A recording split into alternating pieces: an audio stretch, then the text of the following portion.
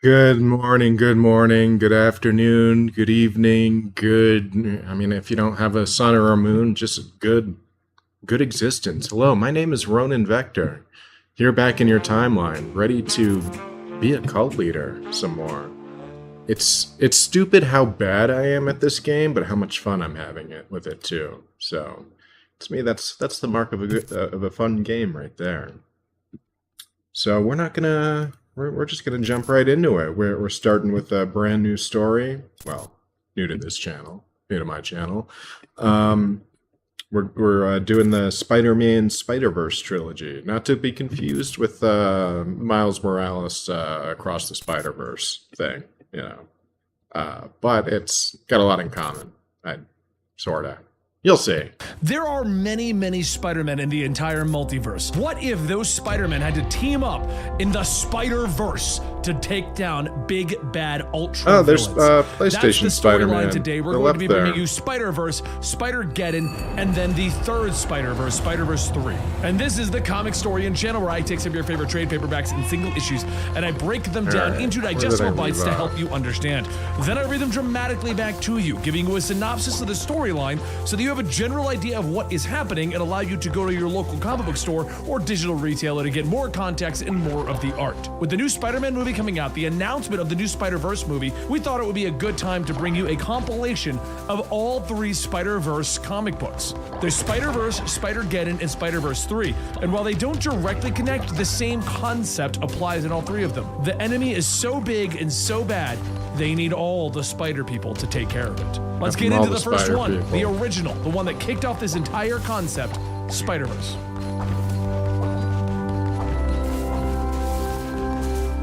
Well, he was sent to the year 2099. Superior Spider-Man spent a lot of time gathering up tools, parts, and technology to build himself a time travel device. This is the Superior Spider-Man after all. He isn't going to stay stuck here in this random time period. Superior Spider-Man. But not only did he invent a time travel device, he also revived the love of his life, Anne Marie, by creating a holographic companion to join him. Even evil villains who take over superheroes' bodies need a little love in their lives, don't they? So Superior Spider-Man finishes working on his time travel device and he prepares to head home finally. But when he arrives home, something's wrong. He isn't actually home, and this isn't even actually his time. Looking around, he sees a slain Spider-Man just laying down in front of him. And once he turns him over, he discovers that this Spider-Man is a part of the Fantastic Five. But something is wrong. How did this Spider-Man die? So Superior Spider-Man figures out how he slipped dimensions and he travels between them. And over, he sees dead Spider-Man. So after some further analysis, Superior Spider-Man figures out the killer's energy signature and he figures out how he can track him. So he portal hops right to our mysterious villain just in time to save the Spider-Man of India. Superior Spider-Man and Spider-Man of India ride the dimensional portals back to his headquarters, where Superior Spider-Man begins building his army against this unknown threat. Eventually, Superior Spider-Man gets enough Spider-Men together and they launch a full-scale assault against this mysterious foe. Everything seems to be going just as Otto, the Superior Spider-Man, planned. They're winning and they're defeating this foe, but the trap doesn't work. Eventually, his own reinforcements arrive, referring to him as Karn. And the Spider-Man army has to retreat quickly as they're taking injuries, and they go back to the year 2099, this is the whole where thing Otto with, storms off, demanding that no one disturb him. He will solve this problem, even if he has to kill this enemy. We'll come back to Superior Spider-Man's army shortly. Let us travel to the universe known as 616. That would be our main universe, where most of the main storylines take place. Peter Parker has crashed from a long night of web slinging, only to be awoken by Silk deciding to drop by, literally. Now, listeners, we're about to meet a lot of Spider people who make up this storyline, and while we've created a series of videos to help you get caught up, I'm going to explain each one of them as we come across them. Now, this is the Spider-Man that you all know and love, and we will be referring to him as Peter Parker for the remainder of this story. The woman hanging upside down is Cindy Moon, and we discovered during the original Sin event that Cindy was bitten by the same radioactive spider as Peter, and due to this, they have a very strong sexual connection.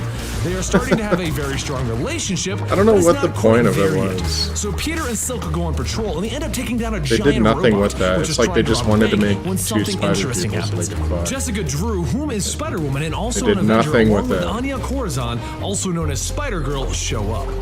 And just when Peter is starting to think of this as a spider convention, the Spider-Man of 2099 comes swinging in. Now, he's also known as Miguel O'Hare, and he's currently stuck in our time due to everything going on with Superior Spider-Man. But don't worry, these three spider people are friends of Peter. But the spider people don't stop with his friends. No, Billy Braddock, also known as Spider UK and a member of the Captain Britain Corps, drops in. Then Mayday Parker, Peter's daughter from an alternate dimension, shows up. And the cream of the crop, Spider-Ham, the spectacular Peter Parker of Earth 25. Okay, whoa. Peter yells as he stops everyone. What is this? Future me, British me, and is that cartoon pig me? And Peter Parker just replies with, yeah, so what do you want to make about it? Peter, still in shock, replies, I don't know, a luau? Anyone care to explain? So Mayday Parker comes over and removes her mask to show that she is her, that Peter Parker does know her because they've met before. So trust her, please. The group explains that they are all from different dimensions and an enemy known as Morlun is traveling between the universes, killing off the Spider-Men of the multiverse. They're all here because they need Peter's help, and he is the only Spider-Man who has defeated Morlun multiple times. This is the only Earth that Morlun and his family, known as the Inheritors, are afraid of. Or at least they were. They're on their way here right now. Well, Peter realizes how bad this could be if Morlun arrives again, so he shuffles everyone into the portal, and the Peter Parker Spider Army begins. Meanwhile, elsewhere on Earth 616, Morlun's brother is already here, and he's destroying the New Warriors, while he's trying to feast on Kane. Now, Kane is the clone of Peter Parker from the main universe, who has gone off on his own trials and tribulations to earn the name of Scarlet Spider. He isn't as happy-go-lucky as Peter, as he's had a much harsher life, and now it appears that he's about to be eaten. But this is Kane, and he's not about to go down without a fight, as he grows spines out of his arms and he stabs the Inheritor in the chest. The Inheritor just laughs. So you are the Christ, other. didn't we just do this? As he goes in for the final bite that's going to end Kane's life. And then, in jumps more Spider-Men. Bruce Banner from a world where he got spider powers instead of becoming the Hulk, and Old Man Spider from another world where Peter didn't become a hero. They quickly jump on the Inheritor, distracting him, while Gwen freaking Stacy as Spider-Girl picks up Kane. And it's just as much of a shock to him as it is to us. But before Kane can freak out about Gwen Stacy and assume that it's all another trick from the Jackal, Ben Reilly pops in and he explains that they're going to explain everything when they get him to safety. Ben Reilly is the other clone, and this version is from a world where he didn't die at the end of the Clone Story arc. Old Man Spider, Spider-Gwen, and Ben Reilly all head out of the portal as they watch the Inheritor tear Bruce Banner apart and sacrifice himself so that they can all get away. You had better be worth it, Kane, Old Man Spider says as they leave.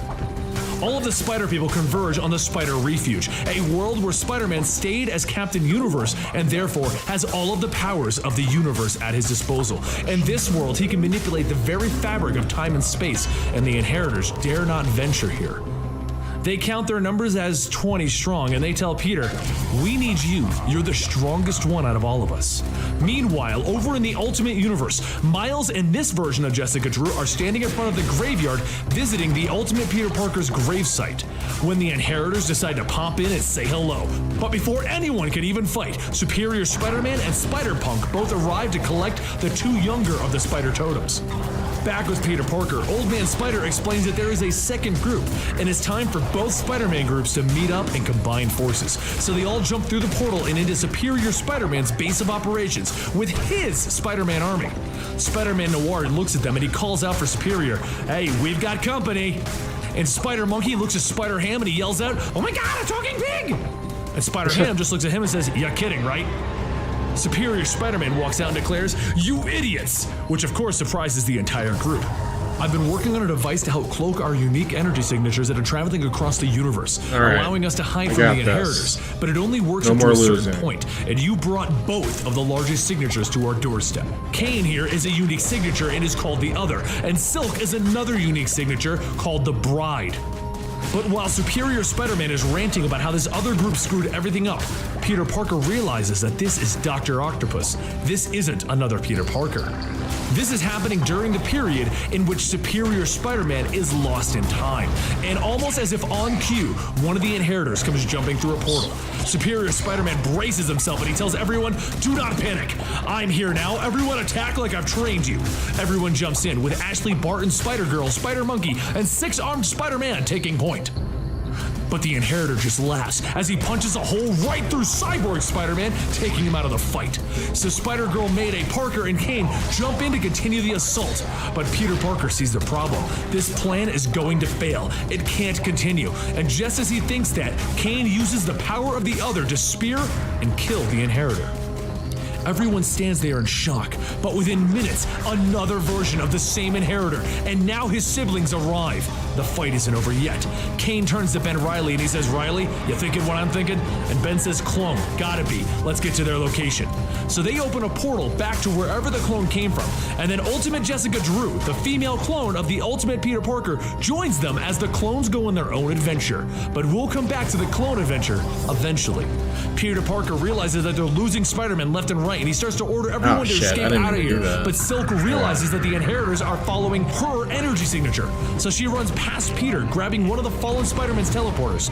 "Sorry, Peter, but I have to make this right. I'll lead them away." And boom, she's gone. But not before Jessica Drew and Spider-Man Noir follow after her. The rest of the Spider Army travels back to the world where Spider-Man has kept his powers of Captain Universe. They've gone back to the only safe zone they have, the Spider Refuge. So there's a bunch of stuff going on, and we're about to go Mach speed to get to the good parts again. But basically, we have Silk, Spider-Woman, and Spider-Man Noir on one adventure. There we go, we have finally. Kane, Ben Reilly, and Ultimate Jessica Drew, whom we will now call Jess from this point, on a different adventure. And we have everyone else retreating back to the safe zone. Back in the safe zone, Peter Parker tells Superior Spider-Man that he's in charge now. He's the only one who has defeated an Inheritor, and the Superior Spider-Man plan isn't going to work. Thus, the two men fight it out, and Peter Parker eventually wins because Superior assumes that he would never lose to Peter Parker again. So this Peter Parker must be from his own past, and if Superior Spider-Man hurts him, he could damage his own future. So he backs off for now and lets Peter Parker take over. Meanwhile, Spider-Woman, Silk, and Spider-Man Noir are riding on top of giant lizard donkeys. They're traveling between all of the worlds trying to avoid the Inheritors, who are hot on their trails. Their adventure takes them all over, and eventually, Spider-Man Noir gets injured and needs to be brought back to the home world of Noir. And this adventure turns into Spider-Woman, Silk, and Noir Felicia Hardy fighting against various enemies and gangs trying to get Spider-Man Noir to safety. Eventually, Spider-Woman calls up Peter Parker asking for more help, because, as she puts it, Silk is acting like a child and just running around to all of these universes. "I need help, Peter." So Peter sends in Anya and Spider-Gwen to assist, but not before having a little heart-to-heart talk with Spider-Gwen. On Spider-Gwen's world, Peter Parker is the one that they lost, while on the 616 Peter Parker's world, it was Gwen Stacy who died. So they both agree to watch out for each other, and they move forward. Once Peter gets to Jessica, they talk it out, and Peter tells her that they have a much bigger plan for her, but she argues, how could you plan to leave Silk with a couple of teenage bodyguards? So Peter tells her that they don't have a choice. The mission that he has for her is much larger than guarding Silk, and he trusts Anya and Spider-Gwen. So Jessica has a heart-to-heart with both of the ladies, and she tells them to watch Silk carefully and don't let her get into trouble. They both agree, and Peter and Jessica leave the Noir world, and then Anya and Spider-Gwen realize they've already lost track of Silk. Oh crap. Silk has decided to run off on her own because she overheard Peter and Jessica calling her a child, and she figures she'll show them. She'll hide all by herself. While this is going on, Miles Morales is on a separate mission with the Ultimate Spider-Man from the TV show that's on Disney right now to find more Spider-Man, and they currently are swinging through the 1960s television show Spider-Man World. They're trying to build up as many reinforcements as possible as per Peter Parker's orders. It wouldn't be so weird, except that the Disney TV show Spider-Man keeps having these weird daydreaming moments where he breaks the fourth wall. Meanwhile, at the Spider Safe Zone, while our main Peter Parker is away, one Inheritor to rule them all arrives in the safe zone. Solus, the father of the Inheritors. Captain Universe Spider-Man laughs. "You dare come to my world? I have the power of the universe itself in this world, and while I can't leave this world to battle you elsewhere, I have all of the power in the world here." But Solus just laughs at him. "You may be all-powerful, but I have inherited the multiverse." And he slams Captain Universe Spider-Man into the ground. He then steps over and he sucks the life force of the universe right out of him, as he fades away saying, "No, I had ultimate power and ultimate responsibility." Just then, another Inheritor walks over and knocks Mayday Parker on her butt and takes the baby that she has with her. You see, the baby that's with her is her younger brother Benji, and the only other survivor of her family. If you want to get the full story of her escape with her baby brother, make sure you check out our Mayday Parker video. Anyway, the Inheritor comes over and takes the baby with Mayday screaming, "No! You leave my brother alone!" but she can do nothing to stop him as he grabs the baby by the leg and he declares, "Father, I have the scion." You see, I think it's time for you to learn what the Inheritors are doing. The Inheritors are looking for the Other, the Bride, and the Scion for a ritual, a very evil ritual. This ritual will stop the Spider Totems from ever being born again, and if it does that, we'll never have another Spider-Man in the entire multiverse, ever again. Morlun takes the child and he backs in Mayday Parker again, and he leaves this place for good, while she's screaming out, "No!"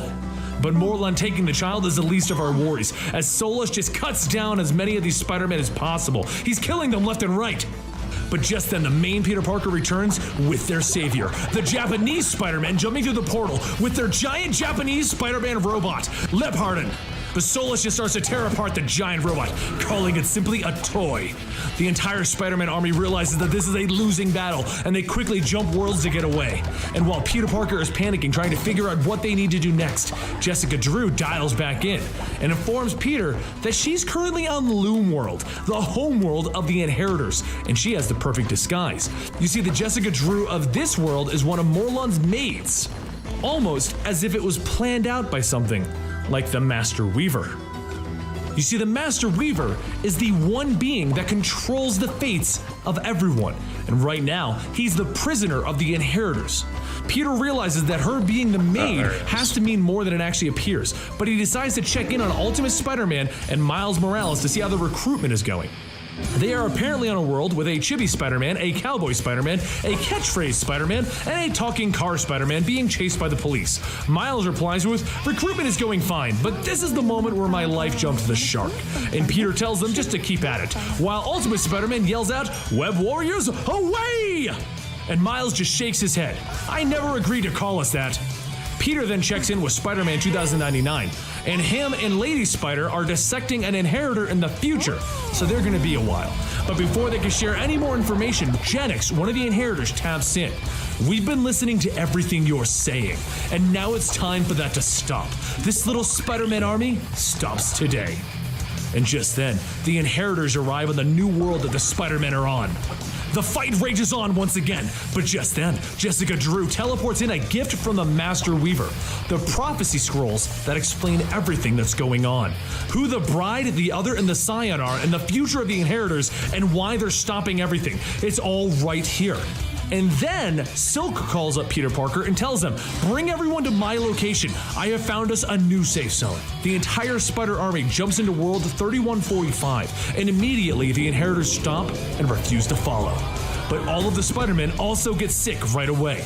This world is irradiated and destroyed, but Silk calls up and tells them to come to a very specific location. And once they all get there, they find a bunker that will protect them from the radiation, along with this world's Spider Totem, Uncle Ben. For those of you who don't know Spider-Man that well, this is the man that coined the phrase, "With great power comes great responsibility." Spider-Ben? And he died, giving Peter Parker the drive and the purpose to become Spider-Man. On this world, it was Uncle Ben who was bitten, and the Green Goblin blew up his home with his wife and his nephew Peter. So he quit being a superhero and he forfeited his powers. And while he wasn't being a superhero and hiding in this bunker, Dr. Octopus blew the world up, killing everyone except for Uncle Ben. While he's explaining this to the group, Silk and Spider-Gwen decide that they're going to go to Loom World and rescue Jessica Drew. So poof, they both vanish. While Anya, one of the Spider-Girls of the main universe, sits down and reads the prophecy that Jessica Drew provided to them. The entire Spider Army finally learns why the Inheritors are hunting them down. The purpose is to stop the Spider-Men from ever being born again, because the prophecy states that eventually the Spider-Men will rise and defeat the Inheritors. So, Peter realizes that all of this is an easy fix. If the Inheritors just need the Scion, the Bride, and the Other, he'll just keep Silk and Kane from even going to Loom World. But when he calls them both up to tell them not to go there, he discovers that Silk just went to Loom World to save Jessica Drew, and Kane went there for revenge. But revenge for what?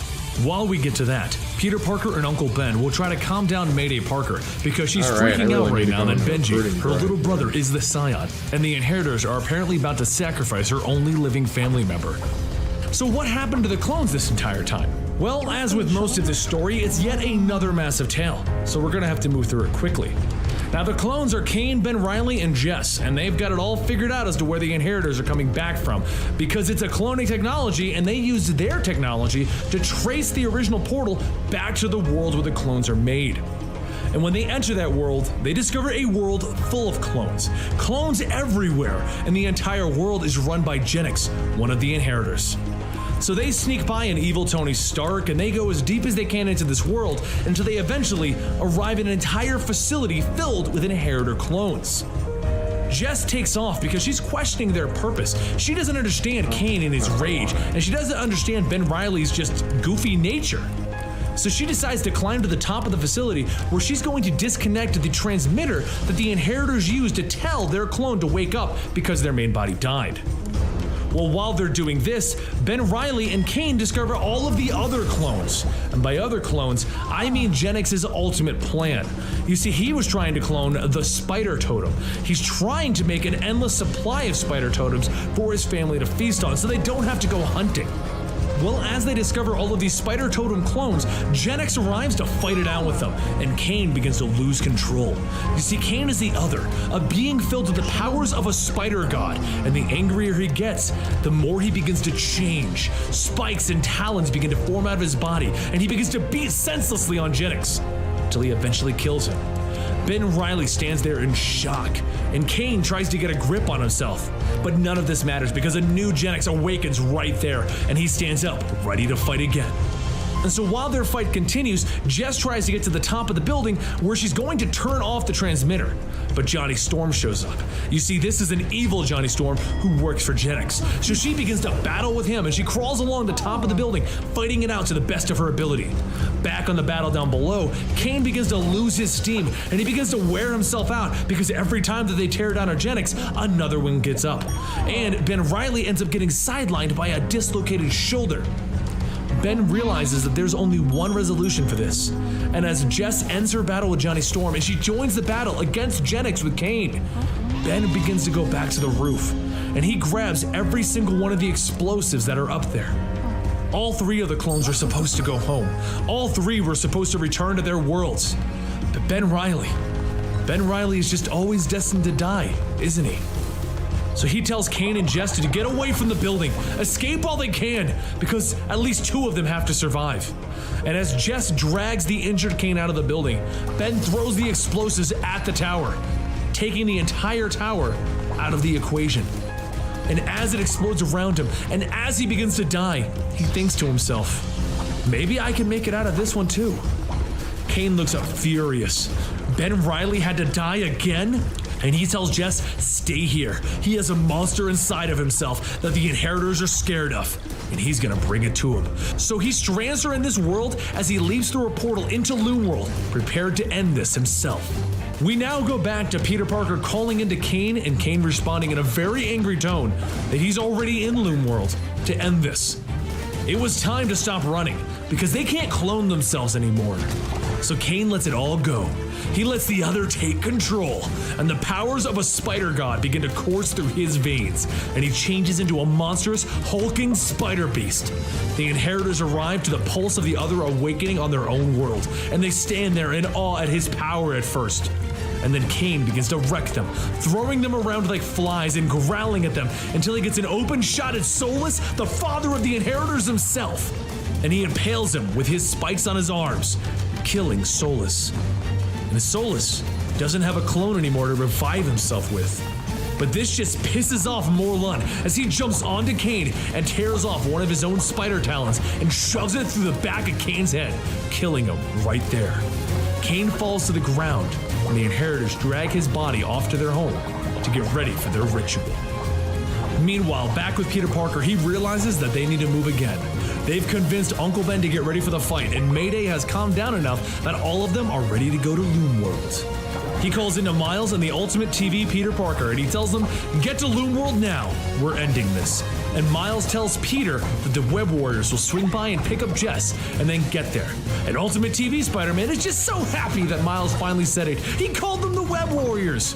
Superior Spider-Man and Peter Parker prep the portal, and Superior yells out, the die is cast.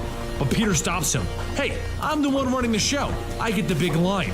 Spider friends, go for it! Spider-Ham just says, nailed it. Silk, Spider-Gwen, and Jessica Drew all get back with the team, and Ultimate Jess jumps in at first yelling, we're not losing one more man today. And Spider-Ham says, or woman. And Jess says, or woman. And Spider-Ham says, or pig. And Jess says, shut up. All right, whatever, listeners. You stayed on this long, I owe you a resolution. The battle rages on with the Spider-Men teaming up against the Inheritors, and the Inheritors don't have extra clone bodies, so there's no more dying and coming back. The Spider-Men would probably not have won, except that they have one Inheritor on their side. You see, there's an exiled brother of the Inheritors that joined up because he didn't believe in killing off the Spider-Men, and he was promised that if he helped them win, they could find him an alternate food source, so he agreed to join them. This Inheritor is Karn, the Inheritor that Superior first met at the beginning of our story. And I'm sorry that we don't have time to go into that extra story, but we're already way over our time limit here.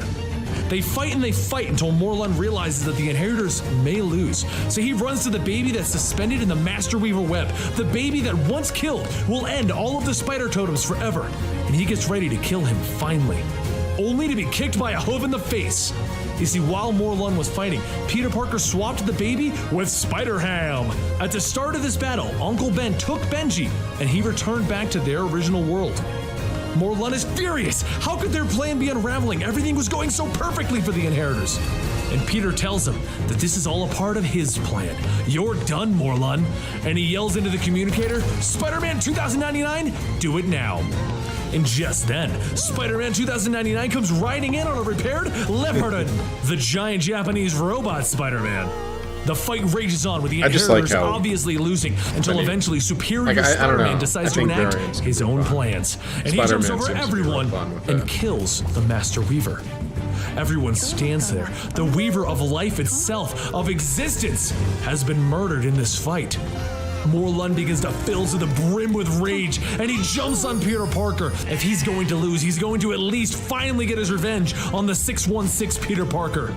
So Peter Parker opens one final portal, and he warps himself and Morlun into the radioactive world, the one world that the Inheritors can't survive on. Peter's ready to die there. Let the radiation just overwhelm him. But Silk has his back, and she throws down a lifeline and brings him back to Loom World. And that's it.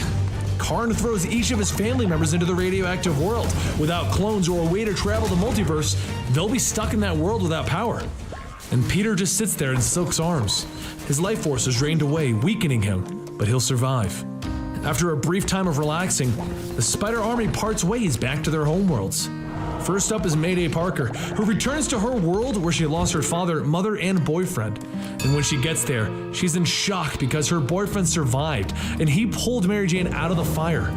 Both of them lived, and Uncle Ben decided to stay there to do something that an Uncle Ben has never gotten to do. Become a grandfather to Mayday Parker and Benji. Mayday is sad to see that her father didn't survive the battle with the Inheritors, but Mary Jane gives her the Spider-Man suit and asks her to carry on the title, become what her father wanted, become Spider-Woman. Miles and Ultimate Jess bid their farewells, with Miles wishing that the adventure had lasted longer, like their last one, which was so cool. And after a bit of struggling, the Superior Spider-Man is sent back to his time and place, and since it involves a bit of time travel, he'll forget everything that ever happened. Karn then takes over as the Master Weaver, and the Spider-Man of the Captain Britain Corps and Anya stay at the Web of Fate to become the new Web Warriors.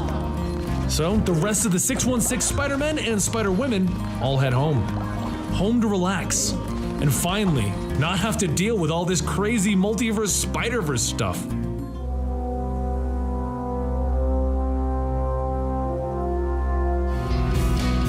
It's Earth 138. The streets in New York are quiet, well, sort of. The big man is thrown into the alleyway clad in biker clothes, slamming into the ground, and his attacker follows up closely behind. I got 2 rules, Thunderstrike! And from the shadows steps Spider-Man. Jean vest, baseball bat, and metal spikes coming out of his head. This is Spider-Punk, the anarchist of the Spider-Verse. Spider-Punk doesn't like gods or monsters. The massive man on the ground fits both those descriptions. Thunderstrike tries to struggle to his feet, but gets a swift kick from Spider-Punk's high tops. Leaning in, Spider-Punk informs Thunderstrike, "You better leave, but your hammer is staying here, or we're gonna have a little Ragnarok and roll." Before he could say a word, a blast of energy snaps out, hitting Thunderstrike. Light fills the alleyway, and where he once lay is only a pile of ash. Spider-Punk backs away, looking over his shoulder. That also sends a message, he quips. Before him floats a strange being in a purple suit, energy crackling out of his hands. It is Kang, the Conglomator. Raising his bat, Spider-Punk prepares to battle, yet Kang is not who he thinks he is. Spider-Punk simply stares, so Kang tells him his future. In the year 2099, Kang Co. owns all likeness rights to Spider-Punk's image, and with this, he makes millions in merchandising. Everything but the comics. The comics don't really sell that well. Realizing that he has become a sellout in the future, and it isn't even his fault, Spider-Punk becomes enraged. "You're a dead man!" he screams. Yet Kang pays him no attention and continues his monologue. He intends to take Spider-Punk back with him to the future. While pictures and movies are great, the real thing would make him billions. And Spider-Punk glares. "You and what army?" And as if on cue, more strange lights begin to fill the alleyway, and Kang is surrounded by Spider-Punk-looking egg things. The short-armed, egg-bodied Spider-Punks leap at our hero, who starts swinging his bat for all that he's worth. There are too many, though, and he's quickly overwhelmed by the strange creatures. Kang begins to laugh. This is why people love Spider-Punk. The struggle, the fighting against overwhelming odds. And suddenly the creatures go flying and Spider-Punk emerges, his costume torn and one eye exposed. He whips away, reaching for his cell phone as the creature begins to give chase. He's gonna need backup. Across the city, Captain Anarchist is fighting the Annihilation Wave for putting on a surf concert in Harlem. Something about those bugs and surf music, I don't know. Spider-Punk is on his way and he needs the tape. Captain Anarchist is shocked. The tape? And Spider-Punk needs the atom bomb. Dropping next to his friend, Spider-Punk prepares to fight alongside Captain Anarchist. But they don't have to. Right behind him are the strange egg creatures, who immediately start fighting with the Annihilation Wave bugs. With their moment of rest, Captain Anarchist hands the tape over to Spider-Punk, but is knocked away by one of the creatures as they're thrown into him. Spider-Punk reacts quickly with his webbing shooting out to stop it, but not before it's down the throat of one of the bugs from the Annihilation Wave. Jumping to the creature, Spider-Punk pries it out of his mouth like he's a dog. Finally getting the tape, Spider-Punk and Captain Anarchist are greeted by the arrival of Kang. Spider-Punk warns Anarchist about Kang, but the future businessman looks at Anarchist with contempt. He has no need for Captain Anarchist. The man isn't profitable in the future. No one cares about him. And with that insult, Captain Anarchist leaps to attack Kang, hoping to give Spider-Punk some time as he flips away. Racing through the city on his web line, Spidey finally arrives on a rooftop. And sitting there is his mohawked friend, Robbie. Spidey's gonna need Robbie, who angrily knocks away the tape that Spider-Punk is holding out. He's out, and he's not helping anymore. Kang arrives in the street below, and breaking away from his glaring argument with Robbie, Spider-Punk leaps down to meet him. He can't beat Kang, but he's not going down without a fight. The two begin their epic battle, and on the rooftop, Robbie watches before finally putting the tape into his Walkman. The music fills his ears. His eyes begin to flash green. The roar fills the night air as a massive figure leaps off the building, its fist coming straight down with gigantic force onto Kang's body. Spider-Punk cheers as Punk Hulk and Kang begin to fight it out. Kang's energy blasts begin to bounce off the Hulk's body, having little effect. Hulk grabs Kang, swinging him around, his body battering into the walls and street around them. Finally broken and defeated, Kang lays there. Spider-Punk asks, standing over his defeated enemy with a now slightly calmer Hulk, "Why me? Why not Captain Anarchist?" In the future, Anarchist died an old man that no one paid attention to anymore. But Spider-Punk, you died young, like every great bankable star. And with those final ominous words, Kang disappeared. Glaring at the spot where he once was, Spider-Punk finally turns to his green friend, but the two don't get to celebrate long as new energy fills the streets. Before them, a blue portal opens up, and through it steps Mayday Parker, Spider-Woman. Something big is happening in the multiverse, something that needs them all together again. Spider-Punk hesitates for a moment and then steps through into the Spider-Geddon. Earth 14512. Class has just ended. The teacher is making sure that the students remember their homework for the weekend. Happy to finally be finished for the day, Penny Parker is trying to get her things together. She's interrupted, however, by a new student who tries to introduce herself, Addie Brock. The white-haired girl extends her hand. Penny doesn't shake it. She lets the girl know that if she wants to be cool, she shouldn't be seen talking to Penny. What Addie really wants, though, is to know if the rumors are true. Is Penny the pilot of the spider suit? the protector of the city. Penny doesn't want to talk about that and runs out of class. But the new girl Addie follows her, seemingly angered by Penny's refusal to talk. You think that you're so special, but you're not. Penny finally gets away, hearing one last yell from over her shoulder. Everyone is afraid to tell you what they really think because your father died. And with those parting words, Penny is gone. Back in the Parker residence, Penny walks in on her aunt and uncle discussing something called the Sim engine, and the UN wanted to test it out. When questioned about it, Aunt May and Uncle Ben changed the subject, quickly asking about how her day was. Am I special? She asks. Her aunt and uncle reassure her that she is special. That's why she can pilot the spider suit, yet she's just one part of the team, and they're doing everything that they can to make sure that she's not out there on her own. But they won't elaborate on what they mean, and with that, Penny storms away in frustration, locking herself into her room. Later, May is working on the spider suit, trying to repair some of its weapons, while Penny doodles anime characters on the arms. Glancing over her shoulder, Penny suddenly sees Addie Brock walking through the hallways in a combat suit, slipping away from her aunt. Penny follows behind the new student. Suddenly, peeking around the corner, Penny is shocked to discover a new combat mech, the Venom suit. Penny glares as she sees Uncle Ben talking to Addie, praising her connection with the Sim engine in the Venom suit. Yo, Phidias, how you do, buddy? The alarms begin to blare, and running through the hallway, going on in your life? Gets back into the spider suit, ready to deploy. Later, the spider deploys into the city to meet with the Morbius creature, a strange tentacled monster that is sucking energy out of the city. Penny jumps into action, ripping the creature's tentacles from the power sources that they are attached to. Her aunt and uncle giving her tactical advice over the comms. Citizens of the city run in fear as the combat armor and creature are locked into battle. But Penny begins to lose power as the creature's tentacles begin to wrap around the spider suit. Now completely drained, the suit is thrown away, and Penny is sitting angrily in the dark. What you got going on today, Phineas? And enter Addie in the Venom suit. The new mecha moves in fast, arm blades slicing through the Morbius tentacles. Uncle Ben is ordering her to stop. They want Morbius alive, but the suit, the Venom suit, it's not responding, and it's moving as if it's got on anything its good own. for lunch today? In the cockpit, Addie begins to hear voices. We can't gotta stay go back. energized. They'll kill us, it tells her. Wires begin to move throughout the cockpit, sliding and It's been a while. I check Addie. into that like We maybe are once a now in year to control. see where it's at. Addie is no longer I've been meaning to get back responding, into and Ben it. and May can't shut down the suit from the control room. Man, so what a they have night no and day choice. difference that Venom game looks went up from as day the one chopper to now. glides closer, and pretty May impressive. descends from a ladder. Getting inside I of the love a cockpit, good May comeback is shocked story. to see Addie. The suit is alive now, with its wires trapping her.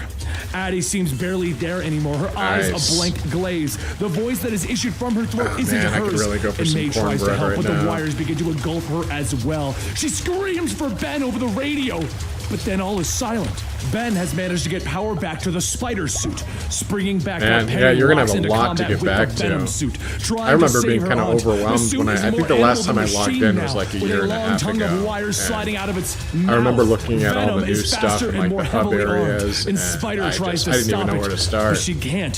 Venom pins her down, and the spider is cracked and dented Like something with I'll each definitely blow. have to start a new Addie is game. Like gone. I couldn't just pick up May with is my last gone. save file. We are Venom. Yeah. The words come out of the suit, and Penny stares in horror. But May managed to fix the web shooters earlier that day, and they work now. Pinning Venom to the wall, Spider You gets know, up, that ripping the reminds cockpit me. out I of the Venom. think that There's game nothing is there but playable in wires. VR, and No I do pilot, have a no VR May. headset lying Later, around. Ben brings If I Penny stream a it, I coffee might in her have room, to. and he tells her that have what to do a happened is not her VR fault. run of They can that. grieve together. Suddenly, the room is full of I think light it's as a supported portal by opens up against VR. one wall I'm and like from it 60% emerges sure. Peter Porker. The multiverse needs all of the spider people that it can get. At least I think and Uncle that's what Ben it says knows on that the Steam. universe needs her. So Penny steps through the portal with the pig.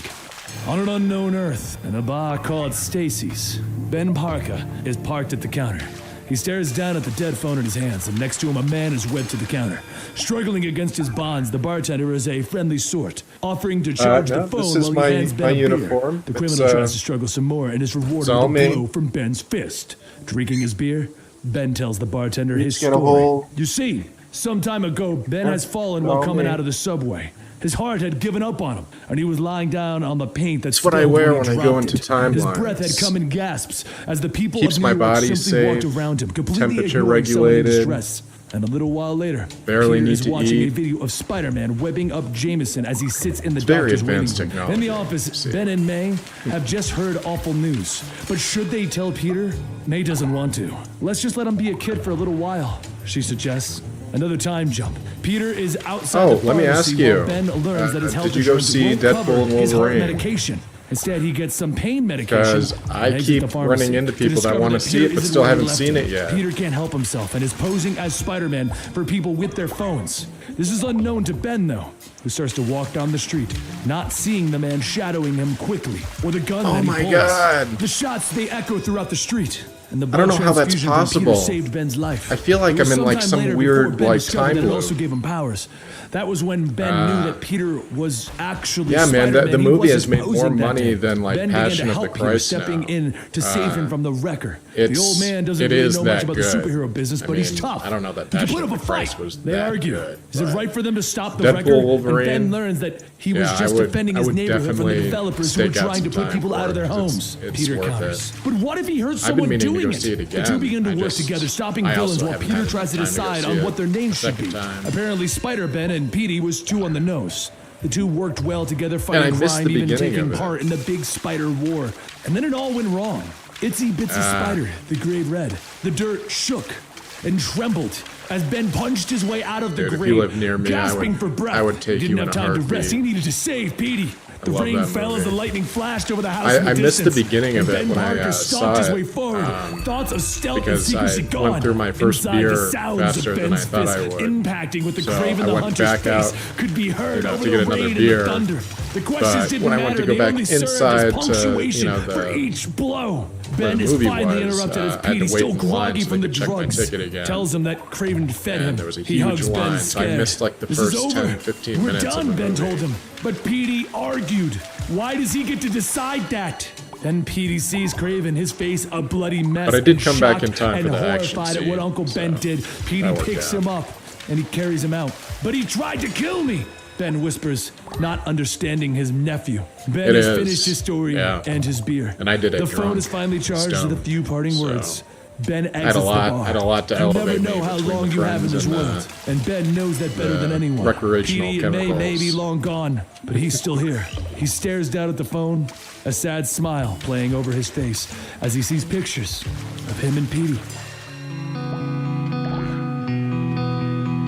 Where in the world are you from there, On another Phineas? unknown Earth, Harry Osborn has arrived. The red sports car parked in front of the massive tower that is Oscorp Plaza. Inside, security informs his father that he is on the premises. In his chambers, Oh, okay. Norman watches the cameras that fall I'm up from the high in ceiling like Colorado. ropes. In the lobby, Harry is greeted by security. They Unintended. take his arm and they escort him up. He doesn't argue. In the elevator, now he waits for How do them you to like push the Tennessee? button for the penthouse. Then his hands begin to move quickly, pulling I out his may have concealed driven tasers. through Tennessee The guards fall before, from the but single I shock, don't with the think last so. taking a knuckle I don't duster know to the that I've ever chin. been. Harry disregards his jacket and steps out of the elevator. He needs something before he meets his father.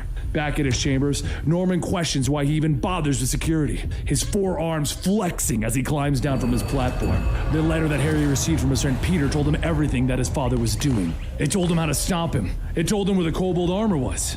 And donning it now, the mask locked in a wide-toothed grin of the trickster kobold's a myth. Harry slipped through the building silently, finally arriving in his father's inner chamber. Beneath the mask, Harry's eyes go wide. His father, clad in armor, descends from the ceiling, his forearms clinging to the walls. But that doesn't surprise Harry. What does is the wrapped cosmic cube in the center of the room. The right. broken key to reality that does little more I had than a show friend, images of what might have was been. looking at, And the images of Peter maybe buying Parker a as house the amazing there Spider-Man. a while back Norman ago. Osborn as the villain Green Goblin. And I have Harry another friend eventually who taking likes over it for him. a lot The two just 'cause fight, of, father and son trading blows, the but horse even in his potential. enhanced armor, There's Harry a lot is of no horses match for his in father's Tennessee. strength, and he falls to the ground beaten and bloodied. Norman stands No, over him, nothing. triumph on his face. Harry's foot comes up, smashing his father in his egg sack and doubling him over. With his last burst of strength, Harry fires a shot from his wrist launcher, the round going over Norman's shoulder, shattering the cosmic cube. In the room is every version of Norman standing there at once, his years of planning ruined by a single moment. Harry's last images is him and his friend Peter, or a version of them. The building then explodes. But Norman isn't dead. The explosion has sent him into the cube, into the very webs that hold the multiverse together, and this is what he wanted. This is how it should have ended. Suddenly, a web line hits his back, and he screams, "No!" as he is pulled away by none other than Spider-Punk.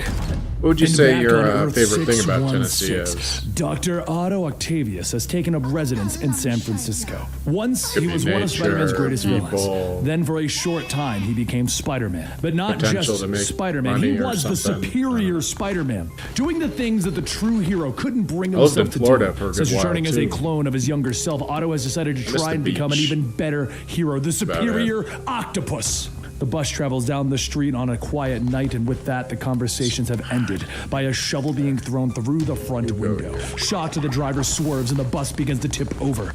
The roof is suddenly peeled away, and the patrons are shocked to see the supervillains Digger, Danse Macabre, Skine, Waxman, and the Brothers Grimm. The villains begin to collect everyone's valuables as they're attacked, but the superior octopus arrives on the scene, his okay. arms throwing the Brothers Yeah, I Grimm away, lived in, while the Digger is I lived on blinded the by his East ink Coast for the shooters. longest The villains don't time, even stand a chance. New Hampshire. Otto stands already triumphant as his mechanical arms do most of the work. He had prepared for this fight by modifying the arms to fight each of these villains' powers, and they were quickly defeated. Instead of arresting them, though, Otto makes them an offer. Work I'd for say him as maybe his like agents in 15 protecting the years city, and, and they will in earn New more than they Hampshire, could ever I steal. think. They agree, and Otto heads back into the night. Returning to his Some base odd just as the years. sun comes up, he doesn't have much time, though, and he quickly changes. When not I've only been in superhero, Colorado Otto for is about Professor Tolliver at Horizon 3 years University. or so. All of his crime-fighting and supervillain past can't prepare Otto for what's about to happen though. But I have to Running say into his Colorado's ex-girlfriend. the most Well, favorite place I've actually, lived it's Peter so Parker's far. ex-girlfriend Of from when everywhere I've Otto was been living and inside of lived. Peter Parker's brain. Otto still has feelings for her, but since they've never actually dated, it's hard for him to work with her every day. Later that But night, the I also superior like cheap octopus has marijuana, just managed to so- save some civilians from a bridge collapsing. While a hero now, Otto still finds it difficult to get away from his former supervillain ways, and it doesn't help when he's questioned by the local authorities about his past. Returning to his base of operations, Otto is surprised to no, find it was Arnim just, Zola and the members of Hydra living waiting him. opportunity The more than members that he anything. once worked with when he was taking down Parker I have Industries. some friends who I Zola was is going to move eager down to here continue with, working with Otto regardless, to bring and back we the ended up glorious getting return into of a Hydra. But situation Otto's a where hero we, now, right? were able to And he get wants the place nothing to all do with together. Hydra. Once what is Hydra? And, One I've remains got a Hydra. producer Until death! The sets me Hydra up with agents all open these fire, things forcing here. Otto to leap into action. His arms Everything making you quick see work of the Hydra goons, that I'm though, able to do. leaving only him and Zola until he is struck from behind. Spinning back, he's patron, shocked to if see you the will. Gorgon, or at least a life model decoy of the villain. The samurai But no, faces yeah, against we Otto with just all mechanical decided arms we loved clashing it against here, katana and, steel. just Even wanted a to live fake here. Gorgon is fast, though, and one of Otto's limbs is One- quickly my severed. one friend, The two trade just blows with works Otto's from arms, home. giving him the upper hand, and got eventually another one of one the bladed who's tips fixing to slashes the work from ribbon home. away from Gorgon's eyes. Too late, though, as So, Otto yeah, realizes we could his really live mistakes, anywhere. because the Gorgon's eyes are his greatest weapons. Otto tries to react, came but to he feels his visit limbs Colorado growing heavy maybe as his about, body turns to stone. 3.5 By Zola's years order, ago. the Gorgon swings his blade, smashing the statue of Otto one of to my pieces, friends, filling the and, room with the dust of Otto's former body. So we just- end the we had a enemy really of good time Hydra. visiting, Zola and, gloats, we were like, with you know Otto's what, head let's in just, his hands. But decide to from the live here. dust, a And blade we swings, did. severing the head of the Gorgon. The dust clears, revealing the superior octopus standing It's not with an the exciting Gorgon's story, head clutched but in the grip of it one of his happened. mechanical arms. Impossible! Zola screams, shock showing on his digitized face. The Hydra members try to stop Otto, a blast of energy shooting from his head cannon. But Otto is too fast, springing across the room on his metal arms. With quick movements, he tears Zola's body to pieces, ridding himself of the enemy. But how did he survive? How has he returned to us, you may be asking yourself? Staring at his cloning machines, which use the technology that he took I'm gonna name from the this war cultist against the after you, Inheritors during the Phineas. Spider-Verse. Nothing can stop him now. He is immortal. He is superior. Who can stand against an ever-cloning There we go. superior octopus? Well, on Earth 01, All right, known as the Worm World, what- the Inheritors have what heard the animal signal of their technology. what form Using do the you tech want? from the Spider Army, can make you, they like, in begin to any send out their animal, I own can make you signal, into a looking for their own escape. On Earth 1048, whipping you could around the be, city, Spider-Man's ears are narwhal. assaulted by the rantings of be J. a Jonah Jameson over his podcast. weird thing with Why a do I tumor on torture its myself? head. But that torture quickly ends when Mary Jane got calls him options. instead. It's not a quick call from a Be a girlfriend, though. It frog. seems like the newsroom just got What do a you tip think? about a spider-themed villain robbing a bank.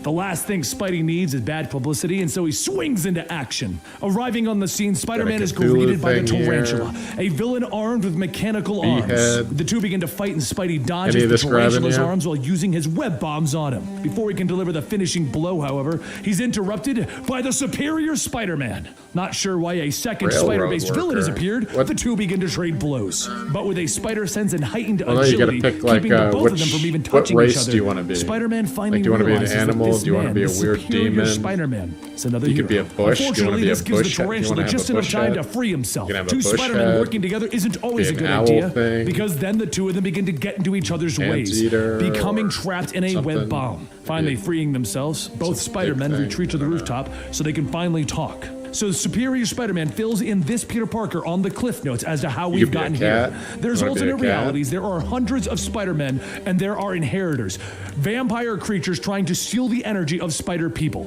It's a lot to take in. And the fact that superior Spider-Man is also actually Otto Octavius is kind of thrown into the mix. We got like nice a house cat. In another world, Otto Octavius, the mentor for this Spider-Man, isn't just a villain that betrayed Peter in the past. But he does have the ability to become a hero. Peter understands that the Spider Army needs him, that the inheritors are returning, but he can't just abandon his world. He needs to stop the tarantula. Superior understands, and he agrees to help. Catching up with the tarantula, the two Spider-Men work better this time, attacking the villain. Tarantula is well armed though, and the two can't get through his defenses. Luckily, Otto knows a thing or two about mechanical arms, and using his sophisticated spider bots, he overrides the tarantula's mental link with his weapons. With the supervillain defeated, Peter has to make a few stops.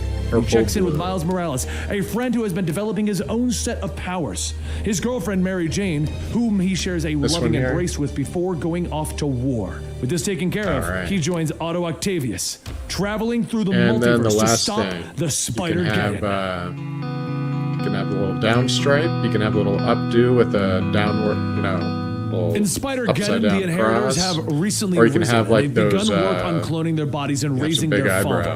But Morlun, the inheritor, leaves on a more personal mission. He chooses to not be a part of the main Spider-Geddon event. 3 times as the Spider-Man of Earth 616 beat him, there shall not be a fourth. Oh, and you have traits. You're petable, so I can walk up to you and pet you. A pool of their own blood as the private you won't get jealous if I marry you, and then I marry another person. New York near them. Which maybe he'll let him live. The pilot probably and then you sleep during the day and work at night. Rushing through the cabin and over the pilot's limp, dead body. As Morlun opens the door, the wind buffets him, whipping through his hair as he leaps out into the night. The city before him. Crashing into the waters below, Morlun begins to make his way to the shore. Elsewhere in the city, though, Spider-Man just finished up capturing a group of bank robbers, quips and webs flying around the room.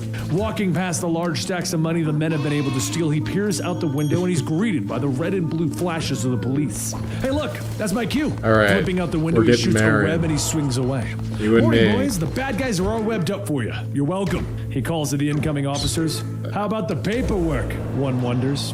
As an exhausted Peter swings across the city, the sun begins to peek over the buildings on the horizon, bringing a groan from our hero. If he gets home now, he should have almost a full hour and a half before he has to start his day. I should get a cab. As if on cue, Pete's spider sense begins to kick in, giving him enough time to flip out of the way as the taxi comes sailing through the air. Holy crud! Webs shoot out, tying the cab quickly before it can crash and hurt somebody. That's it. Pulling the driver clear, his spider sense kicks in again as a mail truck careens towards him. Spider-Man is barely able to stop it before it can crush the taxi driver. As Peter begins to wonder what is causing all of the crazy traffic, Morlun comes strolling down the street. See if we have any. I've never gotten married in the game before. So. You have managed to evade me 3 times before. No more games. Today I feed Spider. The vampire hisses with his eyes glowing red. Spider-Man doesn't hesitate, and despite his exhaustion, he leaps towards the villain. Morlun is fast, however, with his fist coming up to meet Spider-Man's chest. Spider-Man throws a punch, but Morlun easily dodges it with his superior speed. Another blow drops Spidey, drawing blood and tearing his mask at the mouth. Blood begins to curl from his lips. Morlun doesn't slow down as kicks and punches rain down upon him. Pete needs to get away and he shoots webbing, blinding Morlun, giving him a few precious seconds. The bumper from the taxi acts as a bat as Spidey swings for the fences, but with Morlun down, he doesn't hesitate. Pete runs. He can't lead Morlun back to where he lives, so he calls in some backup. We're gonna have Pulling out his cell ourselves a phone, little he dials the sacrifice. number. Hello? A groggy voice I like to answers. sacrifice Jonah! the elderly. Pete yells as he runs, Morlun already on his tail. At his home, Jonah sits up in bed questioning if Peter even knows what that's time it is. Admitting he doesn't, Pete then asks Jonah for help. He needs something from his apartment and he can't get it himself. Knowing Peter's secret I can now, brainwash him Jonah at starts least getting with dressed as he mushrooms. explains where his web watch is in his apartment. Jonah, please hurry. This is pretty serious. You can count on me, Jonah answers as he runs out the door. Hanging the Believe in phone up me. just as Morlun catches up, Peter is tackled from the sky. The two crash into a construction site, with the workers scattering away from the impact. Peter then struggles out of the wreckage, his costume torn, his body broken. Is the whole world bleeding eternally, or is it just me? Enough! Morlun stands above him, a jackhammer in his hands as he plunges towards Peter. But Spider-Man stops the blade inches from his face, gritting his teeth with the strain. Hurry, Jonah. At Peter's apartment, Jonah is pushing past his roommate Randy, moving for Peter's room. How hard could it be to find a watch? Except for the fact that the room is mostly a pile of garbage and broken furniture. Back at the fight, Spider-Man comes crashing through the window of a mattress store, his exhausted body landing on some memory always play foam. the fishing Oh, come on. mini-games. This isn't fair. He struggles to get up, but the bed is just so comfortable. I don't even like fishing that and he's much. so tired. He falls back down. 5 more minutes. All But that's right. when Morlun steps through the broken window. Spider. All right. You have a good He one. struggles Hopefully off work the bed goes with by Morlun quick for standing him. before him. There seems to be no escape, but using his webbing to bring down the ceiling And as Morlun hopefully lunges, you Peter can gets get a some small time window with of escape once No Man's again. Sky and some Swinging Deadpool away, he Wolverine answers his phone as in the Jonah near calls to him, future. trying to find the watch. 'Cause Well, that's- to those mostly are yell at him all about good how much his things to room's a do. mess, but Peter tells Jonah to meet him in Central Park. A line goes dead just as Jonah manages to find the web watch. Later, Jonah is running through the park, calling out to Spider-Man's name. This is insane! I'm never gonna find him! He huffs as he catches his breath, but almost on cue, Spider-Man comes falling out of the trees, landing on the ground heavily. You look like dropped lasagna, Jonah notes as he surveys Peter's broken body. Specific! He groans. Helping Peter to his feet, Jonah hands him the watch, and Peter orders Jonah to run as he straps it on. But it's too late, and Morlun is rushing at them, his hands gripping Peter's wrist, destroying the web watch that would have allowed him to jump into the multiverse. He falls back as Morlun begins to feed on his life essence. Jonah, watching in horror. Drop him, Morlun! I mean it! Miles orders as he lands in the park. The other spider, the lesser spider. Morlun hisses as he drops Peter, turning and rushing fast into Miles. Pinning him to the ground, Miles tries to use his Venom Strike, but it doesn't seem to have much of an effect on the vampire. He tries again, this time aiming for the creature's eyes. Morlun staggering back with a roar. The momentary blindness was all Peter and Jonah needed. Realizing that his prey has escaped, Morlun moves to chase. Trying to slow him down, Miles shoots some webs, but is punched and thrown away. Further away, Jonah is trying to get Peter to safety, but Pete wants to go back and help Miles. I'm shocked you're able to stand, Jonah tells him. You should see the other guy. Oh wait, you did! And he looked fantastic. Never mind. Stopping on the bridge, Peter takes a second to web his broken arm into a sling. He suddenly slams into Jonah, throwing him off the bridge, just in time as Morlun comes flying in. Grabbing Spider-Man, Morlun leaps away, but Peter struggles free, falling back to the earth. He lands hard again, struggling to his feet to see that he landed at the entrance to the zoo. Moving inside, he slowly tries to get away. Moving through the exhibits, Peter is tired and broken. He just wants to sit down, but he can't. He has to keep moving. He turns, envious of some monkeys that are sleeping in their enclosure. But that's when the answer to stopping Morlun hits him. He moves, trying to find what he needs, when Miles comes flipping in. He wants to help Peter defeat the Inheritor, but Peter needs him to go. He needs Morlun to be focused on only him, and he needs Miles to lead the other spiders in stopping the rest of the Inheritors. Following Peter's lead, Miles and Peter web Morlun's feet, springing away. He slips inside of one of the zoo cafes, but they still have to slow down Morlun, so they create a gas leak and turn on the burners. The spiders then both escape out the back as Morlun comes in, the building exploding. Knowing this won't slow down Morlun for long, they keep moving, but Peter finally finding what he needs in a service shed. Tranquilizers. Miles still does not like the idea of leaving Peter behind, but Pete knows that only Miles can lead the rest of the spiders and stop the Inheritors. Opening a portal, Miles steps through, leaving Peter with one final word. You got it, Pete. Alone. Pete begins to gear up, and outside in the park, Jonah has called in the SWAT team, and they're preparing to come in. As Morlund pulls himself from the fiery wreckage of the Zoo Cafe, Peter loads up on Tranks, now armed with a rifle, pistol, and a bandolier of darts. He cuts his mask to try and cover his face ninja style. He's had enough. Morlund, now dressed in a Zoo t-shirt, stalks his prey. From the treetops, Peter gets the vampire in his sights and he fires, the dart hitting Morlund in the neck. Snatching it free, he seems a little more than annoyed. You simpleton! I am an inheritor from a clan of hunters older than time. Built to hunt and kill you. Normal t-shirt and shorts. A sedative will slow me down. He screams into the trees. Anytime you see Sabretooth in the 80s, he was wearing Peter like smiling a beneath his mask. He reloads and targets Morlund again. Freeze! The SWAT officers, not knowing what they're getting into, begin to move in on Morlund. The vampire reacts, grabbing the closest officer's arm and snapping it with one movement. Spider-Man leaps in, kicking Morlund free of the officer, and then using another dart, he stabs it into the vampire's neck like a knife. Stay back, I got this! If the sedatives are having any effect, it's not showing, and Morlund throws Spider-Man off of him with ease. The police don't hesitate, they open fire, but the rounds don't even seem to slow Morlund down as he begins to stalk closer. Behind him, Jonah pops out of the bushes, trying to get Peter out of there and let the cops do their job. But Peter knows that if he leaves, Morlund will kill everyone. Telling Jonah to get the cops back, Peter reacts in time to shoot Morlund with another dart before the villain kicks him away. As the police begin to pull back, it's just Spider-Man and Morlund once again. He pulls another dart and moves in fast, stabbing Morlund in the eye. Enraged, the monster kicks the hero away, knocking him into one of the animal enclosures. Pete stands up, seeing a bear staring at him. The animal charges just as Morlund comes in. With a spinning kick, Spider-Man manages to keep both attackers at bay, and a second kick sends the bear into the water, keeping it and Spider-Man safe. And once again, he's alone with Morlund, yet the vampire seems to finally be feeling the effects of the drugs. Tired yet? Peter asks. I don't tire, I feed! Morlund hisses as he attacks, but he's slower. Peter flips over him to attack him back, webbing him and throwing him to the ground. Webbing him up some more, Spider-Man retreats again, hoping to finally end the fight. Snapping the webbing, Morlund follows him into the Penguin building. Darkness and honking surrounds him, and that's when he sees the spider silhouetted in the doorway. He charges, but Spider-Man moves and Morlund runs headfirst into an animal cage. Morlund roars in anger as the police encircle him. Fire at will, gentlemen. And with these words, the police open fire with trank rounds, the darts all hitting Morlund until he falls, sleeping in a puddle of his own drool. Thanking the police and Jonah for their help, Peter finally manages to get away, and he returns to his apartment. He falls into his bed exhausted, his eyes closing as blissful sleep begins to overtake him. Peter! He opens one eye to see Spider-Gwen come swinging in out of another web portal. The inheritors have returned and we need your help. Peter sits up. Tell me on the way. You weren't sleeping, were you? Gwen asks as they step into the portal. Of course not. Not when there's work to be done.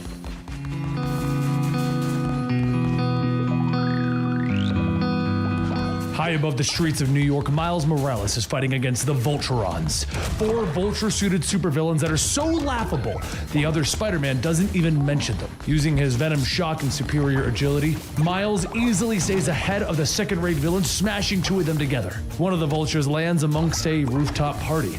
Pulling out a pistol, he waves it at the innocent party-goers. You let me go, or you won't be able to tell these losers from the hamburgers that they're cooking, he yells. Miles puts up his hands.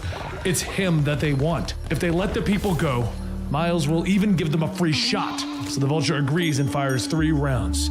With a quick flip of his wrist, he shoots out webs, stopping the bullets, grabbing the vulture. The partygoers cheer, but everyone is suddenly shocked when a portal opens up above their heads, and leaping out of that portal comes a squad of spider people. They include Spider UK, Spider Ham, Spider Punk, Spider Gwen, Spider Woman, Spider-Man Noir, and Octavia Otto. Miles Morales of Earth 616, a crisis of apocalyptic proportions, is upon us. Stealing my turds? Hey Miles, what he's trying to say is, are you busy right now? Spider-Gwen rephrases it. Miles is confused. The last time that the Spider Army worked together, it was to stop the threat of the Inheritors. Are they back? Not yet, but someone is using their tech, Gwen confirms. Who'd be crazy enough to do that? Meanwhile, over in San Francisco, Otto Octavius is fighting another B-grade villain, Count Nefaria. The two trade blows for a few moments while trying to explain why one is smarter than the other. Finally, being sick of the argument, Count Nefaria uses his laser blast to snap one of the supports on the bridge that they're fighting on. Otto doesn't waste time and, using a hologram in his mechanical arms, shows Nefaria a video of his family members. My Octobots are poised to kill them. Be gone or your noble lineage ends, Otto demands. Nefaria stares for a moment, and then he laughs. I knew your turn as a hero was simply a ruse. Nefaria leaves, vowing to return when Otto returns to his old ways. Returning to his lair, Otto takes sight at his cloning technology, tech that he borrowed from the Jackal and the Inheritors when they faced off in the first Spider-Verse event. He's immortal now. I am superior, he cries out in triumph. Outside, the members of the Spider Army have arrived. While some wonder if they should knock or be worried about traps, Spider UK, who happens to be a mix of Spider-Man and Captain Britain, simply rips the hidden door off. Alarms sound as the group moves quickly through the base. Coming to the cloning tank, Spider-Man Noir prepares a grenade. You dare! Otto yells in the shadows with his ink shooter sticking several spiders to the wall. Otto appears angry that the members of the team that he once fought with would dare attack him. They try to explain that the Inheritors are using his cloning tech to return, but his readouts show that the clones contain his DNA and no one else's. They're wrong, Miles argues. Wrong? I am Otto Octavius. I am never wrong. Spider UK doesn't have time for this as he, Miles, and Spider-Gwen leap into action. The die is cast, Otto cries, and the spiders prepare to fight. Gunfire rips out of Noir. UK destroys one of his arms, and finally Octavia Otto gets through to Otto, showing him that the Inheritors were masking their DNA signatures. There is no time. Leaping forward with his twin 45s, Noir prepares to destroy the tank containing a clone, but he's suddenly stopped as a hand rips through the glass, grabbing him by the face. Morlun has returned, and I see my breakfast awaits. Hey, how the you Inheritor doing? sneers as he Thanks for the begins to follow. feed. Noir doesn't hesitate. He raises those pistols and he fires into the monster at point-blank range. But the rounds, Gems. they do nothing. Gonna have to go Eat move this! on to the next He struggles, area. firing again Gems into the is my grenade at his guess. belt. The explosion rips through the room, throwing you everyone up to back. today? Morlun stands unaffected, his strength returning from his feeding as he throws Spider-Man Noir aside. You know, just There's only one being a Inheritor, cult though, and leader, Spider UK leaps into the fight. Morlun is alone. smoking some They can good defeat stuff. him as UK is about to throw the winning punch. Hands appear from the smoke. Learning Take about your comic hands off books. my brother. And with a quick jerk, UK's neck is snapped Just and he falls living to the the good ground life, you lifeless. know? The What spiders are you up stand to ready as today? the second Inheritor appears. But Otto is distracted and a third Inheritor rips his mechanical arms off from behind. Genix prepares to sink his teeth in, but Otto isn't a totem. The Inheritors are energy vampires built to arrive and suck the life force out of the spider totems, the spider being of a universe. And Otto Octavius, well, he's merely a pretender. made this With a look of spider disappointment, totem thing Genix way throws too- him aside, and the remaining I don't know. spiders in the army now find themselves Just- against three Inheritors. don't like the Attack whole concept. quickly before they use the cloning tubes to resurrect more of their infernal family. Otto yells, and the spiders leap into action. Miles and Mayday Parker attack Verna, webbing up her hands, but she is too strong, and she smacks them away like the little insects that they are. Octavius, you're a supervillain. Haven't you got some sort of self-destruct for this place? Gwen questions. Otto is offended. I am a hero now, but yes, of course, I have a self-destruct sequence. And the rest of the spiders fight Verna while Otto and Octavia start the self-destruct sequence. But they can't just leave. They have to make sure that the Inheritors are destroyed. Gwen leaps in, kicking Miles free of Verna's grasp. Go, Miles, all of you. I've got this, she orders, but they won't leave her to sacrifice herself. good. Gwen has a dimensional Got some people wristwatch. dropping She'll in just and warp out, away at the last just hanging second. out. So as the spiders leave, webbing off the room as they go, Got some Gwen people continues to come fight, on keeping Twitch Verna and busy while the mess with me a countdown little continues. bit with But the Verna help is and hinder fast, system here. snagging Gwen's arm and pulling her close, But and that's what she begins to have feed, fun no sucking matter the what, life force so. out of Gwen's body. But Verna doesn't realize that Gwen's powers come from a was fast, symbiote I now, forgot about which it. reacts in defense to the attack on its host. Startled, Verna pulls back as the tendrils wrap around her throat. Genix, the food is complicated. I fear that I may just have to kill it without a feast. We'll see about that, you Ren-Fair reject. The countdown reaches 10, and the inheritors realize that they must leave. They heard Gwen's speech about her watch, and they pull one off of the dead spiders at their feet. Verna struggles trying to get Gwen's watch. You'll get this over my dead. Outside, the rest of the spiders watch the building from a distance. Come on, Gwen, get out of there, Miles whispers, and the building explodes before them. Maybe she jumped somewhere else. They don't know. Otto seems less sad about Gwen's potential death, though, as his Octobots have also picked up the inheritors, on in your life, escaping Amelia? through a dimensional portal. Almost to the anything complete fun family today? now wearing steampunk clothing. Verna orders the rest of the family to go find a base while she goes to find their father's spirit. The so Spider afraid of Army? me? Well, Calm down, Lucifer. they're dismayed to see that she is wearing Gwen's wristwatch.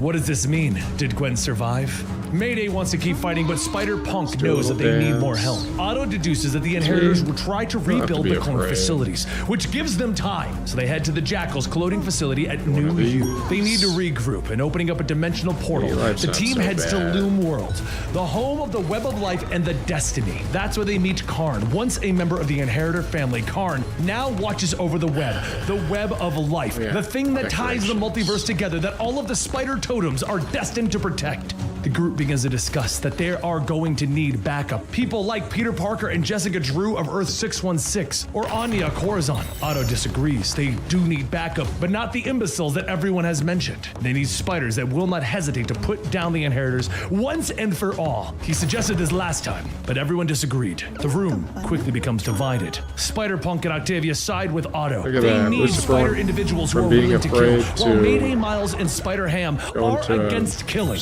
They will go find individuals who are on their side. Karn puts an end to the fighting, suggesting that both groups pursue their own paths, and destiny will decide who is right. In agreement, the spiders separate, traveling through the portals to find allies. Fare thee well, my friends. It has been an honor.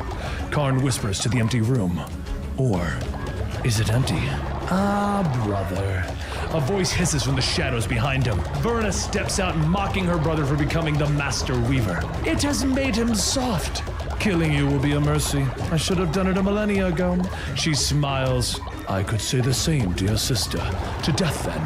Back on Earth 616, Otto, Octavia, and Spider-Punk have arrived at Otto's labs in Horizon University. Spider-Punk doesn't want to waste time, and he portals away to find allies. Realizing this is a war for the spiders, Otto changes from his superior octopus costume. He is once again the superior Spider-Man. The die is cast, he calls. I've always wanted to say that, but I thought people would find it silly, Octavia states. While the other spiders are searching for allies or helping those they've already met, Otto begins to search the multiverse for those who might share his ideals for putting an end to the inheritors once and for all. Before traveling through the multiverse, though, Otto knows a few people on this Earth who might help them. First, he travels to Las Vegas, reaching out to Kane, the former Scarlet Spider. Kane agrees, but when Otto asks if he has any issues with killing individuals, buddy, I'll enjoy it, he hisses. As they portal away, Ben Reilly, the new Scarlet Spider, slips into the portal behind them. Back on Loom World, Karn does battle with Verna. Blades from one of his steampunk spider limbs piercing her chest, and he brings her in close. Too close. By becoming the keeper of the Web of Life and Destiny, Karn has become a spider totem. Verna drinks his life force, killing him. Now nothing stands in the Inheritor's way. And back on Earth 3109, Spider-Gwen awakens. Where am I? She questions, suddenly realizing that her dimensional wristwatch is gone. Later, Otto has enlisted the aid of the Spider-Man of Earth 1048, and the two of them arrived at Earth 51778 to look for one of the most powerful allies. The new Spider-Man is a little new to traveling the multiverse, and he's stunned when he sees the robot Lapardin fighting against a massive kaiju. You know what? I think you should take the lead on this, he quips. Teleporting into Lapardin, Otto gives Takuya, the Spider-Man of Earth 51778, some advice on how to defeat the creature. Lead with the sword, he tells him. Takuya recognizes Otto from the last war with the Inheritors. PS4 Spider-Man waves in greeting. Lead with sword vigor? That would be so dishonorable. Sword vigor is so powerful. Takuya wonders. That's the point. Otto explains that he can destroy his enemies much faster that way. Takuya agrees, launching sword vigor, destroying the creature in one blow. While Takuya agrees that it works. If I always fought this way, I'd become boring. Back Our on Lord Earth and Savior, the red 50101, guy. Miles is in Mumbai recruiting the aid of the Spider-Man of India, Pavatar. The one two who stop some waits. robbers while Miles explains the current situation and how they need the smartest spiders to help. With the crime stopped, they teleport away, and they arrive at their base of operations where they're greeted by their comrades. The team that doesn't want to kill has now recruited Spider-Man and Spinneret of 18119, Spider-Ben and Petey of Earth 91918, and Spider from Earth 14512, and Silk from Earth 616. Everyone believes that they need Peter Parker of Earth 616, but he's busy distracting can't leave Morlun until right Twitch now, so they'll decides have to my deal day. with the other That's inheritors themselves. It's not just the inheritors that we have to worry about. It's also Doc Ock and his band of trigger-happy goons, Spider-Ham points out. Miles believes that they should ask them for help with their attack. But not everyone agrees. The spider forces are spreading thin, with Mayday, Annie, and Anya looking for information about the spider totems. The older Peter Parker from Earth 18119, the Renew Your Vows universe, agrees that they could use the help. Otto has set up their base on Lepardon in Earth 616, and they have now been joined by the Spiders Man, the Spider-Man who's made up of 1,000 spiders, the Cowboy Spider-Man of Earth Spiders, 31913 named Web Slinger, and Norman Osborn Spider-Man of Earth 44145. Otto's forces are also spread thin as he has a strike team led by Kane trying to stop Verna from retrieving the crystal with her father's essence in it. They are surprised by the arrival of Ben Reilly, former villain known as Jackal, and the new Scarlet Spider. Otto doesn't trust this man as he was the villain at the heart of the clone conspiracy, but Reilly informs him that he's just trying to help. Since the inheritors are trying to use his cloning tech, they might need him. I think you of all people would appreciate the guy with the checkered past trying to make amends, Ben states, pulling off the mask to show his scarred face. Very well, but my gaze shall be upon you, Otto states in a strange former villain fashion. A transmission from Miles' team goes through, and young Petey informs Otto that they are making a strike against the inheritors at the new U-cloning facility. Some of the team want to help, yet Otto believes that if they waste their time and lives on a suicide mission for the other team, it's up to them. At the inheritors' base, the body of the inheritor's father has been completed, yet he isn't whole. The body is a completely soulless husk, unknown to the inheritors. Spider-Ham has infiltrated the events above them. Breaker, bacon buddy to head honcho. Recon successful, we're in time. He calls over his radio as he returns to the team. Miles and the rest of the team are waiting. Having placed bombs on all of the support beams, they are simply going to blow this place up and escape, eliminating the inheritor's cloning abilities in its entirety, preventing them from moving bodies or coming back to life. Everyone back to the portal, I'll go last. I've got to hit the detonator right as I'm leaping through, Miles orders. Suddenly a knife whips out of the shadows by the inheritor known as Bora. The blade slashes across Miles' wrist, forcing him to drop the detonator. The inheritors are now among them, with the spiders fighting to survive. With a slash from Inheritor Brix's whip, the detonator is destroyed. He doesn't hesitate and he grabs Miles, beginning to feed off of his life force. Spider, detonate the charges from your suit, Miles orders as he struggles against the vampire. I'll be killing us all, she yells. The others don't know what they're doing. There's no choice. Penny Parker begins to count down. The wall explodes from behind them as the giant tip of Sword Vigor slices through. Otto's team comes in web slinging, with Web Slinger on a horse. The new team locks into a battle with the inheritors. They deactivated our bombs. We can't leave their equipment intact, Miles tells Spider-Punk. Relax, we got people on that. Deeper in the facility, Otto and his group have used the battle as a distraction. Scarlet Spider begins to destroy the equipment so that it can't be used, while Otto scans the body of Solus, the inheritor's father, for weaknesses. That's when they're interrupted by Brix and Bora, who charge at them throwing knives, but instead of fighting, the team retreats with everyone heading into Lepardon. With everyone aboard, Lepardon begins to transform into the ship Marvelar. This is certainly the strangest spider that we have faced, Brix quips, trying to get into the mech. And as they get away, everyone seems safe, but Spider Osborn uses his time to quietly speak with Spiders-Man about their own some planet. batteries and take care of something else real quick. I'll be back in a moment.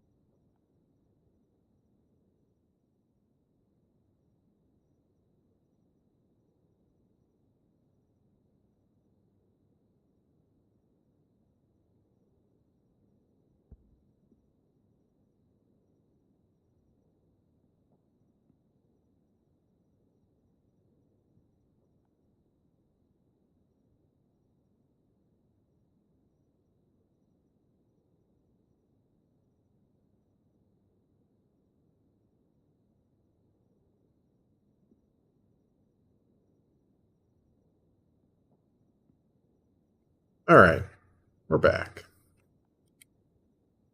Got some recharged batteries, and I got a bowl of cereal to recharge myself. There's nothing better than comic books. Trap the Inheritors on 616. It's kind of like Saturday morning cartoons. In a back in the quiet day. lab, a portal opens, and Jessica Drew emerges, still clad in her anti-radiation suit. She seems disoriented.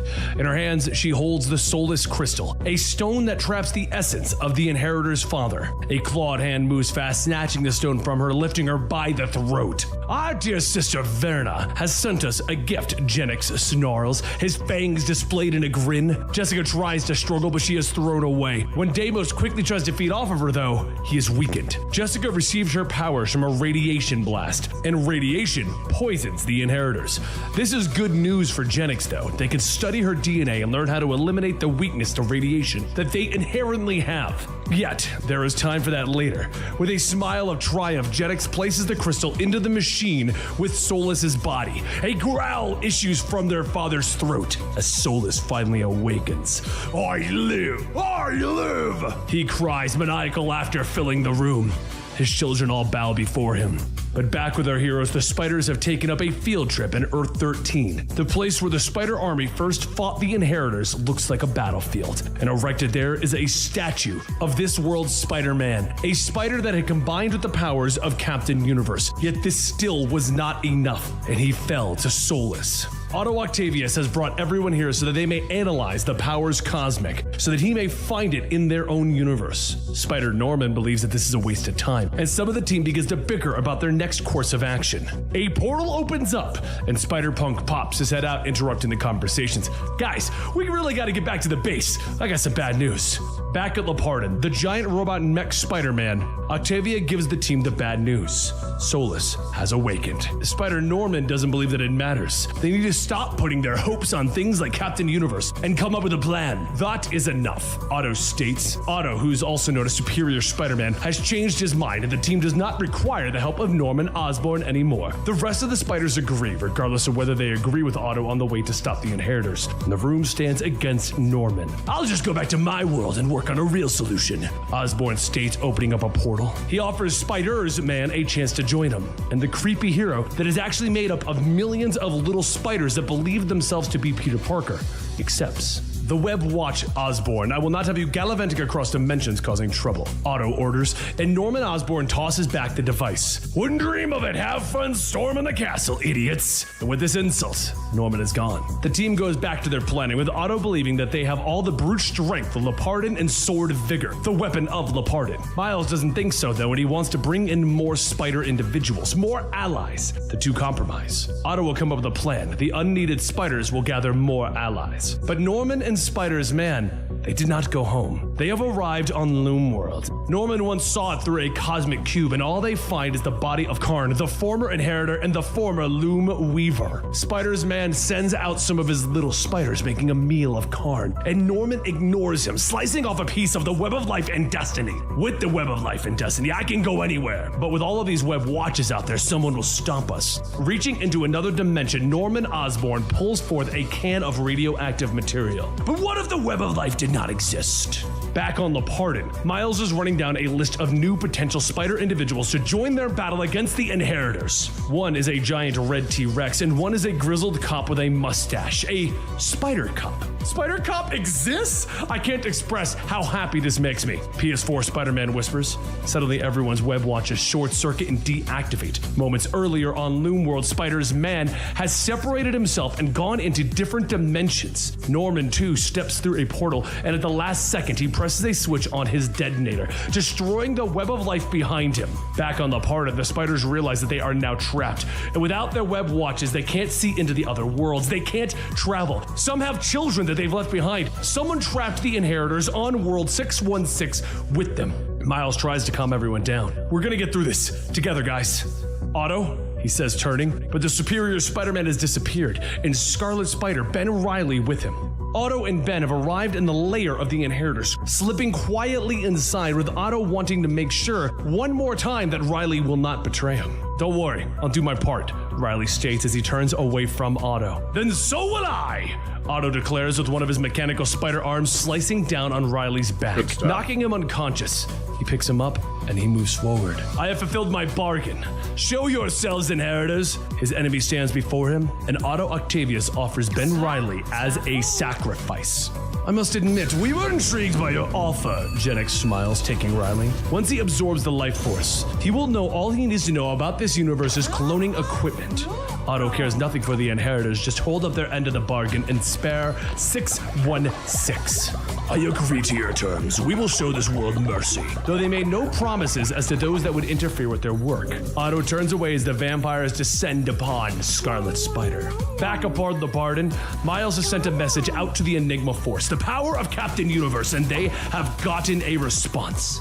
Who dares summon Enigma Force? It bellows across the room. The Enigma Force is not a tool to be manipulated by mortals. The Enigma Force comes to those it deems worthy. What arrogance makes you think that you are worthy? The energy seems to have washed over the room, and one by one the spiders realize their failures in life. And it is finally Miles who speaks up. No, you know what? Maybe we're not worthy. None of us. But who is? Miles yells at the mysterious cosmic power. We're trying to save the multiverse, and if that's not good enough, then go away! The energy flares, filling the room with red light. Miles, perhaps we should not antagonize the cosmic force. The Indian Spider-Man observes. Back at the Inheritor's base, Otto begins to leave before the monster's feet. I can't believe you did this, Otto. A voice hisses from the rafters. Otto turns, and he tells him, Silence! They'll hear you! PS4 Spider-Man followed him, and he leaps to attack their betrayer. A quick web bomb sticks Otto to the wall, and PS4 turns as he senses the Scarlet Spider in danger.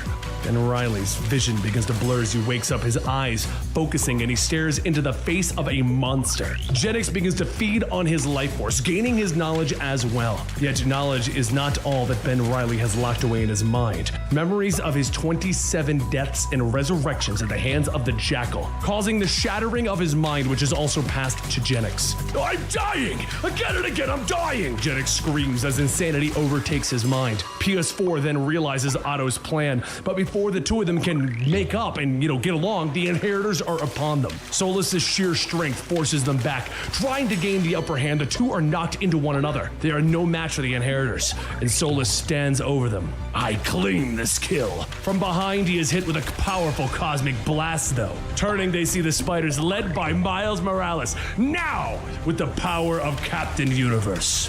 Solus and Cosmic Miles lock into combat, with Solus trying to get close with his brute strength, but Miles plays it smart. He keeps him at a distance. Even with all of his powers, Solus seems to be shrugging off each blast. Outside, Lapardin is flying in to join the fight. The windshield shatters inward as Deimos leaps through. He stands over Takoya. I told you that I'd feast upon your meat. Lapardin is dangerous, so Deimos will stop him now. You think Lapardin is the one to fear? I am an emissary of hell. Face me, villain, and learn what that means, Takoya yells. In the distance, Spider watches as Lapardin crashes out of the sky. Leaping to her teammate's aid, Penny Parker finds Deimos struggling from the wreckage.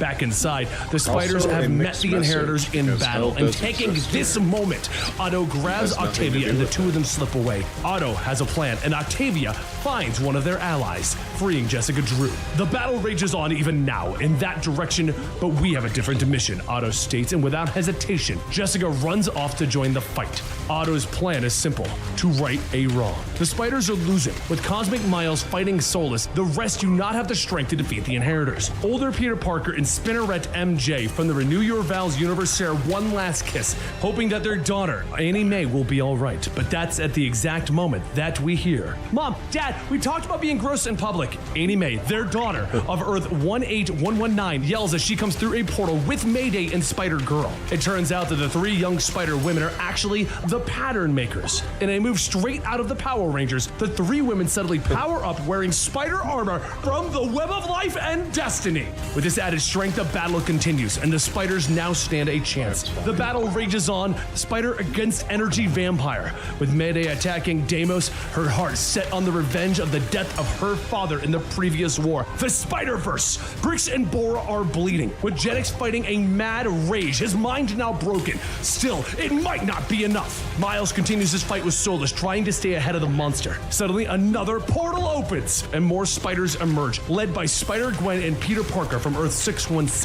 Seeing his friend, Miles renews his assault, combining his Venom strike with the power cosmic, and throwing Solus across the room. Peter 616 wants to help, but he doesn't have the strength to take down Solus. He has been beaten down by Morlun, and if you're interested in that story, we put that video out 2 weeks ago. Swinging away, he goes to find Otto, who now stands with the resurrected Ben Reilly. We have to kill the Inheritors. You can persuade the others, Otto states, but Peter will never condone killing. And that's when Otto reveals the plan to him. Okay, this sounds actually interesting, Otto. Using their comms, Peter orders the rest of the spiders to follow Otto's lead. Suddenly, behind Solus, they stand. Hey Solus, I'm back and I got 2 words for you, Miles quips. Sword vigor! He yells, throwing a massive mecha blade, piercing Solus and throwing him into the wall. You're supposed to cross your arms when you say it, Takoya informs him. Notes later, please! The rest of the Inheritors leap to the defense of their father, but the rest of the spiders quickly pile onto them, webbing them down, holding them for a time. Later, Otto's plan has worked. Long ago, the Inheritors were mutated and turned into monsters by their father. Otto has now transferred their consciousness into clone babies. Without the memories of their past and no father to change them into monsters, they have been given a second chance at life. Now they just need someone to adopt them. Luckily, among the crowd is a friendly elderly woman who goes by the name of Spider-Ma'am. She thinks that her husband and nephew will love to have the children. With the crisis over, the Enigma Force leaves Miles' body, flying off to wherever it comes from. The rest of the spiders return to their worlds. Despite their differences, Miles and Otto have at least come to an agreement. If he ever needs help, Miles will be there for the superior Spider-Man. Meanwhile, somewhere in a dark lab, Spider-Norman stares at a piece of the web of life and destiny that he took. And he smiles.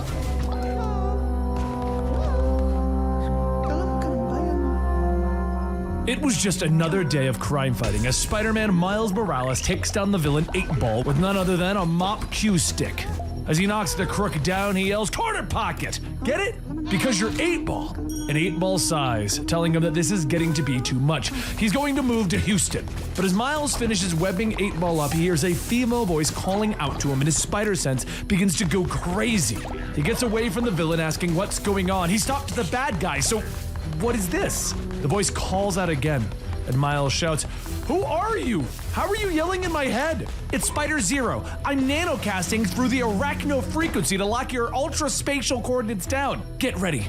Before Miles has a chance to react, an ethereal web line shoots onto his back, pulling him back through the portal. Spider Zero tells him, "It's okay. You're being web extracted across the multiverse at 130 brands per second. I have you on a super string tether, skating the upright edges of the parallel planes of reality.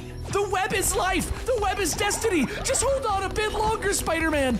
Miles falls out into Earth 1820135525, Manhattan 2.0. And a group of spider-themed teens swing by, one of them grabbing Miles from falling, telling him, "You should mask up.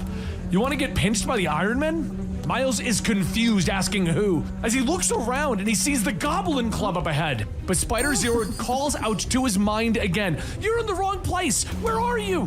Miles jumps onto one of the Goblin thugs. I'm not sure. I might be in a gang war." And Spider-Zero tells him, "Hang tight. I'm gonna pull you through again." The web lashes inwards, chucking Miles across the multiverse into Earth 1411319, into the heart of Monster Hatton. Miles looks around at all of the monsters, and they scream at him, which in turn makes him scream back at them. As he's trying to figure out what's going on, a voice tells him, "There's only one spider here, Spider Monster." But as Spider Monster is about to get over to Miles, he's ripped through the portal and back onto Earth 10113519, smack dab in the middle of the Queen's crater. But as Miles looks around, he realizes that he is now on top of the speeding spider buggy, being driven by a man in a Spider-Man mask and, well, nothing else. "Climb aboard, humanity's last ride, little spider." Miles stumbles into the passenger seat asking, "What do you mean humanity's last ride?" We're protecting the canister. After the war, this was the last sample of non-irradiated human DNA. The mutants will stop at nothing to end the human race forever. That is why I, Lord Spider, must protect humanity's only chance of survival. Miles looks back to realize they're being chased by mutated mutants, formerly known as the X-Men. You're still in the wrong place. Don't worry, I'm gonna fix it. Miles tries to tell her to wait, telling her that he has to help Lord Spider. And just like that, he's whipped out of existence again, finally landing in the colorless world of Earth 51778, home of Spider-Man Takuya. Brethren Spiders! Your hot blood has sustained you in your journey. Only the fire of youth could survive such an adventure. Come, have some Suyu Kamino. Miles grabs Takuya, asking, "What is going on? Who is Spider Zero?" "Spider Zero!" Takuya yells dramatically and then begins to sing karaoke. "Spider Zero, the nomad spider with no world to call home. Spider Zero, the one in the center charged with observing the web and protecting it. Are you Spider Zero?" Actually, I am Spider Zero. A kid walks into the room and Miles asks, "Wait, you're a kid. I'm even older than you." "Right, and I need your help. We have to save the web." "Right, wasn't the web of life or destiny destroyed, like blown up during the Spider-Geddon?" Miles and Spider Zero disappear in a dramatic fashion and Takuya continues to dance and sing like everything that just happened is normal.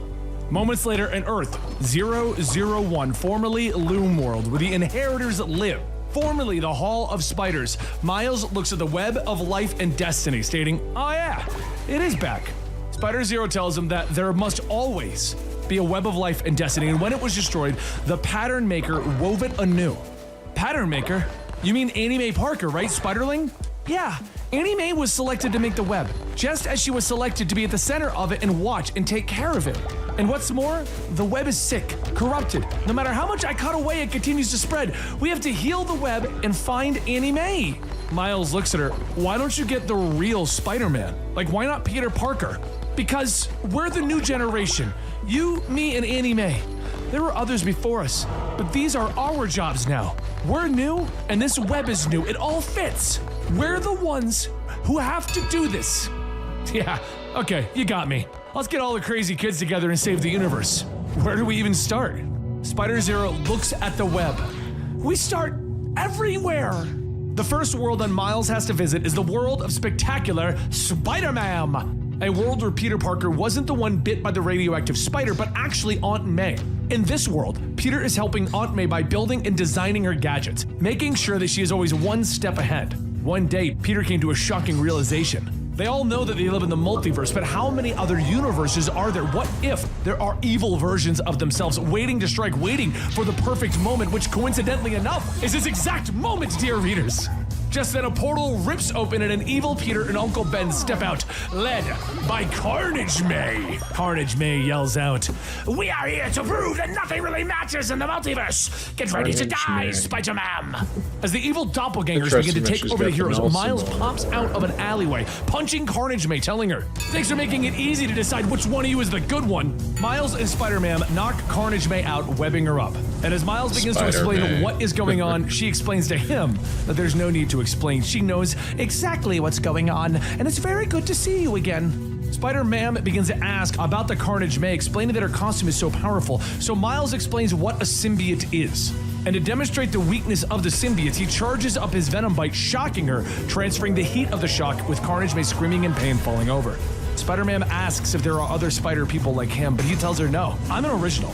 Just then a voice says, "You know, that's funny. I was about to say the same thing." And evil Miles leaps through the portal, shocking both Miles and Spider-Man, quickly freeing Carnage May. Carnage May says that it's about time he showed up, with evil Miles telling her, "You think I'd miss all the fun? Not in a million years."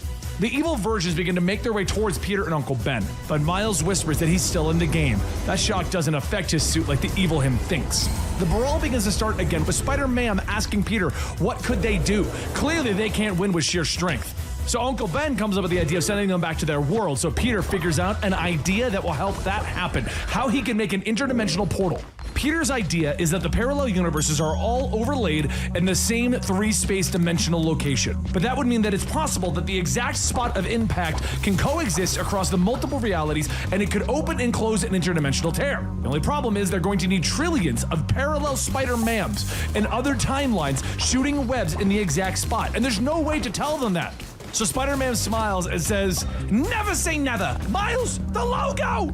Miles webs the exact spot that Spider-Man does, and right at that exact moment, all of the Spider-Mans across the multiverse do the exact same thing, all of them hitting the logo. The portal tears open, with Peter wondering how this is even possible. So she told him it was easy. Instead of choosing randomly, she decided to aim for the one spot that would remind her of him and Ben, because she believes that there is really only one constant across all of the universe, and that would be love. Hence the sign with the heart on it.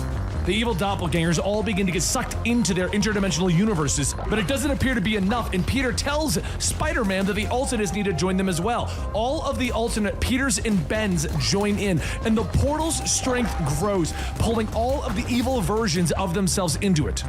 As it closes, everyone falls to the ground safe. And with this world saved, Spider-Zero pulls Miles back out to move on to the next world that needs saving, leaving this spectacular Spider-Man to keep a close eye on this one. But as everyone leaves and everything seems to be over, the Peter of Spider-Man's world hears a scratching sound in his room, one that would appear to be a piece of carnage that was left behind. Miles quickly touches down in the next world, with him and Penny Parker, the girl that runs the spider mech suit, running along the rooftops, with Uncle Ben radioing in that they need to hurry. Heart rate is dropping fast. Miles and Penny are then hit with a blast, and Penny quickly grabs Miles by the legs to stop him from falling, with Miles asking, "Who's throwing bombs at us? Do you have a green goblin in this world?" Penny asks what's that, and Ben tells her that she needs to fall back. They need to figure out what they're up against. But Penny tells him no, she has to get there or Daredevil's going to die. The voice then appears again over the comms telling Ben, "She's very brave.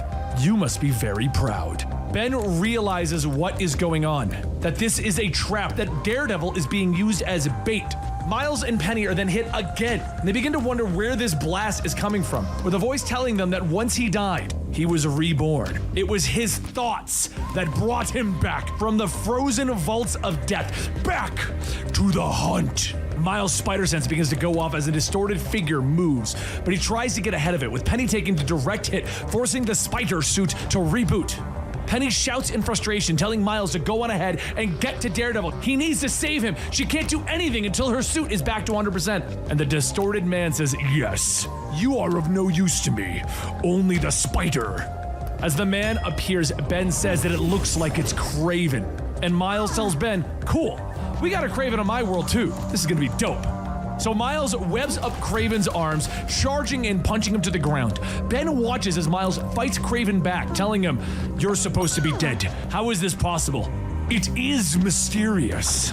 And you never would have lost anyone to the Sin Engine, but Spider was always the prize project according to the powers that be." Ben quickly realizes what has revived Kraven. What is causing these problems? What set Daredevil up as a bait? Red Diamond. Back out in the city, the spider suit reaches 100%, and Penny yells out, "Finally!" And she shoots a concentrated web blast at Kraven. But Kraven dodges it. "You can't win, because the city doesn't love you." Penny tells Miles to take the medkit, save Daredevil. Kraven wants her. Back at the lab, Ben begins to go over the file stating, "I know that technology. Weapon 6, Nathan Essex. He's supposed to be dead as well. The fire at the Weapon 6 facility." And Nathan comes back over the comms. "Even though Weapon 6 burned, it did not die. It turns out there are other sources of funding that one can attain if one makes the right kind of moves. When the government got involved in your Spider project, my funding dried up. You stole my future, Ben Parker." Ben begins to sweat, realizing that Nathan has been creating enhanced criminals, such as Kraven. The diamond implants, weaponizing those people as deniable assets. "You're insane, Nathan! When someone takes something from me, I become angry, and I'm going to take revenge, even if it takes years to plan." But out in the city, Penny continues to fight against Kraven, stating, "You know I can hear you, right? How about you both just shut up and watch me win this?" Penny is struck again, knocking the suit's power off, but Kraven begins to walk towards her, telling her, "Are you still alive in there?" She takes a deep breath, opening up the hatch, standing on the shoulders of the spider suit. Ben asks, what is she doing? Kraven's going to kill her. And she hops down. "Yeah, I'm a kid, and you don't hurt kids, right, Kraven? Right?" At that moment, Miles jumps down from behind, giving Kraven a venom blast so powerful that it knocks him out. She turns to Miles. "Great, but where's Daredevil?" Daredevil slowly walks in, stating that he still needs to go to the hospital, but he'll live for now. That was quite the risk that she took.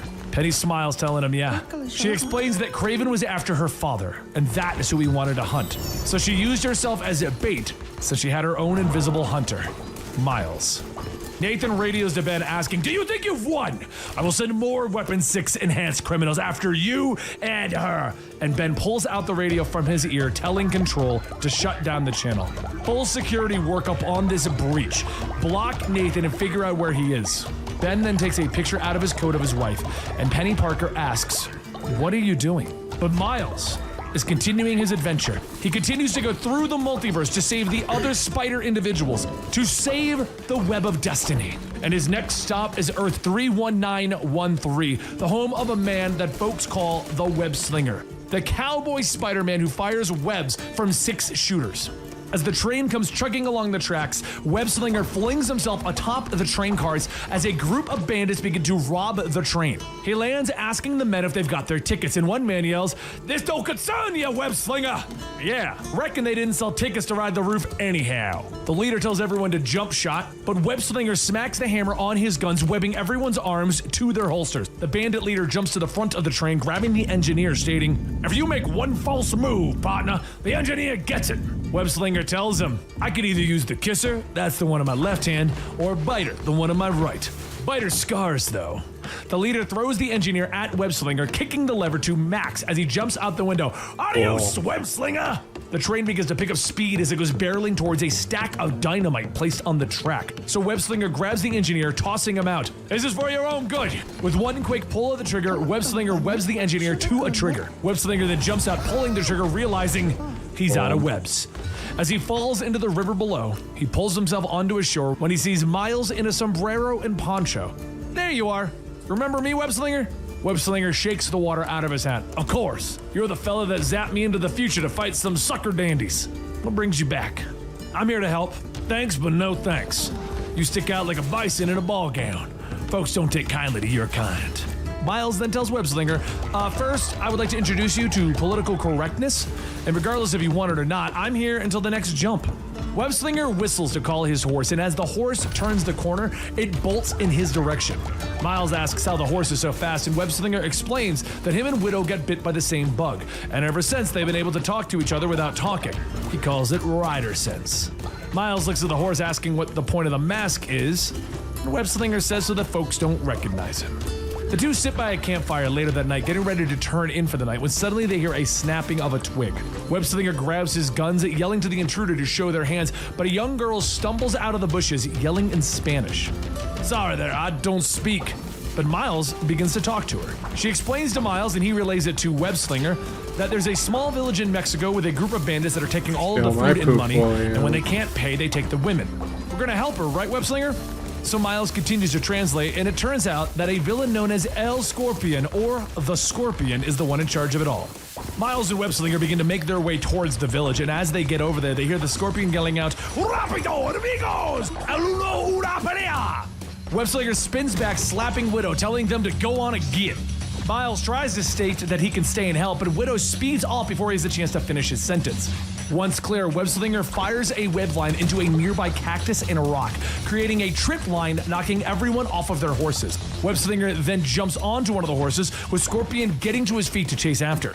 One of the bandits turns back, yelling in Spanish again, and Miles thinks to himself the translation, "Did they just call me the Black Ghost?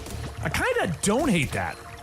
Webslinger and Scorpion go back and forth for a few moments, with Scorpion explaining that these pathetic peasants are lucky that he even allows them to live, but instead, they bring a Webslinger, and they will pay dearly for that. Scorpion goes on explaining that he is the world's deadliest scorpion, with Deathstalker venom coursing through his veins and going into Webslinger right now, and as Webslinger begins to laugh, he tells him that it tingles. Scorpion's confused, thinking that it's his venom.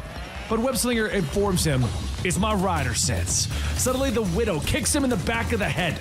And with that, Webslinger sits back up, now with Scorpion defeated because his horse kicked him in the head. Miles runs up, sucking the poison out, spitting it on the ground. Please don't book me, White Mao. And Webslinger tips his head. I should probably tell you my name. My name is Patrick O'Hara. But as Webslinger looks back after revealing his identity, Miles is gone because he was whipped out into another universe. The fourth world that Miles visits to correct all of these multiversal Spider-Man issues is the home of Spider-Man Noir. On this Earth, it's 1933, and Peter Parker has become a private eye, keeping the street clear of any wrongdoers. And some would say in another version of this, he's voiced by Nicolas Cage in a movie. However, for this Noir, he died when helping out the other Spider folks. He figured that it would be the end of the line, but somewhere in the blackness, he heard a voice, one that he heard before, and it told him that he cannot rest. His service has not yet ended. This was the Spider God, the one that bestows its powers on Spider-Man Noir, and it wouldn't let him sleep. And that explains why I'm here. But why the hell are you here, Miles? Also, next time try using my door. Maybe where you come from nobody cares, but here. Miles jumps into the window, telling him that it's the web of life and destiny. It's been blown up. And Annie Mae Parker is spinning a new one, but she also disappeared. Now the new one is sick, and he's looking for Annie Mae, but also stuff that can help the web heal. That's when I remember something about this place. You have an idol, a spider god. Something like that has to be a powerful spider totem, right? Maybe we could use it to stabilize the web. Is your spider god around?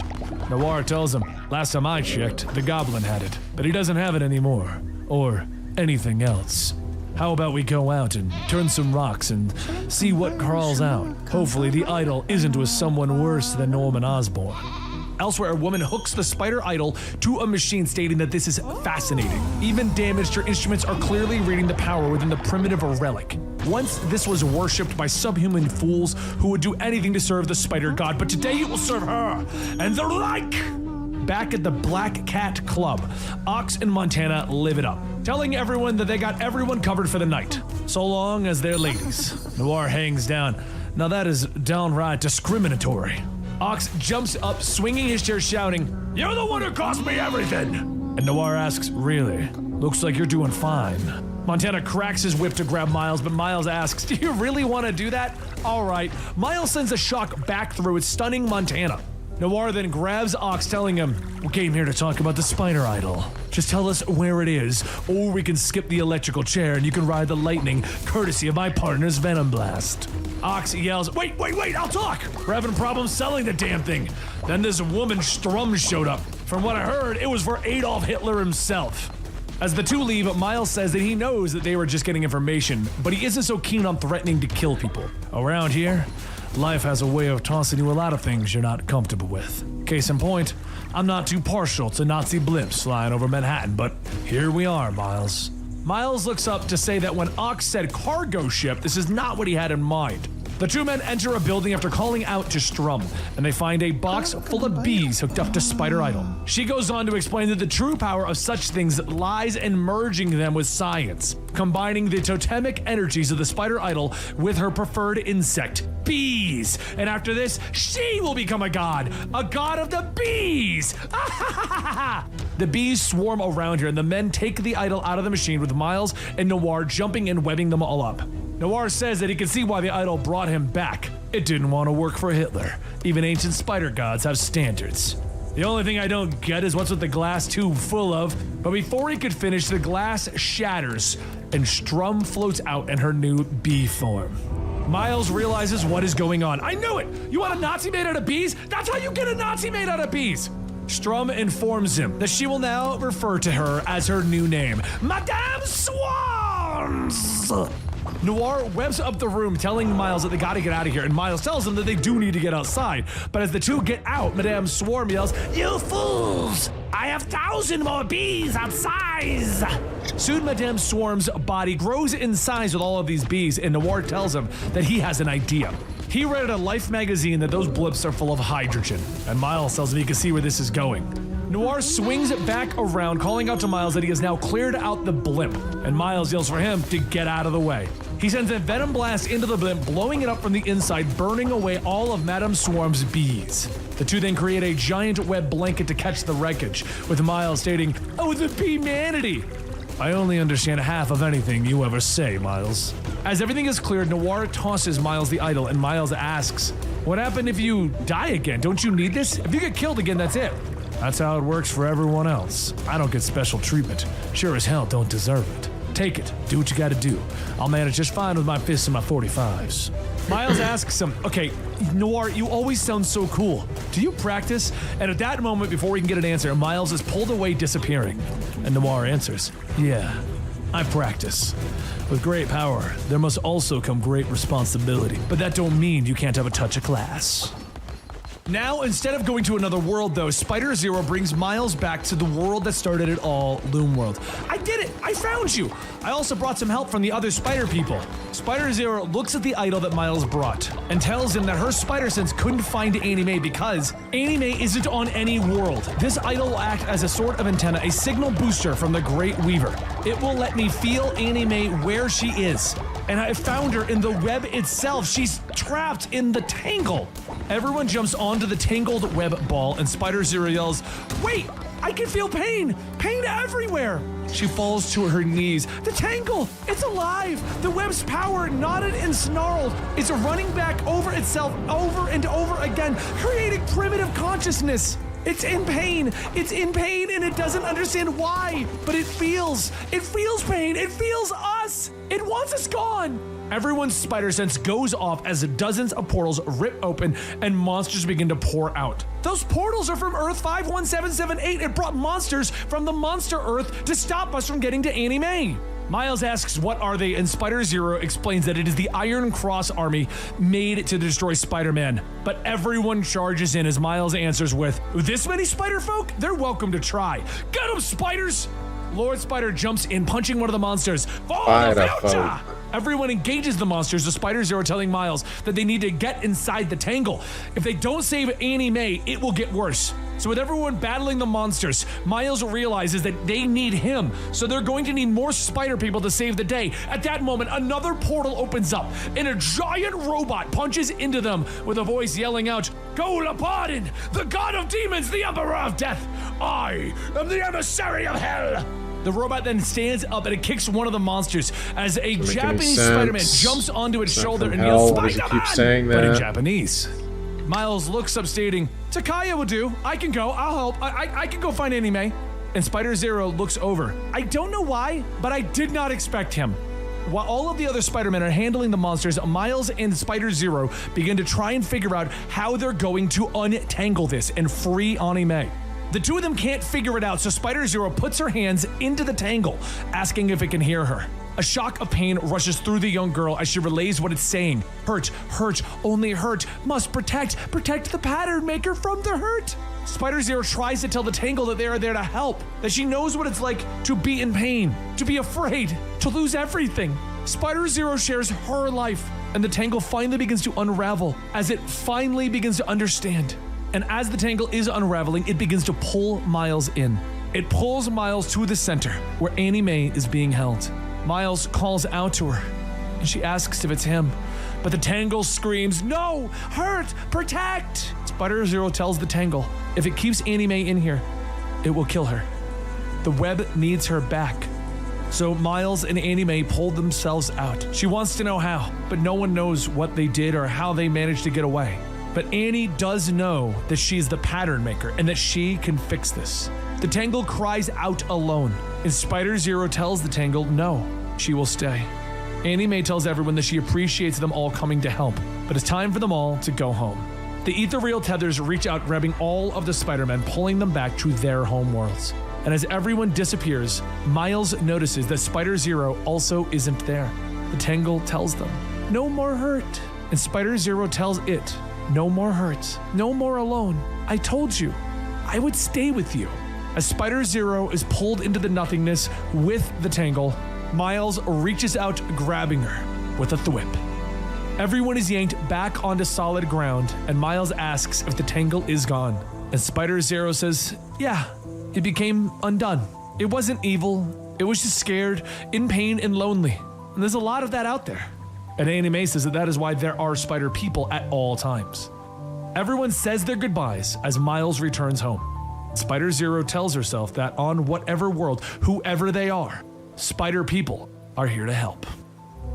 And there you have it, all three of the Spider-Verse storylines. Spider-Verse, Spider-Geddon, and Spider-Verse 3. I hope you guys enjoyed. I wasn't planning on putting this out so quickly, but there's not really a better time give it since a they just mid-rating. announced the new movie, and there's another movie coming out very soon. So on that note, guys, I will see you next time right here at Comicstorian. Please consider subscribing, hit that like button, and welcome to the full story series. You see, we here at Doomsday Comicstorian Clock. take I a kinda long like time to get through an Doomsday Clock, entire story only arc because it sometimes, as the fixed issues take months and everything I sometimes didn't like entire about years Rebirth. to come out to complete the full story. Slowly so we but bring you surely. up pieces as we're going, and once they're done, you can find the whole story in our playlist. Well, Doomsday Clock took about 2 years to complete, so today we're no going shit. to bring you issues 1 through 12 of the Doomsday That would Clock, really which is fuck the everything merger up. of the Watchmen characters into the DC universe, and it seems to be affecting a lot of stuff.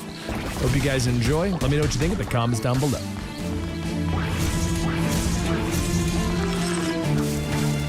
The riots increase. The streets in front of Vita are flooded with people. Signs and torches are waved. It is 1992 and they have learnt what he did in the past. The police aren't enough. The windows shatter. The crowds rush in. Gunfire erupts. The world is on the brink of utter destruction.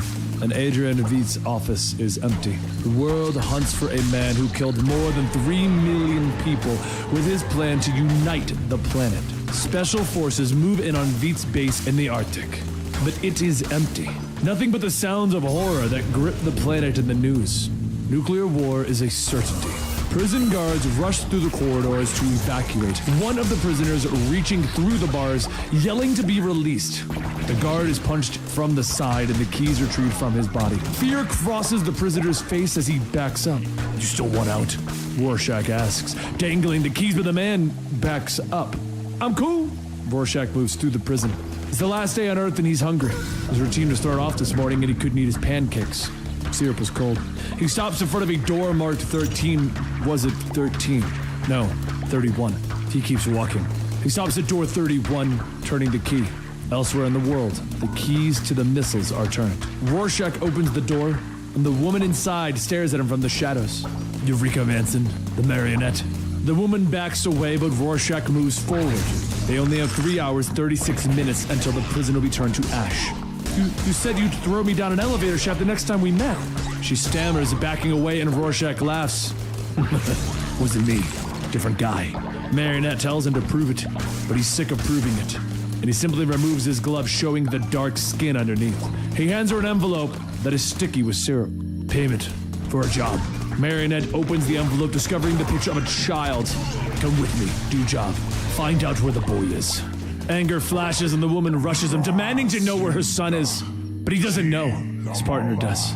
She just has a job to do. Find God, save the world. And if she does the job, she'll find her son. But Marionette isn't leaving without her husband. The mine. Where is he? Further in the prison, the prisoners have all begun to kill the guards and worse. Hey Billy, the mute is giving you the evil eye.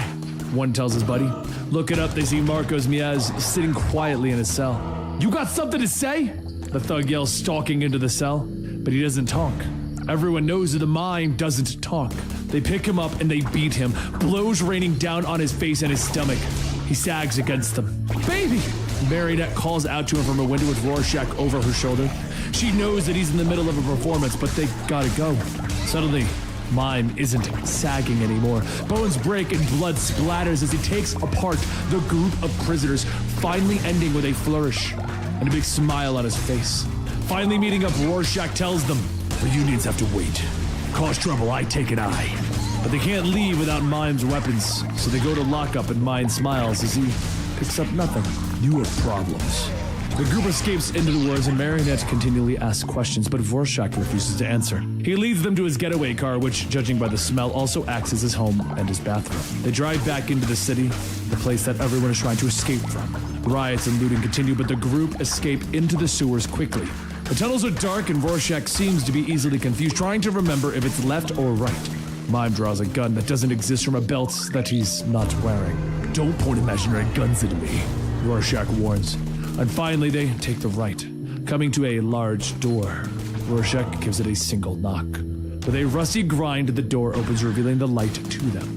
The three walk into the remains of the Night Owl's lair, and Marionette is shocked, questioning whether the rumors of the real Rorschach killing Night Owl and Silk Spectre before killing himself happened. Night Owl is retired, and Rorschach is working for me, Adrian Vett says from behind them, stepping into the light. Ozymandias is disappointed that Mime is with them, but is not surprised. Marionette angrily stalks across the room, threatening to kill the fake Rorschach and Vett if they don't tell her where his son is. Adrian doesn't look scared. He's happy to pay them, to tell them the location of their son after the job is done. He begins to tell them of his plan, though, while the world outside continues to spiral in self-destruction, and he's suddenly racked in pain. You see, Adrian, aka Ozymandias, has cancer, and it's spreading. It cannot save our world, though there is one who has the power to. Dr. Manhattan, and no one has seen him in years. That is our mission. We must find John, wherever he's retreated to. In another world, Clark Kent is asleep in his apartment in Metropolis. He dreams of his youth, of a night at the prom, the night his parents died in a tragic car accident, and he awakens to Lois calling his name as he floats above the bed. He was screaming. Lois is scared. Fuck my life. She can't remember the last time that Superman had a nightmare. And to make matters worse, when asked, he tells her, "I don't think I've ever had one." The box of Mime and Marionette's costumes plop onto the floor. When the Minutemen showed up in 39, every wannabe gangster and low-rent thug rented a mask, Marionette explains, as she paused through their old gear. She remembers a time when you could go and buy a costume and a name from a tailor in the city. Rorschach just looks on as the two criminals continue to put on their costume. "You're giving them their costumes? Expecting what?" he asks Vett, who is working on Night Owl's old ship. "Cooperation," the genius tells him. "Expecting is a lot," is the growled response. Rorschach looks on at the villains, and he knows that they see the world through a different lens, that they need to be watched closely. Quickly, Mime and Marionette don their costumes, putting on the makeup that will finish their look. In the past, the villains attacked a bank, and one of the tellers would look out from her cubicle, her hand reaching down to touch the silent alarm button. She jumps back up as Mime shoves her face into the glass, glaring at her. "Please! I didn't do anything!" she screams. He shakes his finger at her before headbutting the glass, shattering it in her face. He holds his weapon, pointing a non-existent gun at her. "What do you want?" she questions. Marionette walks over, reaching through the shattered glass to take a picture of the woman and her son. The woman begins to babble, but Marionette tells her to be quiet and look at the person who can open the vault. The villain looks over her shoulder, seeing the bank manager who is standing amongst the crowd. "Thanks a lot, Julie!" he cries in anger, but it doesn't matter. The manager tells him that it is on a timed lock and it won't open until tomorrow. Marionette looks bored, turning back to the frightened teller in her booth. "Julia, is it?" she asks, still holding the photo of the woman's son. Julia lets out a squeak and tells him that the manager is lying, that he can open the safe anytime. The man charges across the room, yelling that Julia is fired after this, and Marionette smiles as the man continues to rant and rave. A simple clap of her hands and a single wire dangles between them. She flips through the air, bringing that wire down, slicing to the finger that the manager is using to point at everyone. And the man screams as the villain pulls him in close, shushing him. I know. My slicing wire hurts. Now, did you know how to open up the vault?" The air in the room suddenly charges and it crackles, and everyone's hair suddenly stands up as they look around in shock, and blue light suddenly fills the room, with energy bouncing off the walls as Dr. Manhattan fills it. Mime stalks forward, his non-existent pistol pointing at the hero, but Manhattan reaches his hand out, pointing. Suddenly, Marionette jumps in the way. She yells at the hero, telling him that he can't kill Mime without killing her, and Manhattan cocks his head, as if staring at something that he doesn't understand. He can hear the second heartbeat coming from her uterus. Meanwhile, back in Night Owl's old lair, Marionette is back in the current day, staring down at a picture of a son that they took from her. Rorschach ignores them, watching the video of the pair's final heist. He doesn't understand why Manhattan didn't kill them. He knows that the hero has killed for less. That is precisely the point of Rorschach, Adrian tells him. I know Dr. Manhattan, and I even managed to convince him to leave the Earth once. Now, I need to convince him to come back. He explains that Marionette represents a moment in John's past, one that I will use to remind him of who he was.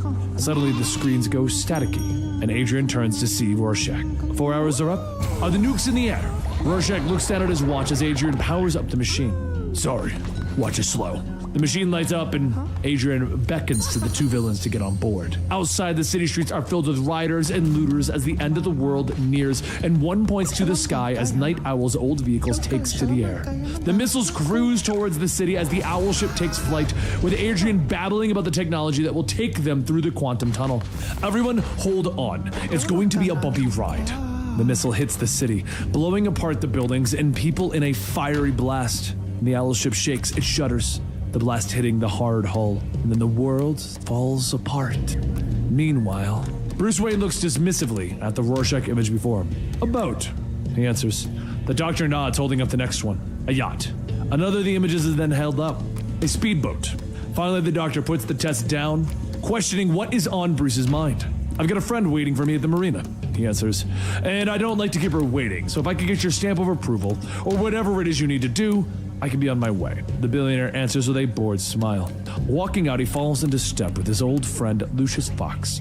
Then he drops the bored billionaire act. That's the last time that I'm doing this, he tells him. But Lucius explains what is going on in the company. If Bruce won't have more of a presence, then he could be voted out by the board. But Bruce knows this. They need to be prepared for the worst.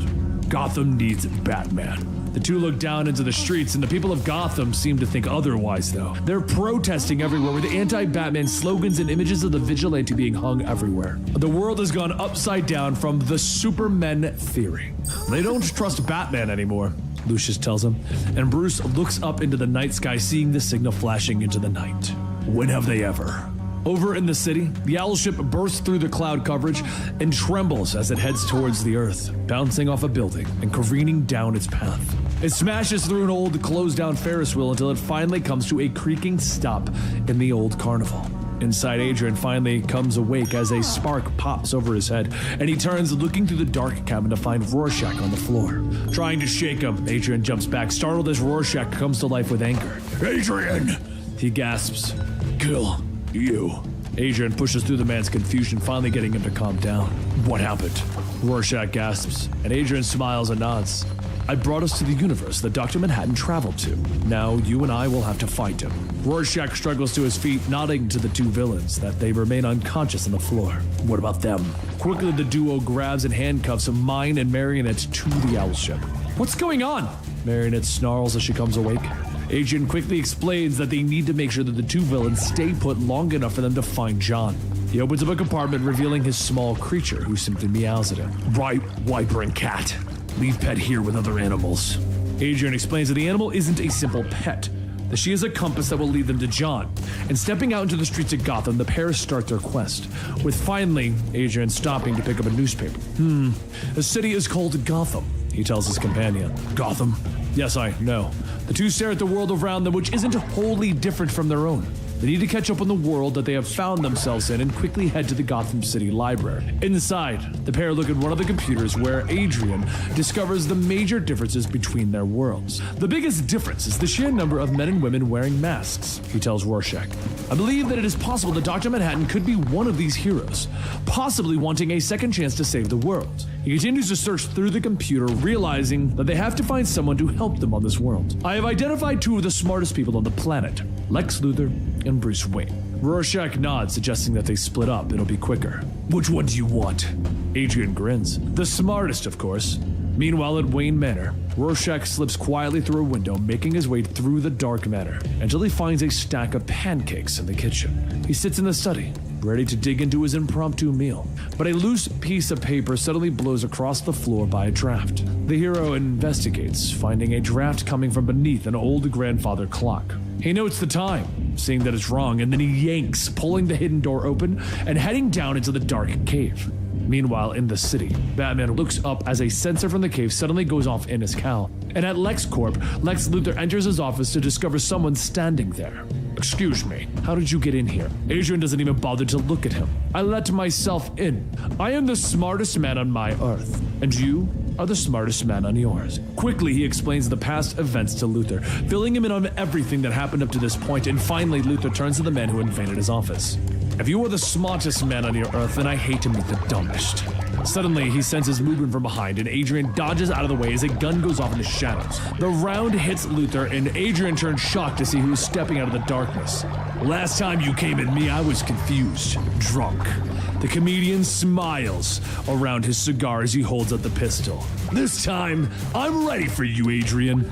In the cave, Rorschach wanders through, admiring the various keepsakes that Batman has kept here over the years, and then he senses movement and turns around. You ate my breakfast, Batman comments. Yeah, I did. The bottle of gin smashes hard against the wall, shattering, with Edward Blake staggering as Adrian cracks him across the jaw. He keeps coming, smashing his head against the picture frame, knocking him to the ground with the blood dripping from his mouth and nose as the man lifts him off the ground, throwing him hard through the window and into the night air. He falls, plummeting towards the hard cement below. The air rushes past him as the ground comes up fast, and he hits the water hard. It shocks him. His mouth, his nose filled with cold, salty seawater. He comes up gasping, shocked to see the sun over the city that he doesn't recognize. And finally, he arrives on a beach. He falls, taking huge gulps of fresh air. Hello, Blake. A voice calls out to him. He struggles to get up, still confused how he was here. Ozymandias just battled against him in his own penthouse apartment. He should be dead. Doc? He questions between gasps. What am I doing here? Present day, the two begin to fight in Lex Luthor's office as the billionaire lays on the ground bleeding. Blake blocks a kick and knocks Adrian into the window hard enough to crack it. Ha! Wish I had a goddamn camera. That stupid look in your face.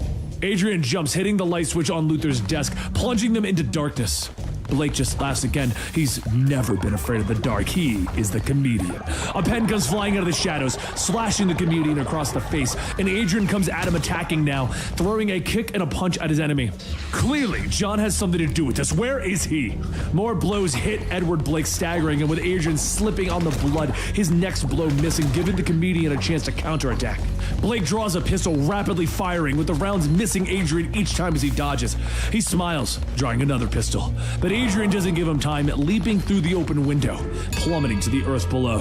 He tucks, he rolls, he bounces off the overhang to slow himself, and then he leaps across the street, landing on a window-cleaning scaffolding that snaps beneath him. Another swing, another roll. He finally comes to a stop as he slams on the roof of a parked car and blacks out. You shouldn't be here, Batman tells Rorschach. You are trespassing in a very dangerous place. Rorschach tries to explain to Batman why he came, that he needs his help, but his words come out broken and confused. Finally, the heroes stop, taking his head into his hands. Wait, easier to explain. He begins, his hands starting to reach through his pockets, and he mumbles as he searches, bringing looks of concern to Batman, when finally the man pulls out a beaten-up leather journal. Kovacs journal. Please, read this. Elsewhere in the city, Mime and Marionette step free of the owl ship, their cuffs laying useless on the floor. Adrian has no idea who we are. Marionette curses as she steps out. Never should have joined that freak show before he told us where our boy was. The two walk through the carnival, finally stopping when they see the lights of Gotham in the distance. This ain't Jersey. Come on, lover. Let's get a drink. Back at the cave, Rorschach stands by as Batman is sitting reading the journal. He checks his watch. What page are you on? He finally asks, and Batman turns, staring at the intruder. 4. That's it. With a sigh, Batman finally tells him that he should go upstairs and get some rest. Meanwhile, at the old folks' home, several of the seniors are yelling at the television as the reporter discusses the protests in Gotham, where the citizens are calling for Batman to reveal his identity. An old man stands up, staring out the window into the night. Mr. Thunder? Mr. Thunder, you need to eat your dinner, he tells him, but Mr. Thunder just tells the man that he's all right. My granddaughter and son are coming to take me out. Meanwhile, the seniors continue to yell as the news switches to discussions about the Superman theory, which has said that certain metahumans were created on purpose for something called the Department of Metahuman Affairs. The orderly tries to convince Mr. Thunder to eat. It's after 10 o'clock. But I wore my best suit, he whispers sadly. Back at Wayne Manor, Rorschach stops looking into the guest room. He grumbles.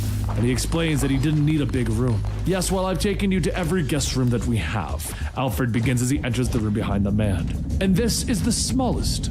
Alfred offers to take the man's clothes and make him some tea, but Rorschach isn't much of a tea drinker, instead asking for more pancakes. Alfred finally walks out of the room, leaving Rorschach to his own devices, and once he's finally alone, he takes off his mask, revealing the face beneath. Stepping into the bathroom and starting a hot shower. He needs to get clean. He needs to wash it off. He scrubs his head harder and harder. Blood begins to drip down, but it still isn't enough, and he scrubs harder and harder. In Gotham City, a lone comedian stands on a stage at the Jumping Jack's bar. He cracks a joke, and a bottle sails out of the crowd, cutting into his face and knocking him down. "About time we got a laugh!" someone from the crowd shouted as the laughter fills the room. "Well, isn't this place lovely?" Marionette comments as they step through the door. She orders a drink but doesn't get to walk in very far before someone is shouting at her. "What do you think you're doing here?" a big man asks. "You can't wear makeup in here like that. The boss don't like it." The big man glares at them, showing his hand tattoo that proclaims that this is the Joker's turf. Marionette looks confused, asking who this Joker was, waving everyone's sudden anger. "You all don't need to stand up. We just want a drink," she says, turning away from the goons, but the big man is there, one hand pulling her head back, while the other places a knife to her cheek. "You disrespect the boss like that? I'm gonna cut a smile into your pretty face." Mime steps up, his non-existent gun pointing at the man's face, and the other goons laugh with the man sneering at him. Mime pulls the trigger, but there's no sound, and a bright flash erupts from the empty air and the man falls, a bullet passing through his skull. Mime grins, turning the gun on the rest of the crowd. The goons all jump him, but he twists, firing again. He twists again, dodging a bottle and firing, and his hand flicks as a knife is being held in it. And another thug drops, blood pouring out of a stab wound in his throat. Marionette collapses, pulling her slicing string out. She twists and dances, cutting off a man's face, severing the barrel of a gun and then a man's hand. Later, the two sit at a bar having a drink, with Marionette turning and the bar now being a scene of death and chaos around them. What do you say we find this Joker? Images and nightmares are flashing through Rorschach's mind, though, while this is going on, and he sees the monster suddenly appearing before him in a bright light, and he sits up screaming. "It's okay. You're safe," Bruce tells him by his bedside. "I read the journal. I know where Dr. Manhattan is." Later, the truck rolls through the gates of the Arkham Asylum. Batman pulls Rorschach to his feet, telling him to follow his lead. He leads him down the dark corridors of the asylum, looking at his tracker. "Down here, signal's getting stronger." They stop with Batman looking through a dark door. "He's in here." Rorschach steps into the shadows of the cell, calling for Manhattan, but the door clanks shut behind him. "No!" Rorschach hisses as he turns back to Batman on the other side of the bars. "I'm sorry, but you belong here." Rorschach rushes to the bar, screaming, "Killing over this! Cut out your eyes!" Batman walks away to screams echoing through the hallway around him. "Let me out!"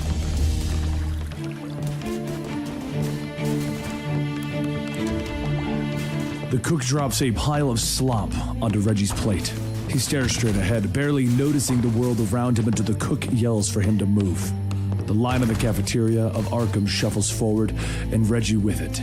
Zebra Man brushes against him from behind, offering to protect him, promising to treat him very gently. "I protect my property," he promises.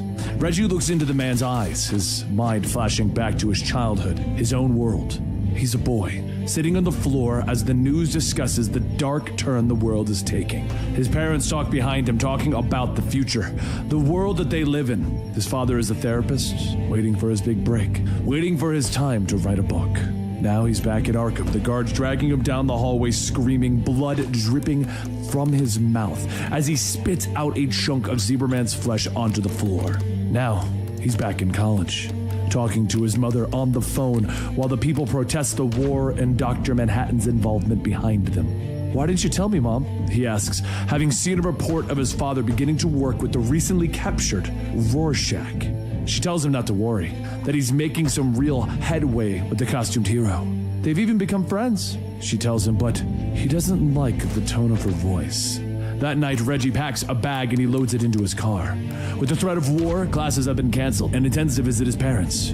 He listens to the radio as he's stuck in traffic in the city, when suddenly there is a bright light and a buzzing noise fills his brain.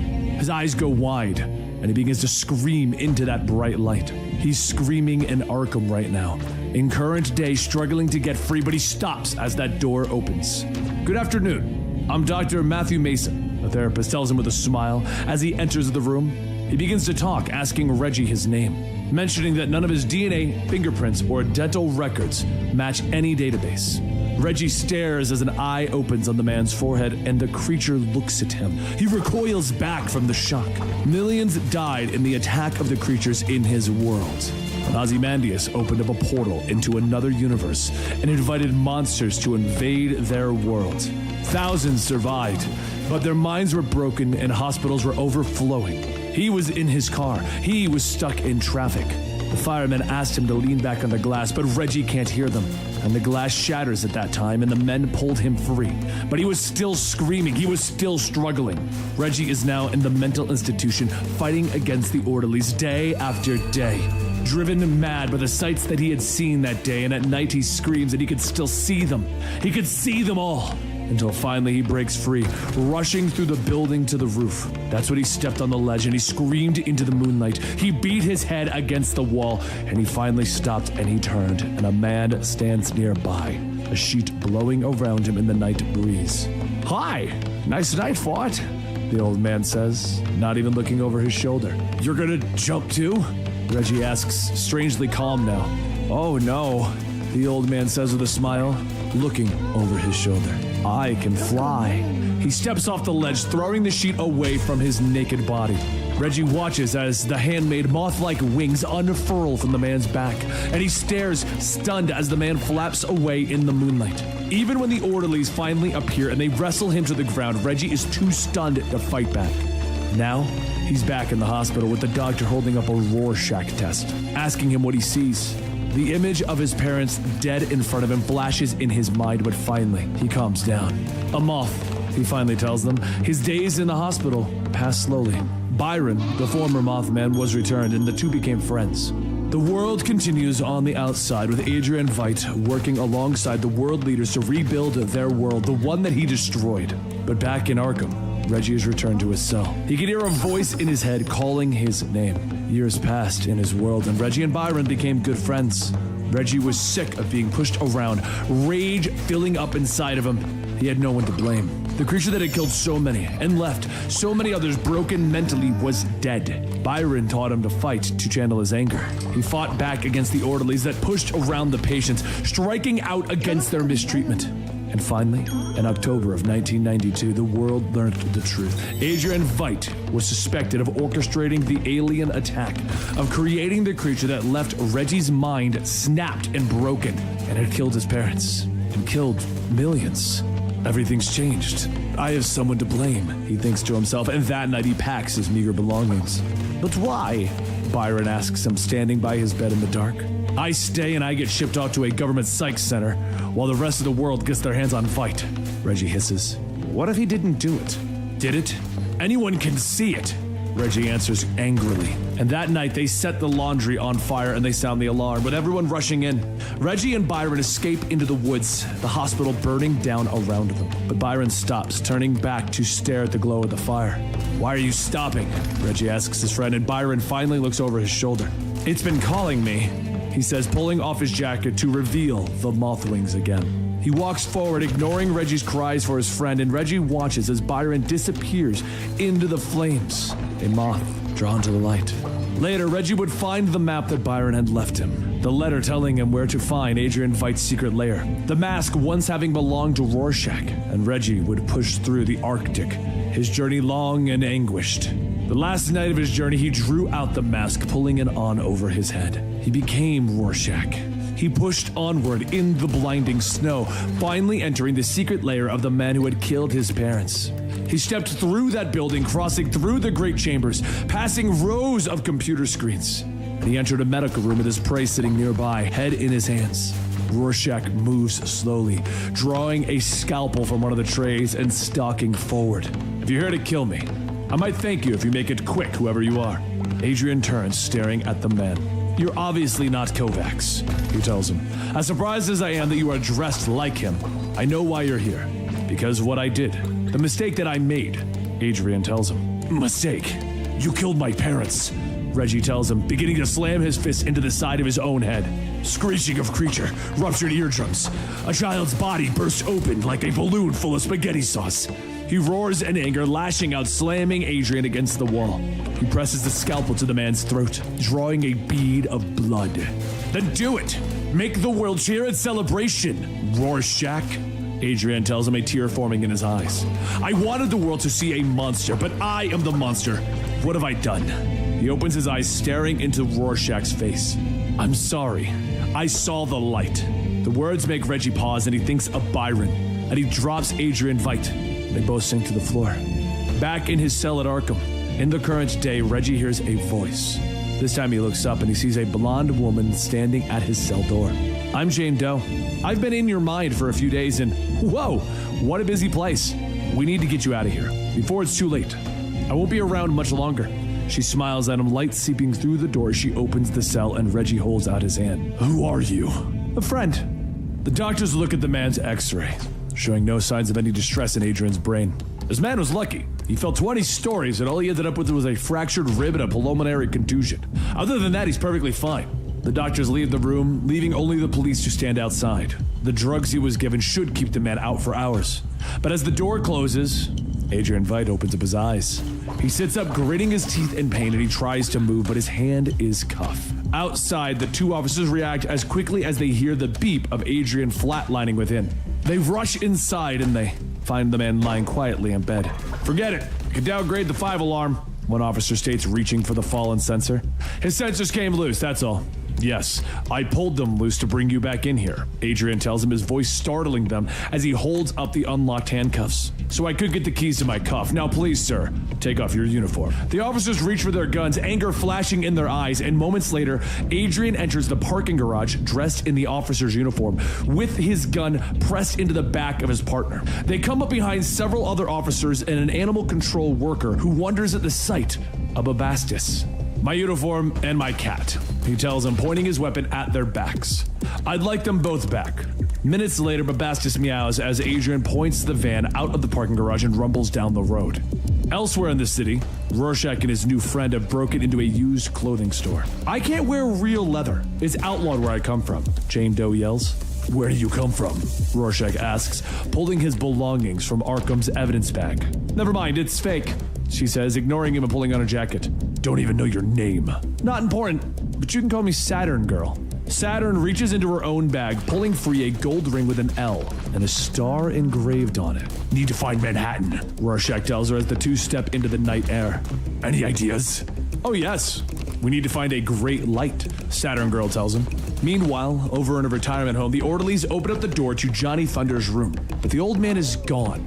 A Nathaniel Dusk movie plays in the background as the men investigate the sheets that were tied to the bedpost to allow the elderly man to climb out the window. A newspaper laying next to the bed tells of a mysterious green fire that spread within an old steel mill. Across town, Mr. Thunder stares out the bus window into the rainy night as he heads towards Pittsburgh. And back at the crash site of Night Owl's old ship, Adrian slides open the door, holding Babastis in his hands. Yes, they're gone, he answers. He notes, answering his pet's inquisitive meow. You must be Adrian Veidt. A voice calls in the shadows, and Adrian turns to find Batman sitting in the pilot's seat with Rorschach's journal in his hands. I've read all about you, he tells him, holding up the leather-bound journal. Lights flash outside and Batman stares out the viewport, seeing the police cruisers grow closer. What do you want with my world? He asks.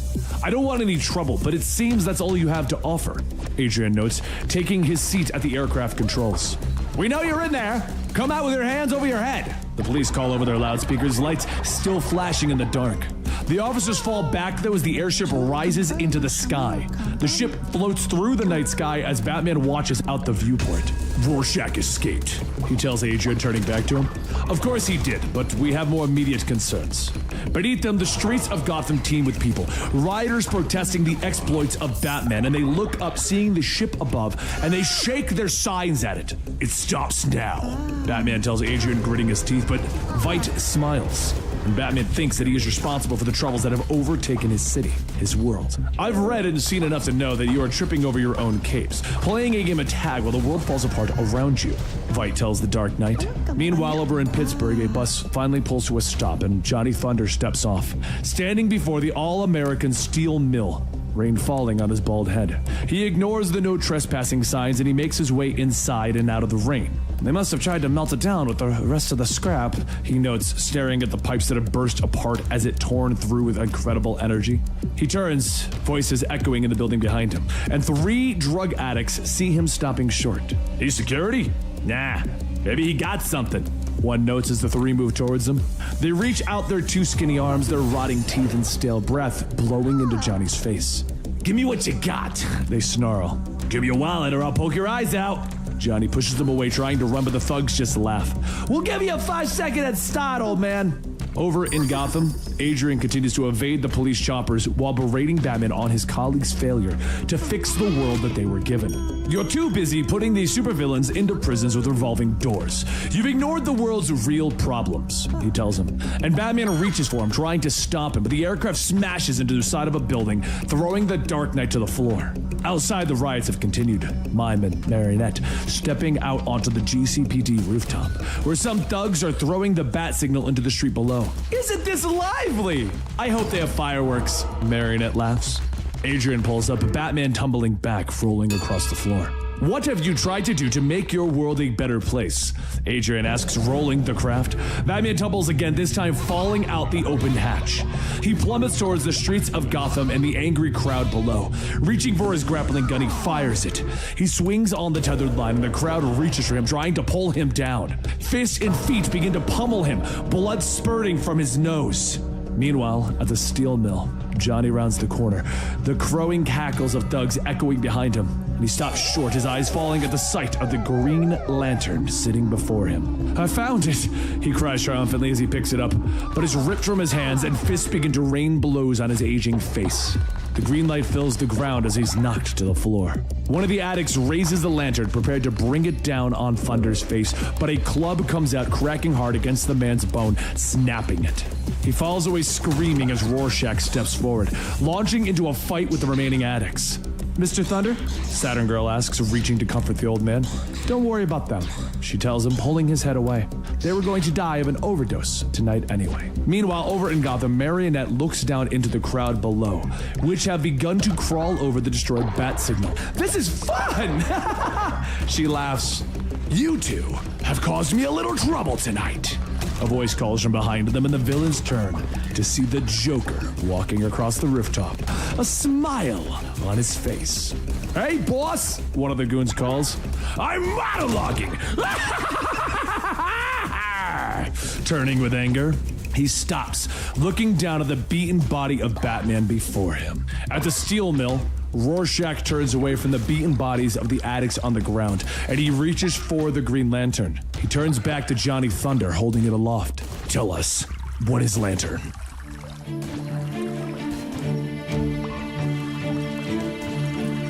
On her world, a young Erica Manson sits hiding beneath the counter in her father's puppet store.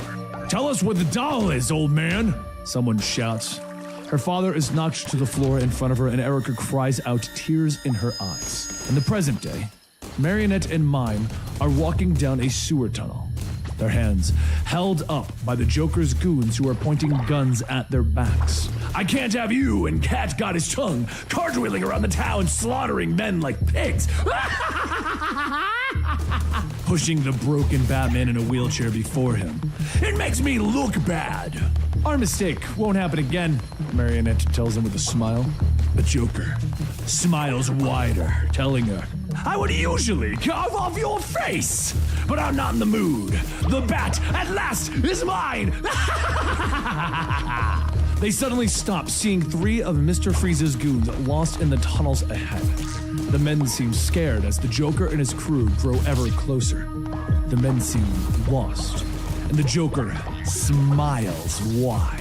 I have a proposition for you, lost souls. Ditch the parkas and join the Joker. The men look at each other for a moment. These are kinda hot, one huffs, pulling off his hood. Shanky, where are you, pumpkin? Joker calls, and from behind the rest comes a small man, covered in tattoos. In his shaking hand, he holds up a tattoo gun, ready to welcome our new guest to the circle. He stutters. Marionette watches as her thoughts race back to her childhood, when she was a little girl in her father's shop when she first met Marcos Mies, whose family owned the store across the street. She saw him through the window and put on a puppet show for him. When she looked again, that boy was gone. She turned, startled to find the quiet boy standing next to her in the shop. Hi, my name's Erica. Who are you? But Marcos remains silent, staring around at the hundreds of puppets that dangle off the walls. I know, the shop leaves a lot of people speechless for the first time when they see it. She smiles, tugging at the boy's arm, and she begins to lead him away, showing him around. Back in the tunnels, though, Mime and Marionette look on as Shaky begins to tattoo the new recruits, bringing screams of pain. And the Joker smiles, looking back at them over his shoulder. All right, I'm in a generous mood. Apology accepted, you two. Which one of you wants to go next? Marionette shakes her head, clapping her hands together, pulling free her wire. Tattooed by Mr. Jitters over there? Pass, she snarls, and moving fast, she severs the gun of the closest goon. Hey, Mime, let's teach them how to wink, she smiles, and Mime nods, jamming his finger into another's eye sockets, bringing screams of pain and spouts of blood. Oh no, don't lose your head, boys, Joker calls, pulling free a pistol. That's why they call you the Joker? That one was a bit on the nose. Joker aims his pistol at the man that Mime is beating and fires. The round cuts through the head of the Joker's thug, dropping him to the floor. Oh, well that's embarrassing! Everyone stares in shock, but the Joker just smiles, turning back to Batman, pushing him down the tunnel. Well played, he calls over his shoulder. Come now, everyone. We wouldn't want to be later than we already are. Back in her world, in an earlier time, young Erica was walking down the street with her marionette puppet when she was stopped by the neighborhood kids. Why are you always smiling? It creeps everyone out, like your dad does. What kind of creepy old man plays with dolls? You tell her. The kids take the doll from her, throwing her to the ground and hitting her. They call her dad a pedophile. Suddenly, glass bottles sail out of the air, cracking hard against the kids' heads, drawing blood. Marco stands by, ready with another bottle. And the ringleader tries to run away, but Erica chases her down, tackling her and making her apologize. Erica turns back to Marcos with a smile on her face. Do you have another bottle? She asks. But back in the tunnels, the Joker pulls aside a curtain, revealing a large chamber before them. He motions with his arms to the gathering of supervillains in the room. All this talk of the Superman theory has gotten everyone's tights in a bunch. They're huddled up as the Legion of Evil or Secret Society of Doom or whatever name they've landed on this time, he tells them, pushing Batman forward. Isn't this world wonderful? There are so many of them. Marionette sighs, looking at all of the villains. Let's wheel Batsy down there and surprise them, he whispers with glee. Within the room, the Riddler stands atop one of the old subway cars, trying to convince the group that they need to come together, that they need to find the traitors that are within their midst, such as the government-made supervillain Typhoon. But he stops short as he is interrupted. Oh no, not him. Ladies and gentlemen, the Joker calls, entering the room with Mime and Marionette flanking him. I interrupt this repetitive affair to introduce my new friends, Marionette and... Who are you again? He suddenly asks, and then he pushes Batman forward with Two-Face calling out from the back. Who's the Batman? I mean, this time. How many fools have you dressed up like Batman and peddled around here, Joker? A few, I admit. The Riddler tries to get the meeting back on track, but some of the villains move forward, wanting to get the possible traitor out of the room. Typhoon suddenly powers up, knocking Penguin away, and he turns to the group, anger in his voice. I will kill all of... But his words are interrupted as his head suddenly explodes with the impact of a bullet, and chaos erupts into the chamber as the villains begin to run in every direction. I see smoke! The Joker smiles, looking into the dark corner of the room, and in those shadows, the comedian looks down the sight of his rifle again, aiming for Marionette's head. But the woman dodges, and one of the Court of the Owls drops to the floor instead. Mime leaps up onto the subway car, and Blake takes aim. That's right, you crazy son of a bitch. Say cheese. But his sight is blocked as Giganta suddenly appears before him, swinging her massive fist, forcing him to jump away. He lands amongst the villains, who then begin to crowd around him. Here we go, he sighs, pulling out his .45, and he begins to fire, nicking the villains and forcing them to scatter. Riddler yells for him to stop, but a round destroys his kneecap, forcing him to the ground. And Mime and Marionette run as a grenade explodes behind them. What a perfect day this turned out to be! Joker smiles, staring at all of the destruction before him, and Mime begins to slow, wanting to draw the comedian's attention. You're not gonna draw his fire! Marionette yells at him. That's the damn comedian! It sure is, Blake yells, stalking towards them through the smoke. Meanwhile, in a previous time, in her father's workshop, Erica hides under the counter as her father is beaten. She calls to him when he's hit to the ground, but the men discover her, dirty cops, and they drag her free and threaten her so that her father gives up the protection money that he owes. Afterwards, her father clutches her as they both bawl in tears. The next day, Erica entered the shop after school and she found her father had hung himself in the back room. And looking down, she discovered the note that he left. It told her to take the money in the register and run. The bell over the door chimes and the dirty cops enter, startled to find the young girl and her dead father. She snarls, grabbing her father's scissors, and she rushed at the two men. She stabbed the sharp metal into the first one's neck, drawing great spurts of blood that brought him to his knees. And the other cop pulls her off, throwing her hard against a wall. He pulled his gun, but Marcos comes out of the shadows, biting onto the man's wrist, throwing him. "I'll snap your neck," he snarls, but Erica is behind him now, strangling him with puppet wire. That man died, foaming at the mouth. And meanwhile, back in Gotham, the two villains have hidden in a motel. Marionette yelling at Mime, not wanting him to go out to draw the comedian's attention. "You're not gonna leave me to die so that I can run," she tells him. Memories of their lives flashing before her eyes. Of them living on the streets, of them fighting to stay alive, of them falling in love, becoming villains. Her giving birth to their son while in prison. And later the two lay in each other's arms in bed. "The thing about you freaks is you don't cover your tracks very well," Blake tells them, stepping out of the shadows in their room, pistol aimed at the pair. "I only need one of you to tell me where Ozymandias is. Which is it going to be?" He smiles. Suddenly his face goes rigid, and he falls to the floor, revealing the Joker standing in the open doorway behind him, his joy buzzer still smoking. He reaches down, pulling free the smiley face button, and he clips it onto his jacket. "I like you two. You're making me laugh." Marionette stands, looking down at Edward Blake. "I was just thinking, I bet the comedian knows where Dr. Manhattan is." Dr. Manhattan? Who's that? I could use a good dentist." "It hurts when I smile." The rain pours down as Rorschach, Saturn Girl, and Johnny Thunder stand under a bus stop overhang. The Green Lantern glowing in Rorschach's hands as he turns to the old man. He's my best friend. I've been looking for him for a long time." Johnny smiles, looking at the lantern. "You have a magic genie?" Rorschach asks, looking at the lantern in his hand. "Genie's a lantern? Like Aladdin?" Saturn Girl looks at the masked hero, a smile on her face. "Don't sound so skeptical. The light will help you find Dr. Manhattan," she tells him. Suddenly, the three are bathed in light, with Rorschach looking up at the searchlight of Night Owl's ship glaring down at them. He mutters. And inside, Thunder looks around in wonder as Rorschach begins to talk to Adrian Veidt. "Not that I don't mind meeting new and interesting people, Rorschach, but who are they?" "My name is Imra Ardeen. I'm designated as Saturn Girl. I'm a telepath from the 30th century," she tells him with a flash of a smile. "Didn't mention that last part when we met," Rorschach tells Adrian with a pause. "Where did you find her?" "Arkham Asylum." "Of course you did."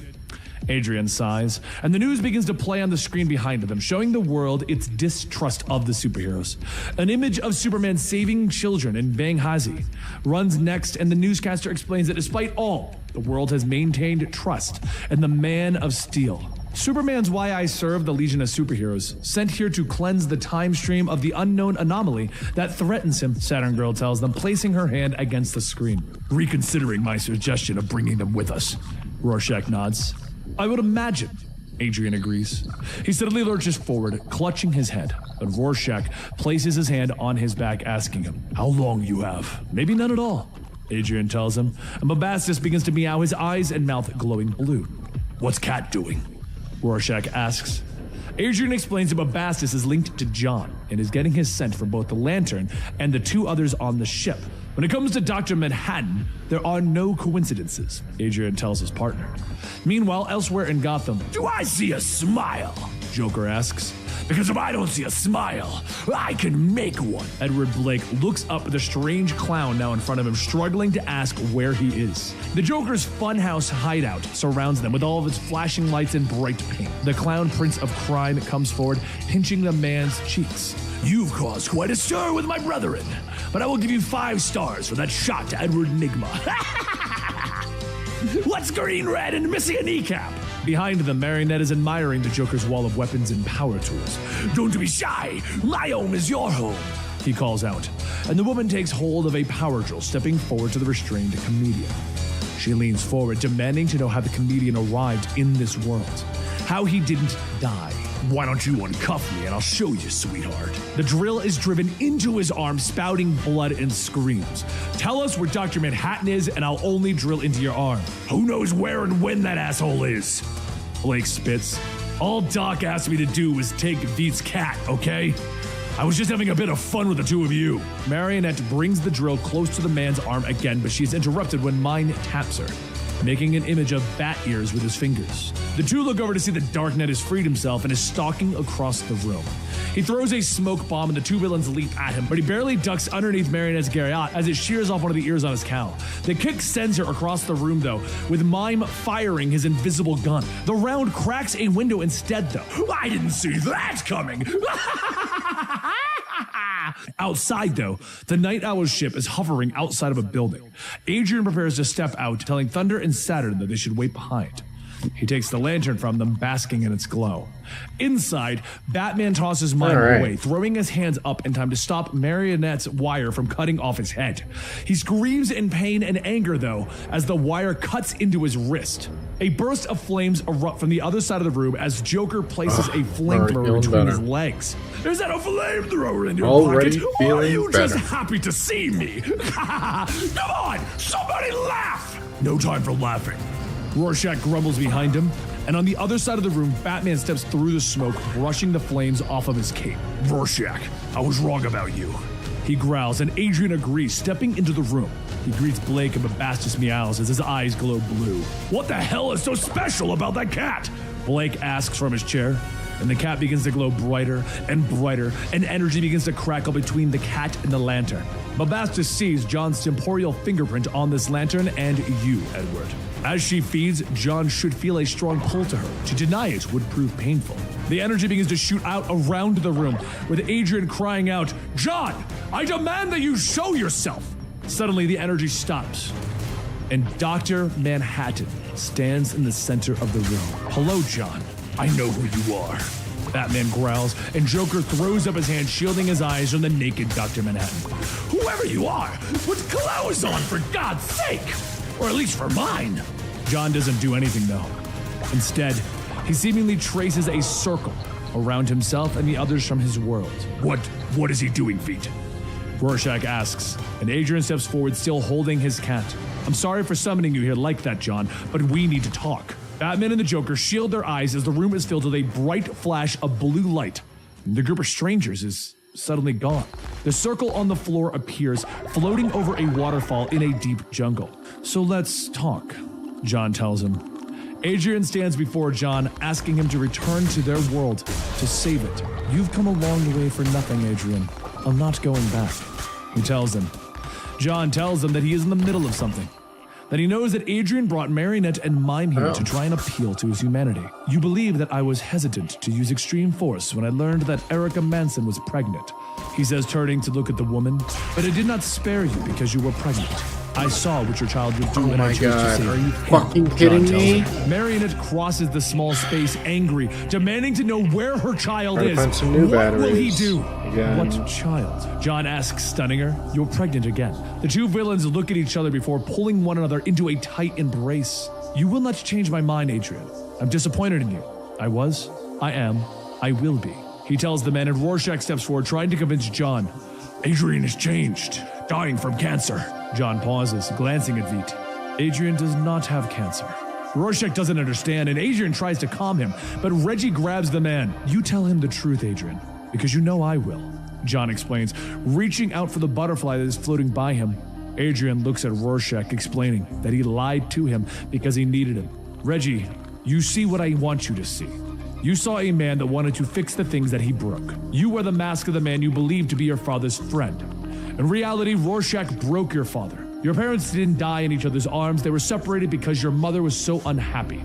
No, no! Rorschach snarls, his hands tightening around Adrian's throat. Is it true? Rorschach demands, the world shifting around them, and their small space is now floating over the rioting crowds that are filling the streets of Washington, D.C. It is, Manhattan tells him. And Adrian struggles to ask John why he came to this world, and John explains, at first I thought I would live among them. I saw a vision of them most hopeful. I was hopeless. But then I saw nothing. The world flashes again. And now they are floating above a movie screen showing a Nathaniel Dusk movie. John looks at the actors explaining, I once knew the man named Carver Coleman. What does that have to do with anything? Adrian asks. I can't believe but this John run holds is up going his to be hand. destroyed by We've bad talked about fucking batteries. The world flashes again, and they are now back at the Joker's hideout. But Dr. Manhattan is no longer with them. Adrian reaches down for Babastis, hoping to get John back, but Rorschach lashes out, kicking him in the face. He falls, and the vigilante falls on top of him, raining blows on him. The Joker laughs, shocking Batman with his buzzer, and he reaches out for Rorschach, offering some constructive criticism. But Rorschach turns, throwing the clown to the ground, beginning to beat on him. The Joker is laughing, reaching up, tracing a bloody smile onto Rorschach's mask, and he looks up to find that mime, Marionette, and Adrian are all gone. I can't believe Outside, how hard I Saturn got Girl fucked and up, Johnny man. Thunder look up as the hatch door opens up, revealing a broken and bloodied Adrian. He pulls himself inside. Guess I have to, When though. the two try to help, he knocks Saturn Girl aside and throws Thunder back with a strong kick, and he struggles to the pilot's seat. John refuses to call. He stutters. But with the knowledge that I have, Babastis, I realize I can save more than our world. I can save this one too. I can save everything and everyone. I have a plan. That's John humorous. appears on Mars, stepping off the small circle of the floor that he has brought from the hideout. Visions of an angry Superman coming at him flash in his mind as he begins to walk across the barren landscape. A picture drifts along the dusty ground. Does Superman destroy me, or do I destroy everything?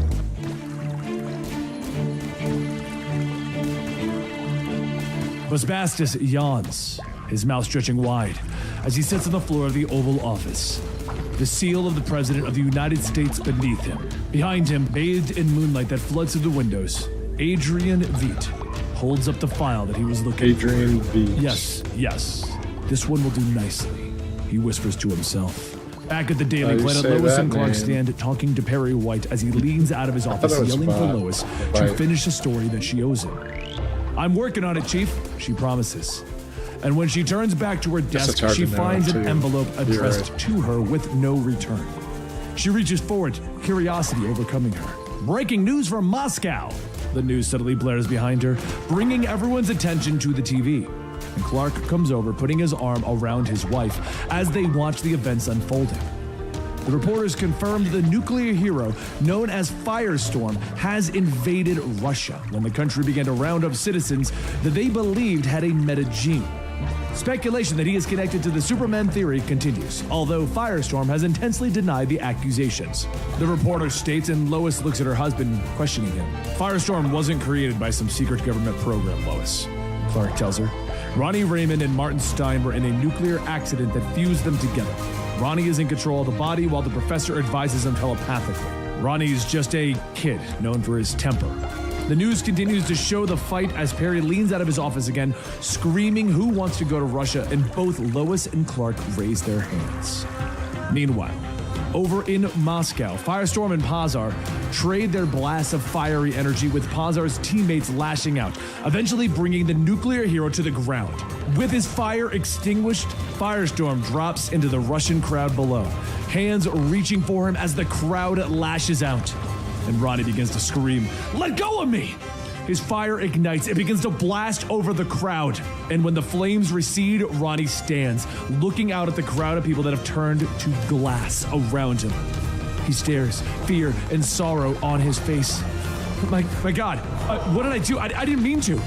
He disappears into the air, disappearing into a blaze of fire. But back at the Bugle, the reporters all stare at the news report. Did he kill those people? Jimmy asks, stunned. It can't be what it looks like. Can it, Clark? Lois asks, and when she looks back behind her, Clark is gone in a gust of wind. And with a whoosh, everyone sees Superman streak past the window, headed out of the country.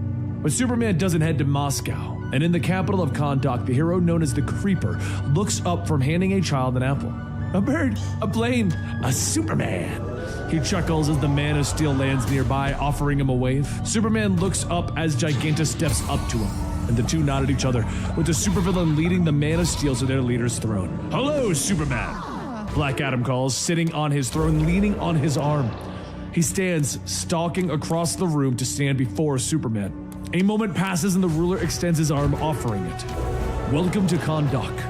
The two shake their hands, with Black Adam leading Superman around the castle, showing him that the metahumans and the humans both live there peacefully, hero and villain alike. In Kahndaq, all are welcome, Black Adam tells him. Even Firestorm? That is why you're here, is it not? But Black Adam tells him that Firestorm has not come to Kahndaq, despite what the rumors state, and the two share a conversation, where Superman tells Adam to make sure that he doesn't try to cross any borders, to take the law into his own hands. When you find Firestorm, tell him that he's welcome in Kahndaq, Black Adam tells him, and with their conversation complete, Superman turns and flies away. But later, Lois sits at her desk at the planet, talking to Clark on the phone. The two believe that Ronnie never left Russia, and Clark hangs up, with Lois telling him to be careful. She turns, once again noticing the envelope with her name on it, and she reaches inside to discover a flash drive. Who sent me this? She asks, plugging it into the computer. Company presents American News. The loud voice narrates as a World War II newsreel begins to play. It's April 2nd, 1941. As the war rages overseas, back home there's trouble. Saboteurs, spies, fascists, the voice calls out. Lois leans forward, trying to figure out what this is. Images of teams of superheroes flash across the screen. And only the Justice Society of America can stop them. Lois leans closer, not recognizing any of those superheroes. Who the hell is the Justice Society of America? She questions. Meanwhile, Superman lands in the dark city of Chernobyl. He stops, listening closely, hearing the voice of Firestorm coming out of one of the abandoned buildings. Inside, he finds Firestorm lashing out with his atomic energies. Come on, please! He cries as Superman steps into the room, seeing one of the small children that Ronnie turned to glass. You have to show me how to do it, Professor! Tell me how to do it! Ronnie pleads, falling to his knees. Superman comes up behind the young man, trying not to startle him. What happened, Ronnie? He asks softly. He puts his hand on the man's shoulder, assuring him that he doesn't want a fight. I'm not here to hurt you. What happened to those people? He asks, nodding towards the glass child. Tears fill Ronnie's eyes as he explains that he's only ever been able to transform elements, nothing organic. You're trying to bring the boy back. Superman nods, and Ronnie follows up, nodding with him, telling him, the Stein doesn't think it's possible. You did it once, Ronnie. Maybe it was an accident, or a trigger through stress. Maybe your powers are evolving, I don't know, but you did it. You can do it again. Ronnie nods, promising to try again. He warns Superman that he should leave, that he might detonate if he's unstable, and Superman smiles, putting his hand on the man's shoulder as he moves to step behind him. I'm not leaving. I'll be fine, Ronnie. Ronnie nods, preparing himself, and he blasts out, hitting the glass child with all of his energy. He pours it on. With a blast, he's thrown backwards, smoking. And the room clears, and the small child looks up at them, and Superman smiles at him. Superman? Privat. The Man of Steel greets him, waving. We did it! Firestorm cheers from the floor, smiling and crying. Superman picks up the boy, assuring Firestorm that he is okay. Everyone else in Moscow will be as well. It's going to be all right, Ronnie, he assures him. Tears fill the young man's eyes. Thank you, Superman. He smiles. Near the site of the incident in Russia, Vladimir Putin has called together a press conference. He confirms that Firestorm's act of aggression against the Russian people is seen as an act of war by an American agent. Says the man is known to be part of the Supermen theory. Yeah. We are at war, Putin confirms. He doesn't deserve. I was hoping I could convince you otherwise, sir. Superman calls, descending from above. Welcome, Superman. Thank you for coming. I assume you were at the head. Putin greets him. Superman confirms that he is, and he steps onto the podium. As Superman addresses the crowd, he asks that they try not to demonize the metahuman population, and that the Superman theory is nothing more than a giant lie. On his way to Moscow, Batman is listening to the broadcast, and he flicks a switch, sending a signal that only Clark can hear. Clark, it's Bruce. You need to stop talking. Keep your mouth shut. Don't pick a side. Back on stage, Putin steps forward, demanding that Superman stop. I have proof. Firestorm is an American agent, Superman. This was an attack against the people of Russia. He tells the Man of Steel, but Superman tries to explain that Firestorm can change the people back. But he's interrupted as Ronnie suddenly lands amongst the people. Everyone begins to scatter in fear as the military moves in, and no one notices the young boy in Firestorm's arms as the soldiers aim their weapons. Superman moves fast, suddenly appearing in front of the boy, blocking the bullets. The rounds ricochet, shattering the people that have turned to glass. No, you're killing them! Ronnie screams, lashing out against the soldiers with his energy. The heroes leap in, with Posar attacking Firestorm. The rest of his team move in on Superman, trying to stop him. Please, I can make this right! Firestorm begs as he struggles with the Posar.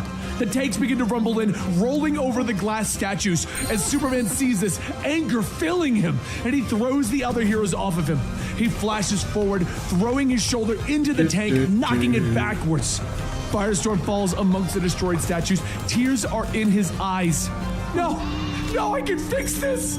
He cries as he holds up the pieces of the statue that was once human. Why wouldn't you listen? He screams, his nuclear fire flaring. Superman moves forward, reaching a hand out to the young hero when he hears Bruce's voice in his ears again. Superman, listen to me. The energy readings are spiking. Don't lose control, Ronnie, Superman tells the young man, putting his hand on his shoulder.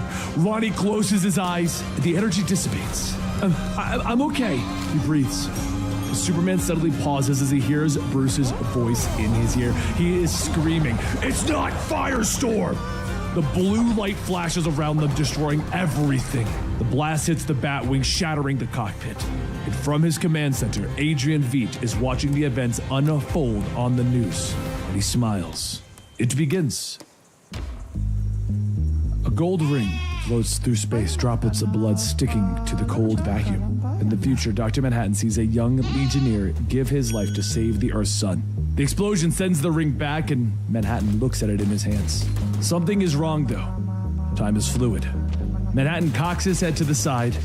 It is July 1940, and he moves the Green Lantern 6 inches away from Alan Scott, seconds before his accident. He looks down at the ring in his hand, but it is gone. It was never there. He looks again into the future and sees nothing but darkness. 1 week from now, he sees nothing. The last image he sees is of Superman angrily charging at him. Does Superman destroy me, or do I destroy everything? He asks himself. Several ships draw closer as the entirety of the Justice League and their allies close in on Mars. It is here that they have tracked the energy signature that caused the destruction of Moscow. John looks up into space from the surface of Mars. 5 days ago, a tachyon fog on Earth obscured his vision to see into the past and the future. The fog has begun to fade, and John can once again see into the past. He sees the destruction of Moscow, the heroes gathering, Batman and Superman. He sees the Earth turning against the Man of Steel, gathering outside the Hall of Justice to protest his involvement in Russia. Inside, Lois runs to her husband, who still lays unconscious from the blast. At Wayne Manor, Alfred turns to find Bruce coming in, struggling up from his bed despite his wounds. What's going on? Where's Clark? Alfred tries to push the man back to his bed to no avail. He's recovering, secured in the Hall of Justice, Alfred assures him, and Firestorm. The young man awakens on one of the Justice League ships, startled to find Professor Stein sitting next to him. In the manor, though, Bruce is stalking through the house, headed for the Batcave, while Alfred explains why the entire League left the planet to travel to Mars. They discovered that it wasn't Firestorm who caused the explosion. It was someone else. Someone that they believe is trying to kill Superman. Bruce rips off the last of his bandages as he sits at his computer. They're being played. Firestorm wasn't behind the explosions, but I don't know if the man that they're going after was either. I should have listened. I didn't see it, he whispers, looking at the mask of Rorschach. On Mars, the ships begin to land and the heroes gather, staring out into the wasteland of Mars, seeing a palace in the distance. Kinda creepy, isn't it? Jack Gardner notes. So still, so pretty. Back on Earth, Lois stands over her recovering husband when suddenly a voice calls out in the darkened room. Hello, Lois. Did you get the drive that I sent you? Lex Luthor asks from the doorway. Lois turns, anger flashing in her eyes as she shouts at Lex. I don't know how you got here, Lex, but if you've come to finish Superman off, it'll be over my dead body. I have no intention of harming Superman at this moment, Lex assures her, stepping into the room. Meanwhile, back on Mars, the Lanterns have sealed the planet in a green orb. and the heroes move forward, with Martian Manhunter taking the lead. Hello, my name is Jean Jantz. Who are you? Where do you come from? What are you doing on Mars? He asks as the heroes begin to encircle Dr. Manhattan, who barely seems to notice them. They're protesting a power that they fear, Dr. Manhattan states, still not looking at any of the heroes. A moment passes and he finally turns to Martian Manhunter. Excuse me, I was talking to Robbie Raymond 6 minutes from now. The Tachyons are muddling up things. You're here looking for answers you don't know the questions to. Guy Gardner steps forward, looking around at the gathering of heroes. Shocker! The guy's a lunatic. But Jean tells him to stop. He tries to once again speak to Dr. Manhattan. Dr. Manhattan turns back to the Martian. From your mind, I can see that you're confused. Dr. Manhattan turns back to Martian Manhunter. Only for the moment, in 5 seconds, he will broadcast to everyone's thoughts that you read most clearly my final vision of Superman. The image flashes in everyone's mind and Supergirl is overcome with anger. You think that he's going to destroy you, so you're coming out to destroy him first? She demands. Guy steps forward, leaping into the air, his ring flashing. That's enough! Talk is over. Let's put some underwear on this guy. The energy strengthens his punch and the blow nearly twists Dr. Manhattan's head all around. A dull crack echoing throughout the fields of Mars as the man falls to the ground. Christ! I didn't mean to kill him outright. Guy starts to explain, a smile on his face, but he's interrupted as Dr. Manhattan suddenly disappears. Where'd he go? Guy asks, looking around, but suddenly a voice speaks from over his shoulder. That ring, I'm curious, what's inside it? Dr. Manhattan, now completely healed, asks as he reaches out, his touch sending sparks of energy and pain through Guy Gardner's body. He pulls the ring from Guy's finger, dropping the now powerless man to the ground. I must admit, not knowing what is and was and will be, it's enjoyable. Dr. Manhattan notices as he holds up the energy ring. The ring shatters in his hand, drifting into the air in a haze of green smoke and sparkles. This energy, emotion, and coalesced, manufactured in a power by the ring. He stares at the remnants of the Green Lantern energy. I find it difficult to affect. John Constantine orders the magic users to attack, and Etrigan leaps in, breathing fire, while Zatanna attacks with a blast of magical energy. Magic is swirling around Dr. Manhattan. You all believe that you are wielding magic. He holds out his hand and the energy condenses into a ball. I see this power that you harness is really the scraps of creation, like random errors in computer code, discarded and forgotten, left to be picked up and used by those who have also been discarded and forgotten. The heroes begin to move in for the attack, but the ball of magic expands rapidly, throwing them all away. It feels good to still learn. Dr. Manhattan smiles. Back at the Hall of Justice, Lex steps forward, telling Lois that he comes in peace, but Lois knows that Lex has spent his life trying to destroy the Man of Steel. Why would I believe a word that you say? Lex just smiles. He's excited to see Superman taken down a peg, and he understands her caution. Reaching into his pocket, he pulls out a pistol, offering it to her. Take it if it makes things better.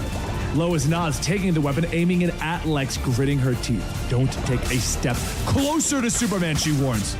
Lex just nods. I was the one who sent you the footage of those heroes that never were.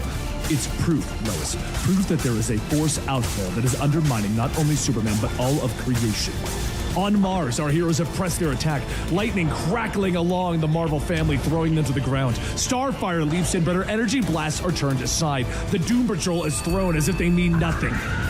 Firestorm sails past, aiming his power towards Dr. Manhattan. We can't hold back, Professor. We don't know what we're dealing with, he shouts, but Dr. Manhattan looks up, nodding and extending his finger. No, Ronald, you don't. In a flash of blue energy, Firestorm is once again in the lab where the accident that gave him powers took place. Dr. Manhattan stands by the window looking out on those who are protesting the experiment. They're protesting the power that they fear, he tells Robbie. And Robbie stands there not knowing what is happening. He asks where is Professor Stein, and Dr. Manhattan merely points at the door. Robbie steps forward, leaning and discovering Stein on the phone. His eyes widen in shock as he overhears Stein discussing the accident, how he believes that it's going to fuse them together. What better way to learn more about these metahumans than from the inside? Dr. Manhattan asks, and Robbie steps back, shocked. Back on Mars, Firestorm flails in the air, lashing out in anger at Dr. Manhattan, the nuclear energy knocking them to the ground. The other heroes see this and they begin to press their attacks. Energy attacks from the heroes begin to drive Dr. Manhattan to his knees until finally he turns his head, seeing Captain Atom stepping forward. Get clear. He orders the other heroes, forget Superman. Captain Atom is the last thing you're ever going to see. He shouts, hitting Manhattan with everything he has. Energy begins to rip out of Dr. Manhattan as a look of shock comes over his face. He explodes, sending the heroes flying as his palace is torn apart. Slowly, the smoke of destruction begins to clear, and the heroes pull themselves to their feet, with Dr. Manhattan seemingly defeated. They turn, though, as a soft blue light begins to glow. Veins and tendons begin to appear and are quickly covered as muscles and skin grow over them. And in mere moments, Dr. Manhattan stands before them once again. What were you hoping to accomplish? He asks, his blue light beginning to expand, filling the space all around them until they disappear in a harsh light. Back on Earth, Adrian Veidt sits by his bank of monitors watching as Wonder Woman steps before the United Nations in order to give a speech. Our world is under assault by mistruths, fear, and extremism. There's no singular villain behind it. We've all played a role. Suddenly, the wall behind her explodes inward. Hope I'm not interrupting, Diana. Black Adam calls, with Giganta and Creeper behind him. I heard your friends were on vacation.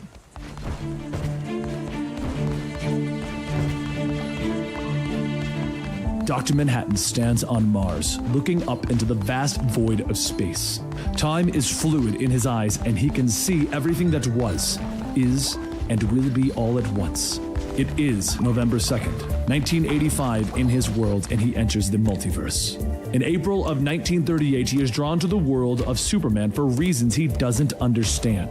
The first person that he meets is a young man named Carver Coleman, who has spent the night sleeping on the streets. He takes the young man to a diner. Something is wrong, though. He barely hears the words that the young man is saying. Time is different in this universe, and John is having troubles understanding it. He looks at Carver Coleman and he knows that this man will be his anchor. In moments, John looks into the past of Carver, seeing a boy who grew up with a mother that danced to make a living. He sees the boy leave home, travel to Los Angeles. He sees him struggle and lose his job, forced to live on the streets. It is now he is sitting across from him in the diner. Now he is on Mars, surrounded by a group of superheroes.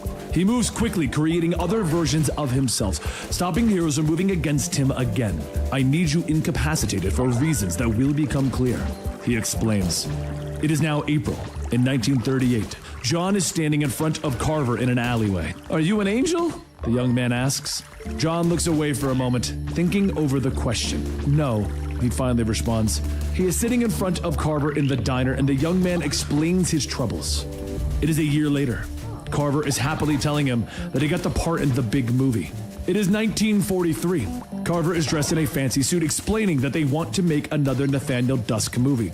It is 1952, and Carver is telling John that he has to go to a party after winning his first big award. It is 1954.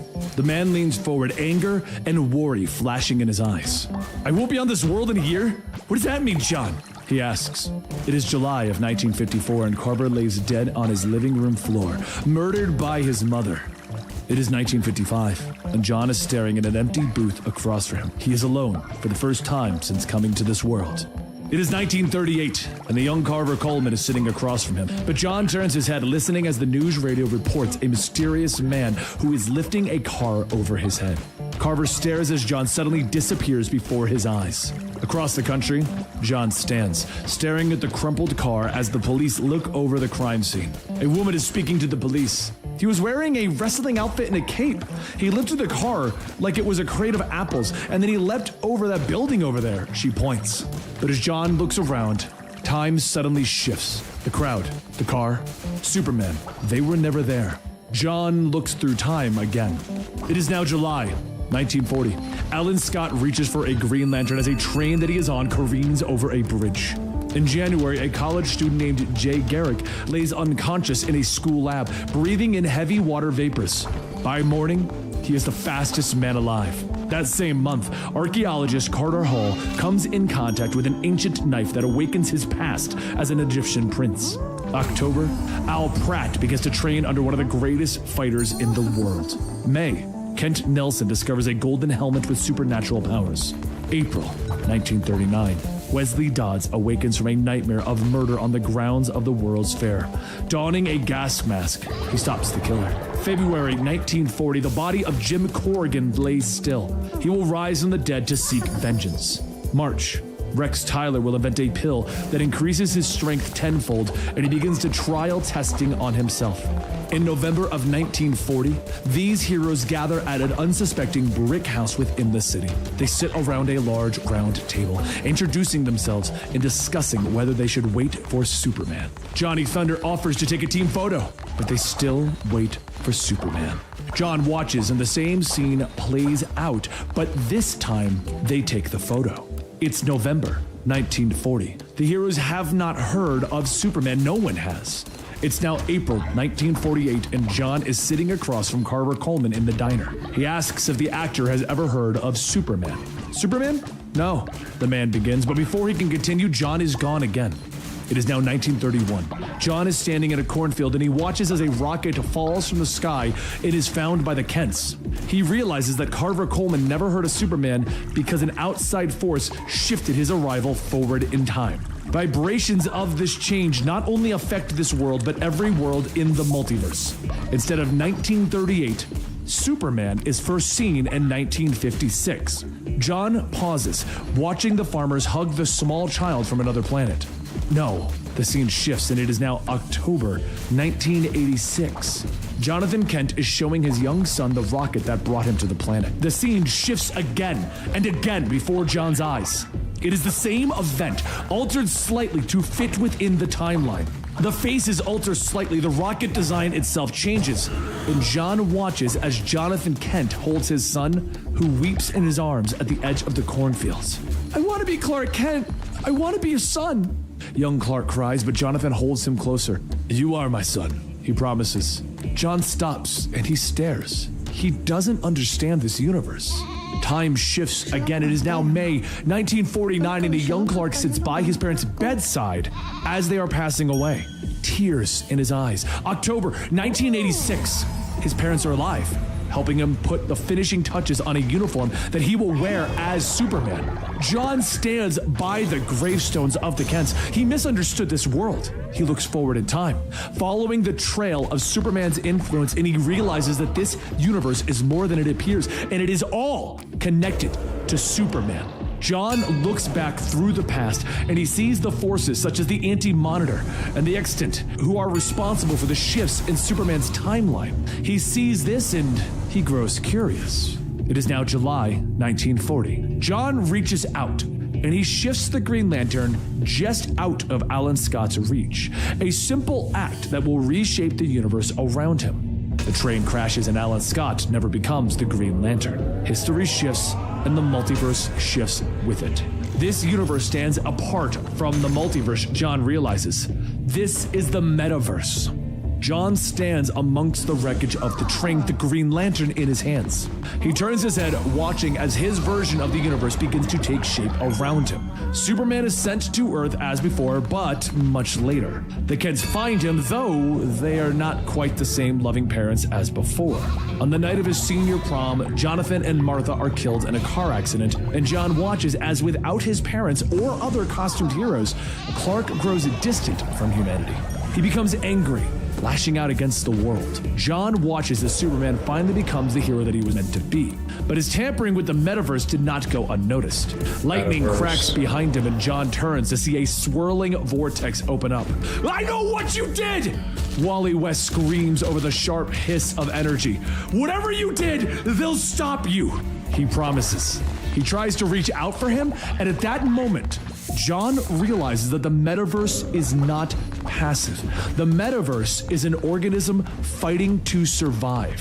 It is now April 1938. John stands before Carver Coleman, who looks concerned. "John, tell me what you see," he asks. John is in the future, and he sees an angered Superman standing before him.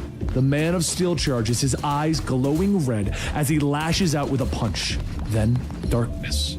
It is now June 1954, and Carver Coleman is shaking John by the shoulder. "John, my God, what are you doing here?" "I don't know," John tells him. He knows that Carver will be dead in 10 seconds.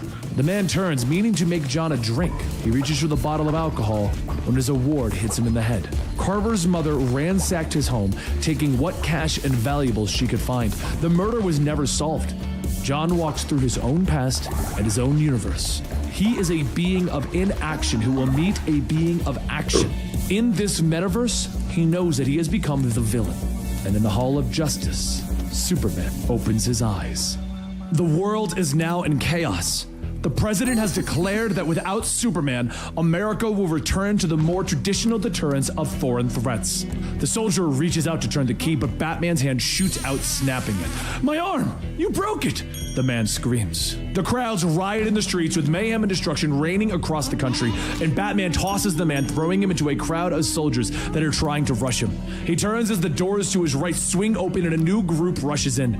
At the manor, Alfred is sitting by the fire. He turns the pages, reading the next line in the journal of Rorschach that was left behind by Reggie, our new Rorschach. Meanwhile, at the United Nations, Wonder Woman throws her lasso of truth around Giganta's arm, tossing her through the wall and into the streets. Civilians run as debris and a giant woman fall around them. Wonder Woman turns, but her body is suddenly hit by magical lightning from behind. "You preach peace, as if that is what the leaders of this bloated, selfish, frightened country want." Black Adam shouts at her. "They are the descendants of those who enslaved your people, Diana, who raped and killed so many of you. They fight for privilege. I fight for the oppressed. I need to know right now, who side are you on?" But Diana throws up her bracelets, deflecting the next bolt. Outside the Hall of Justice, the crowd continues to grow, anger crossing their faces as they raise signs crying against Superman's actions. Elsewhere, Lex Luthor and Lois Lane walk through the halls of one of LexCorp's most secure buildings.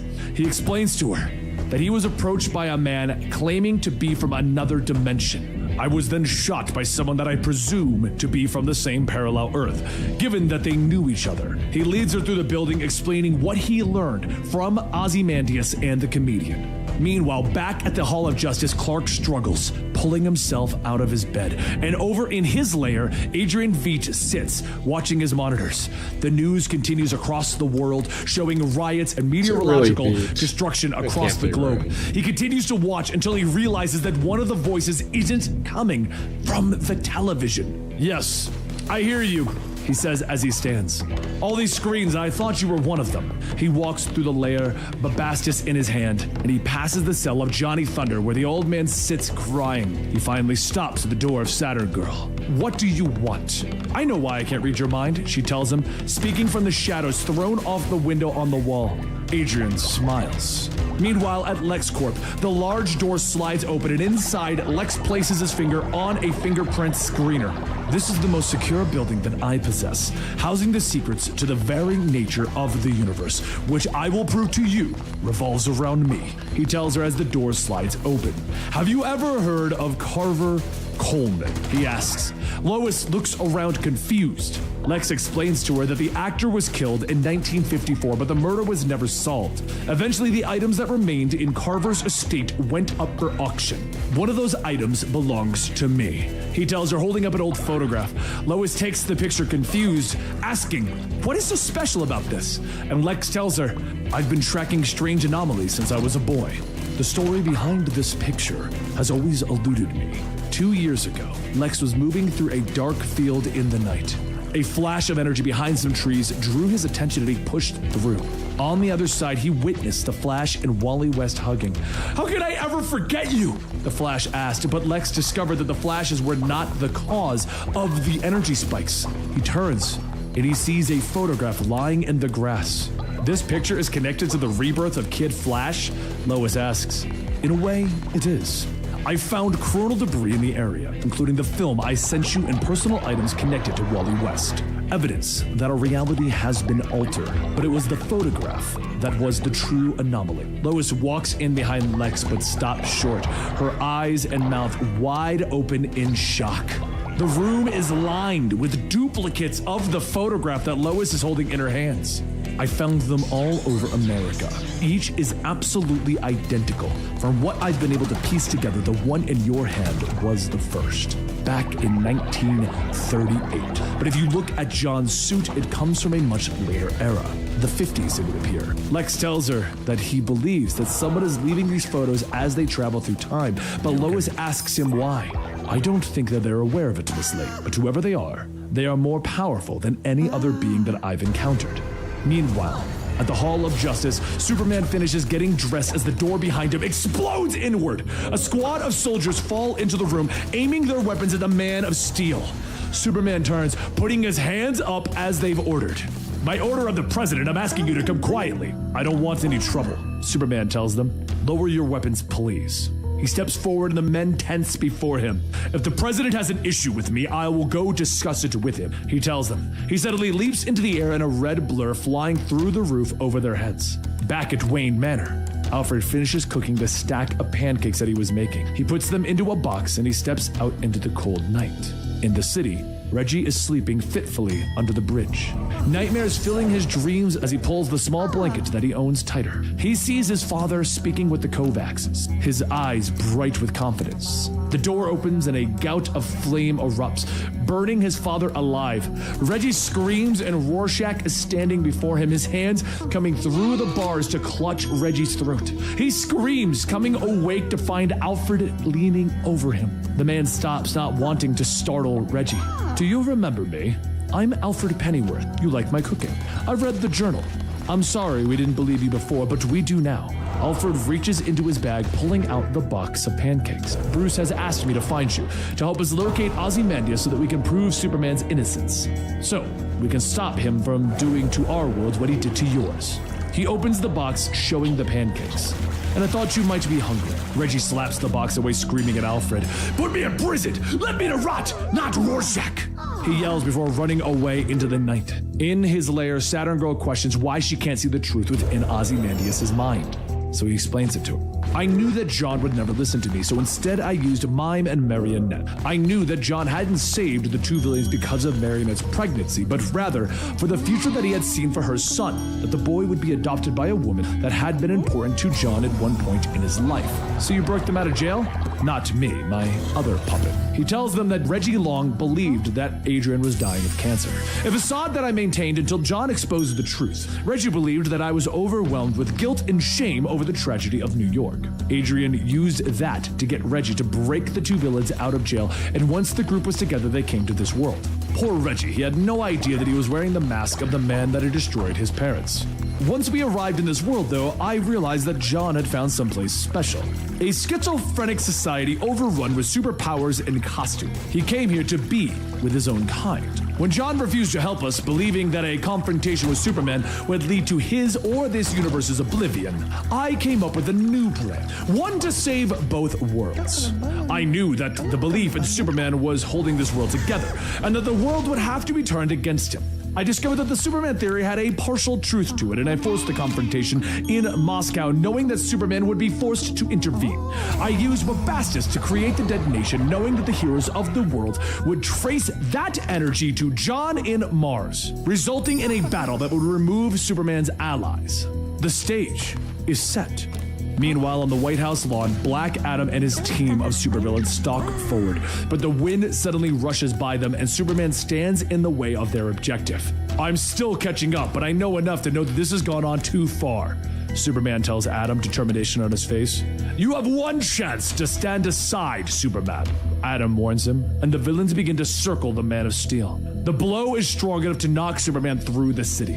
In 6 seconds, Superman will see me, John thinks, breaking through the White House lawn walls and colliding with a building in Pennsylvania Avenue.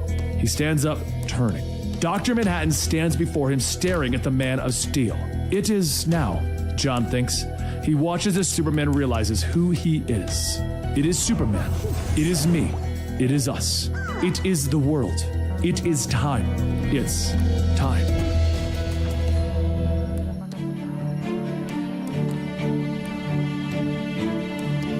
Superman turns to see Dr. Manhattan standing before him, the group of supervillains not far behind. Hello, Superman, Dr. Manhattan says. The Man is still pausing, unsure of who the new man is. Who are you? I'm the one you're going to destroy, or I'm the one who's going to destroy everything, John tells him. Superman is confused, but he turns as his name is shouted behind him. A group of heroes have landed. the Pozar of Russia at the lead. You must answer for the crimes against the Russian people, he demands, ordering Superman to turn himself in. But another voice calls from the other side, and Superman turns to meet this. Superman will be held accountable, but Kahndaq will be the nation that does it, Black Adam orders, his group of supervillains backing him up. During these speeches, John is merely watching Superman, his head cocked to the side. There are innocent people in the area. Superman tells those that have surrounded him, gritting his teeth. Since when has that ever stopped your country? Black Adam tells him as the gathering of heroes and villains launch themselves at Superman. Across the world, the heroes of the other countries begin to move towards the US, wishing to help since the disappearance of the Justice League. In Washington, Superman's hands snap out, grabbing both Black Adam and Pozar, and a beam of heat vision cuts through the spectral form of Negative Woman. But it's not enough, as a blow begins to draw blood from the Man of Steel. Meanwhile, in Gotham City, Reggie stands before a bank of televisions in a store, watching the news play out across the world. The groups of superheroes from other countries have begun to converge on Washington, and Reggie looks up as one reporter confirms that this is the end. A metal pipe cracks hard against Reggie's head, drawing blood behind him. A large man smiles as looters continue to run through the streets. I knew I'd catch one of you trying to break into my store. He readies the pipe for another swing, but the metal is caught by a leather-gloved hand. Excuse me, sir. You've got blood on your hat, Alfred Pennyworth tells him, spinning the pipe around, knocking the man across the face. Reggie looks up at the man who's been trying to find him for most of the night, blood still oozing from his head. Told you, leave me alone, he gasps, and Alfred nods, looking down at the unconscious man. If I did that, where would we be? I require your assistance. Superman does. Alfred pulls out the Rorschach mask, asking Reggie to help them find Ozymandias before it's too late. Reggie reels at the mask, trying to get back up. But before Alfred can say the name, Reggie grabs him, slamming him into the front window. Monster's name! Monster's face! Filled with emptiness. Tears begin to fill his eyes as Superman takes blow after blow in Washington. Your world's going to end like mine, Reggie tells Alfred. Alfred looks into the scared man's eyes. It will unless we do something to save it. But when Reggie looks at the mask, he sees a world with no future. He sees the man that took all the hope from his father. He sees a world that is teetering on the edge of darkness, fighting over stupid policies. Why not let the ugly world destroy itself before we're dragged down into the darkness with it? Reggie asks Alfred, when suddenly light shines from above and Reggie looks up to see Batman swooping into the streets. I know, you tried to warn me. I'm sorry. John watches as Superman falters under the gathering of the superpowered, blows raining upon him, both physical and energy. John watches as a car sails through the air at a mother and her young daughter, and they are cowering in fear. Shut your eyes, the mother tells her daughter, holding her close as the car is about to crush them. But Superman is there, catching the hunk of metal, tossing it aside. He turns, immediately jumping back into the fight. Whoever you are, help these people! He yells at Dr. Manhattan, but John just watches as another blast hits Superman in the chest. I don't help. I've already seen it. Lightning cracks against Superman, and he stumbles, dropping to his knees, blood leaking between his clenched teeth. I can't do this alone, he whispers. A photo of John and Laney drifts down through the air, landing in the pavement. John looks up at the sky, seeing the other photos. Less than 4 minutes now. At LexCorp, Lex Luthor tells Lois Lane to use everything that he told her to write a story, to tell the world that he was the one who discovered their history has been tampered with by a being from another dimension. I want credit for my work, he tells her, reaching for the vibrational emitter gun in his weapons room. In the streets of Gotham, Mime and Marionette continue to lead the police on a high-speed car chase, the comedian still tied up in the back. Do you believe what Dr. Manhattan does? Batman asks Reggie. That everything is preordained. I read Korvac's journal. I know who Dr. Manhattan is. You know who Rorschach is then? No, I can't wear a mask. Reggie tells him that his friend Byron lied to him, made him put on the mask of the man who destroyed his family. You see a monster when you look at the mask, but you can take it, you can change it. Make people see something else. Batman tells him, handing him the mask. And in Washington, Superman is struggling to his feet, fire and smoke drifting around him as the battle continues, and he turns to Dr. Manhattan again. How can you stand there and not do anything? My world once had a chance at peace, but after I left, I lost it. It fell into war. It's burning even now, John tells him. He holds his hands up before Superman, the city burning around them. I am the one behind the changes in your life. The loss of mentors you've never known. The friends you've forgotten. More specifically, I am the one responsible for the deaths of your parents. He tells him, I changed your life, Superman. Out of cold curiosity, will you destroy me for it? Or will I defend myself despite my sins? Superman's eyes suddenly begin to burn red, and he launches himself at Dr. Manhattan. The man closes his eyes, waiting for the end to come. But Superman's fist rushes past him, connecting with the Posar and knocking him away. Why would you defend me? John asks, surprise in his voice.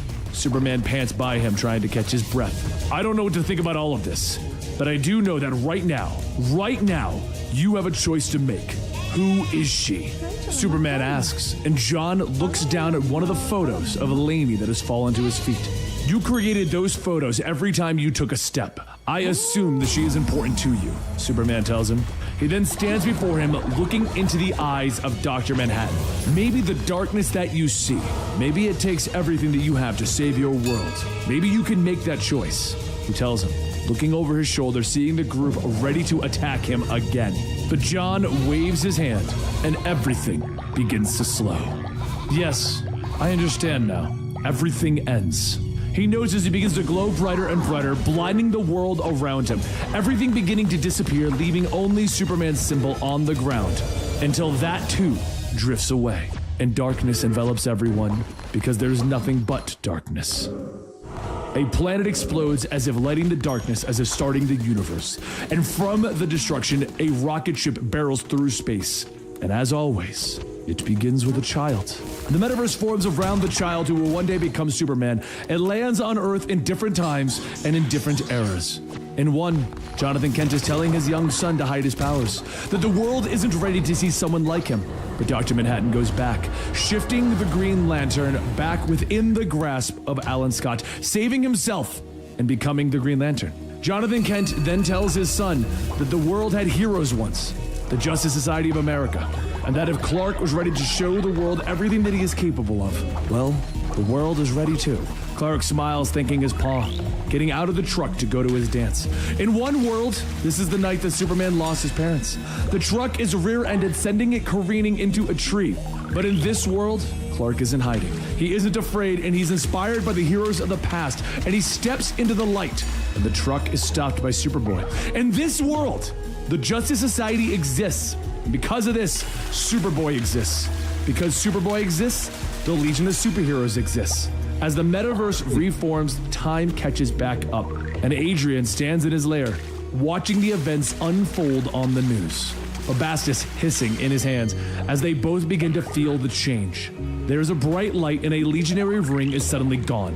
And in his cell, Johnny Thunder turns to find the Green Lantern glowing bright, a voice calling out to him, asking if he forgot. I did, didn't I? He smiles before yelling, "Say you!" In Washington, Black Adam punches Superman across the face as the hero is overwhelmed, but everyone is suddenly thrown clear of the Man of Steel. A little telepathic push will clear them away, someone calls, as Superman looks up confused. Who? The smoke and the fire below begin to clear, showing a new group of heroes. You remember us now, don't you, Cal? Sorry we're late, son. Jay Garrick tells the Man of Steel, tipping his winged helmet. Superman nods, smiling, turning back to the group of villains. An army of superheroes from the lost history of the metaverse now at his back. Better late than never. He calls as they charge into the fight. John watches as Superman leads the charge, defeating the villains, and for the first time, he is inspired. He sees the splitting of the multiverse. He sees Superman catching a car in 1938, when the Flash was first created, the vibrations creating the world of Earth 2. A crisis occurred, and the Earth divided again, creating Earth 1985. Flashpoint, Earth 52, Rebirth, everything that is a change to the metaverse, a new multiverse is born. To preserve Superman, John looks to the future and sees that in 2020, Superman's timeline will be threatened again by the energies of the new gods. In July of 2025, a new crisis will erupt and Superman will be revitalized. In 2026, the timeline will be restored and Earth 5G will be born. In 2030, A secret crisis will begin. Superman will fight against the author himself and a green behemoth stronger than even Doomsday. A young boy is found in a field in 2038, in 2045, in 2162, in 2965. In every era, a rocket arrives and a young child is loved. Superman is made. John looks on and he understands that Superman's purpose throughout the metaverse. He shows them the way. Adrian briefly glances over his shoulder. I did it again, he says to Batman and Rorschach. Did what exactly? Everything we needed to clear Superman was on your ship. Batman tells him, yes, I know. It's all going according to plan. Suddenly the room is filled with a blue light, and Batman is left standing in the room alone. They all appear in front of the Washington Monument, standing beside Mime and Marionette and the comedian. I know what you've done, Adrian. Adrian nods, explaining that he knew that Superman could convince him. He just had to arrange the meeting. Let's go home. Everyone lives today. That's when a gunshot echoes throughout the empty space as a round cuts through Adrian's stomach. Except maybe you, Vite. Goddamn asshole. The comedian spits, his pistol smoking in his hand. He turns the gun to Mime and Marionette when suddenly he begins to vibrate. Lex Luthor's standing there aiming his vibrational emitter at the man and smiling. He's sending him back to where he came from. Edward Blake disappears, returning to the point in time where Dr. Manhattan pulled him out of. The comedian sailing through the air, and he hits the pavement below his apartment. Reggie leans over Adrian. We all get what we want, Reggie. I get to die a hero. John gets a purpose. You get revenge. But Reggie pulls off the Rorschach mask, jamming it into the wound to stop the bleeding. You live. Pay for your crimes. Rot in prison. Reggie snarls at him. John turns to Mime and Marionette, telling them that they will not be returning to their world. We want our son back, Marionette yells at him, but John nods, telling her that his plan is for them to see their son again, and he will need an anchor in this world. As I did. In a flash, John is gone. It is 1954, and he arrives once more at the diner where he was going to meet Carver Coleman. The man sits across from him, shocked to have learned that he won't be on this world in 1 year. I have not been a good friend to Carver, but I can see so many futures now. Can make a good choice. John tells him, looking at his friend. Don't be afraid of what you feel. Carver would come out when his mother blackmailed him, telling the world his secret. Shunned for a time, he would eventually find acceptance in Hollywood, passing on in 2005 with his partner of 40 years at his side. The news plays out, and Clark listens with his super hearing as he and Lois walk through the streets of Metropolis. He tells her that there's a long road ahead, but she knows. But it's not too late. You did it. You reached him. You changed him, and he'll change someone too. Because if you have faith in that, there's hope in us all. They stop in front of the Daily Planet as John and Martha Kent greet them. The loving parents run to their children, hugging Clark close. It's so good to see you, Clark smiles, holding his mother. In a blue flash, John emerges once more into his world. It is in ruins around him, but John looks around, and he walks, and with each step, flowers begin to bloom. He sees the future. He sees a young girl standing outside of Adrian's prison, obsessed with his rise and fall. On her 16th birthday, she'll call herself Nostalgia, standing with a full-grown Babastis by her side. Time shifts and Marionette has given birth to her son. The nurse will look to the baby basket to find the child missing, and John is walking through the park, the child in his arms. He is standing on Mars with him, pointing to the stars. He looks down at the child, a smile on his face, and in a brief moment he sees a life different. A life where he didn't get his powers, where he and Lainey were happy, and they had children. He smiles as he walks through the world, flowers growing in his footsteps behind him. He begins to drift away as the last of his powers are given to the boy. And inside the Hollis household, the woman is making pancakes. The doorbell rings and the young daughter runs to the door. Oh, hi. Can I help you? She asks the young boy who stands before her. The boy is dressed in a suit and the symbol of the atom is on his forehead. I'm sorry to bother you, but a friend of your mom and dad's brought me here. He said that they'll know what to do. She smiles at the strange boy. My mom and dad are making pancakes for lunch. Do you want some? My name's Sally. What's yours? The boy looks This with the comic John calls me Clark. pancakes. And there you have it, the full story for Doomsday Clock. Now, it's weird because if you've been following our Flash Forward series, then you know that Dr. Manhattan has passed these abilities onto the Mobius chair, which then went over to Wally West. So right now, Wally West has all of Dr. Manhattan's powers. Overall, though, what did you think about the Doomsday Clock? Told in one complete story, I hope it tells you a little bit better story, a much fuller story. I really don't know what to say here, guys. Thank you for watching this whole video. We really appreciate your support, and I guess we'll see you on the next full story.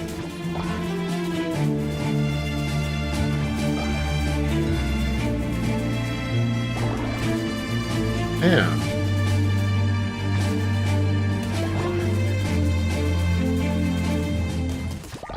Welcome to the Maestro, right here at Comicstorian, where we take some of your favorite trade paperbacks and single issues and we break them down into digestible bites so that we can then read them back to you dramatically. Today we're going to be doing what is apparently the origins of Maestro.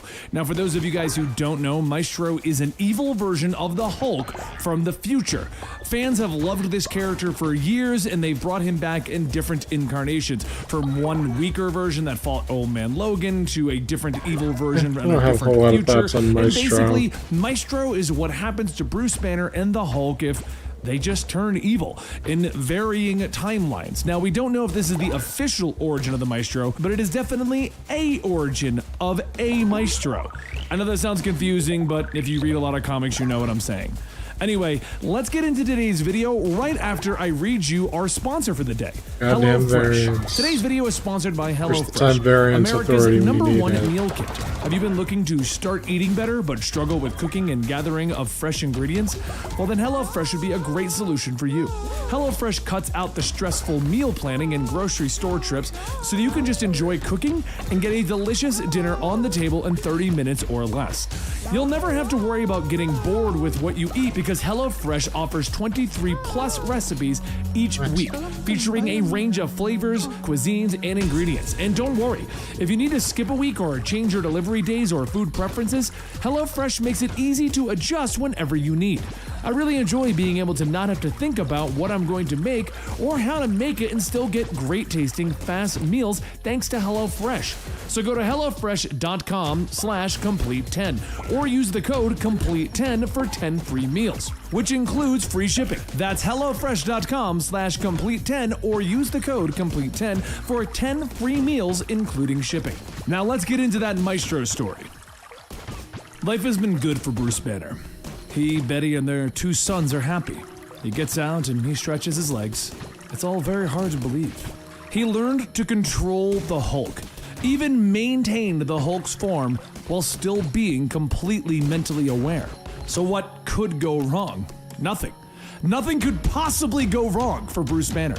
Except one night at the Avengers mansion, Bruce sits with Betty for dinner, as Betty tells their sons Thaddeus and Rick to sit down and eat before their food gets cold.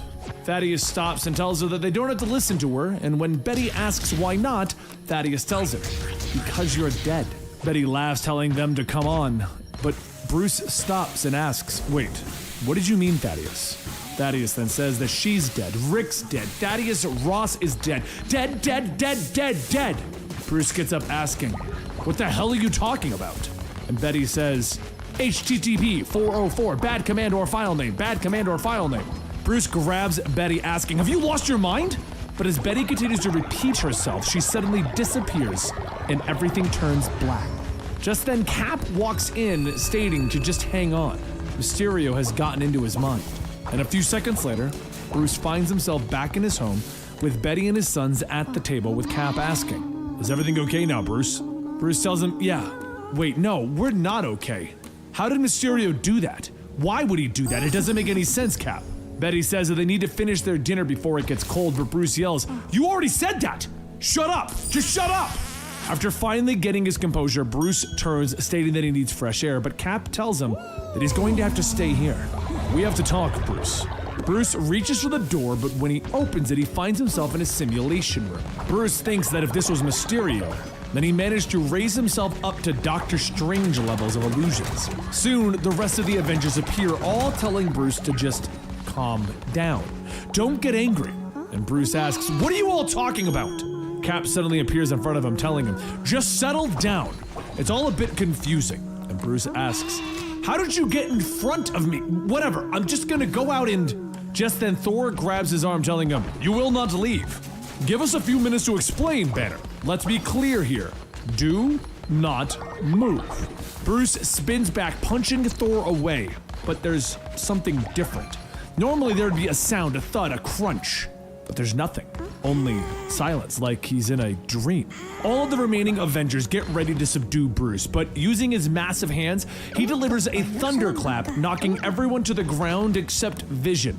Vibrations don't slow someone who can go immaterial. Vision floats over, placing his hand into Bruce's head, telling him, "I apologize for this. It may hurt." Bruce tries to grab at Vision's arm, telling him to get out of his head, but as he screams it, everything begins to change again. A much, much older Bruce, still maintaining his Hulk form, shouts, and as he comes to, he finds dozens of wires hooked into him. He reaches and begins to disconnect the wires, looking around the lab, asking, "What kind of rundown place is this? And why do I have a beard?" Just then a woman's voice tells him that it's okay, just stay calm, you probably have a lot of questions. Bruce looks up to see a woman walking towards him, and behind her a young boy. He asks if that is Rick, why is his son? But Bruce stands up, pushing the woman to the side, telling her, "You're taking my son and..." But the boy begins hitting him, yelling, "You're gonna hurt my mommy, let him go!" And Bruce sets the boy down, asking, "Mommy?" The woman begins to get up, stating that her name is Terry, and she's fine. It's all a misunderstanding, that's all. Bruce begins to turn and leave, but as he walks out of the lab, a group of AIM soldiers tell him to freeze. They will not warn him again. So as Bruce leans into one of the soldiers state that they've warned him. And Bruce laughs. "There it is!" Just then, the soldiers open fire, but instead their beams are bouncing off, and they actually knock Bruce into a wall. He shields his eyes, thinking that these weapons are a lot more sophisticated. He's starting to black out. Okay, well, hell no, he's not gonna let them get through. He lifts up his arms and slams them into the ground, creating a giant hole for him to escape through. And after crashing into the floors below, Bruce finds more people in test tubes, vapor from UFOs, the Abomination. But before he could get any answers, more soldiers appear telling him that they warned him. He charges at the group when suddenly he's in a force field and blasted again. Except this time, a different voice tells him that that's enough. "Perhaps you remember me. MODOK, mental organism designed only for killing." Bruce looks up at MODOK, but MODOK just ages drastically, his skin turning a pale gray. He stands by asking, "What is going on? Where's Betty? Where's Rick Jones?" But MODOK tells him, "They are all dead, long dead."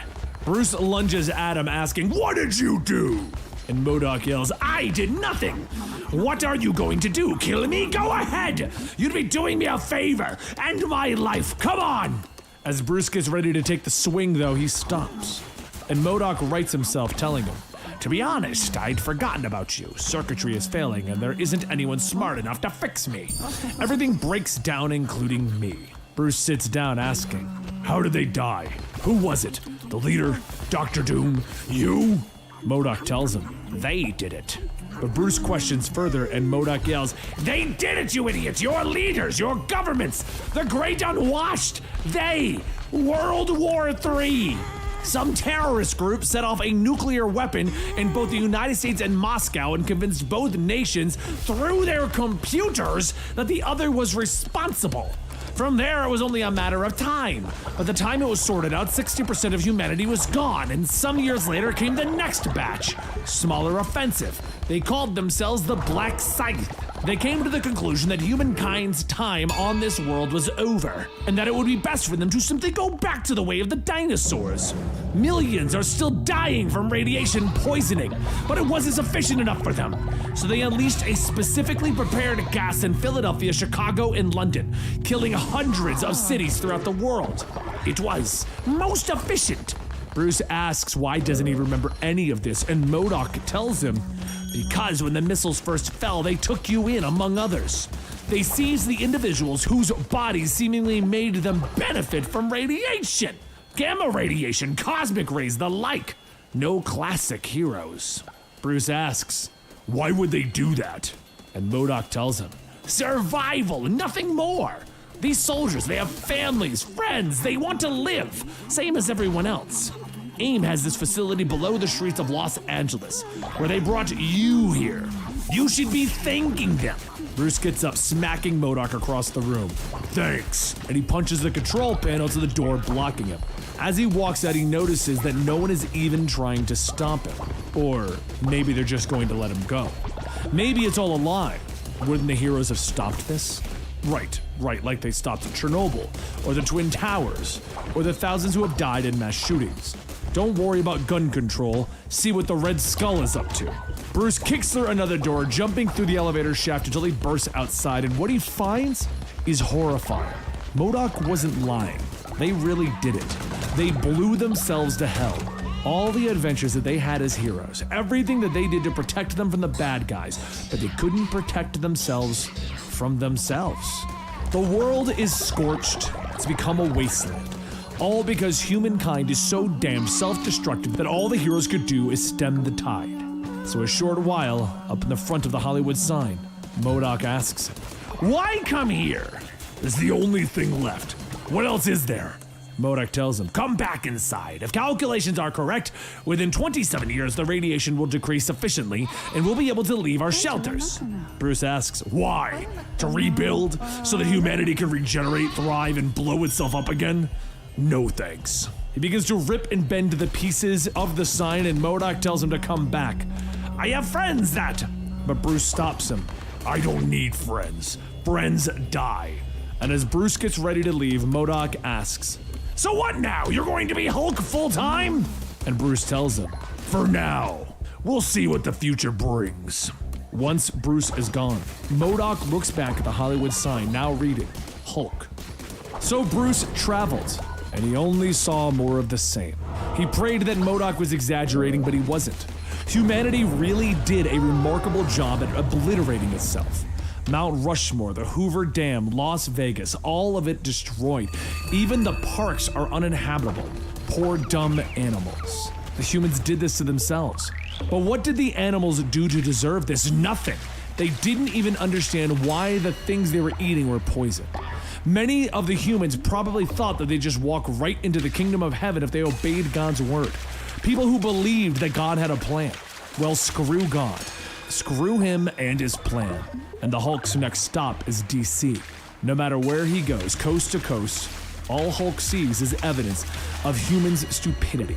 And there is no greater source of that stupidity than here in the Capitol. Bruce walks up to the broken Lincoln Memorial, stating that he got off lucky. "How was the play?" "Well, it sucked. But then they shot the president." Just then Hulk hears something. A kid with a mask running. The kid seems okay. Certainly isn't dying, and that's a plus. But then the kid stops, lifting a hidden hatch, crawling inside, making sure not to be seen. However, he was seen by Hulk, and Hulk follows. As Hulk walks through the sewer system, there is suddenly a flash of light and a voice telling him halt. Several armed people point their guns, and Hulk turns around, pointing to his back, telling them, "I have an itch. Try focusing there." The voice says, "Oh, that is very amusing, Dr. Banner. We fought many years ago, but I looked quite different then." Machine Man steps forward, showing his run-down body, telling him, "Welcome to the bunker. I'd invite you to stay, but our resources are limited." Machine Man leads Hulk deeper in, and Hulk asks, "Where is this?" Machine Man tells him it's the remains of the White House. The president is dead, vice president, along with the cabinet, Congress, and honestly, the entire concept of government is deceased. There's just survivors now. Those that were lucky enough to survive are mostly the descendants of White House employees who escaped down here when the bombs started to go off. We have enough supplies to last another 17 years, but with the addition of a Hulk, it's probably going to be just under 4. Hulk says that he gets it, but as he looks at one of the dozens of monitors, he sees a city and asks, "What's that?" Machine Man tells him that that is Dystopia, formerly New York. It was constructed by its overseer. He goes by the name Maestro, Italian for monster. Hulk scoffs, stating, "I know what it means, and don't worry about the rations. I'm gonna go meet this Maestro." He leaves Machine Man's shelter, but as he leaps into the air, he begins to feel woozy. He tries to focus, but he ends up crashing back to Earth. He tries to shake it off, stating that he thought that he could absorb more of the ambient radiation, but even his body needs time to heal. Maybe he could rest for... wait. What's that noise? At that moment, a swarm of cockroaches fly from over the hill, and they begin to eat at the Hulk's flesh. Hulk tries to swat them away, but a sonic blast shoots by, blowing them all up. And a man tells the shooter, "Hang on, this one's still alive. You okay there, big fella?" Hulk says that he's had worse. He just needs a moment to, but then he collapses. When he wakes up, the man from before greets him, stating that his name is Boz. Hulk tells him that his name is Bruce. And Boz says that that's not exactly a fitting name, but all right. And Bruce asks, "Where is this place?" Boz walks him out, stating that this is just their little settlement. They haven't given it a name yet, but there's no radiation here, making it sort of a rarity. As the two reach the edge of the settlement, Bruce looks over towards the city, asking if that is Dystopia. And Boz says that it is indeed. So Bruce asks to hear more about the Maestro. And Boz tells him that they say he's a god. So Bruce then says, I've really got to meet him. He jumps over, entering the city, but everyone there begins to stare. One of the people asks what he wants, and Bruce says that he's new to town. He wants to meet Maestro. The people tell him that nobody meets the Maestro. But another voice asks Bruce, are you the Hulk? Bruce asks who wants to know, and a well-dressed man steps forward stating that he is the minister. The Maestro dispatched him so that they could meet. As Bruce follows him into a palace, the minister says that this city was descending into chaos before the Maestro appeared and brought order. When he declared himself their ruler, no one dared to dispute him. Bruce says that he took power, and the minister says that some objected, but they didn't last long. Maestro rules them well. If there's any disputes, they are brought before him and he makes judgments. Minister then calls out to Maestro stating that their guest has arrived, and a hand reaches out from behind the drapes yelling, Banner! It's been an age! The voice belongs to none other than Hercules. Bruce stares for a moment asking, You're Maestro? And Hercules laughs, Indeed I am, by Zeus. It's good to see you. Where have you been? Bruce tells him that MODOK had him on ice, and Hercules asks, The giant floating head? Either way, it is marvelous to see you. The truth is, you are always my favorite. Bruce asks him, Favorite? And Hercules smiles, telling him, Sparring partner. And then he punches him out of the palace. Hercules jumps out of the hole that he launched Bruce out of, yelling, You've gotten rusty! I thought you could take a punch. Bruce snaps his jaw back into place, telling him, You stupid! That hurt, you Olympian oaf! Bruce returns with a punch of his own, knocking Hercules back.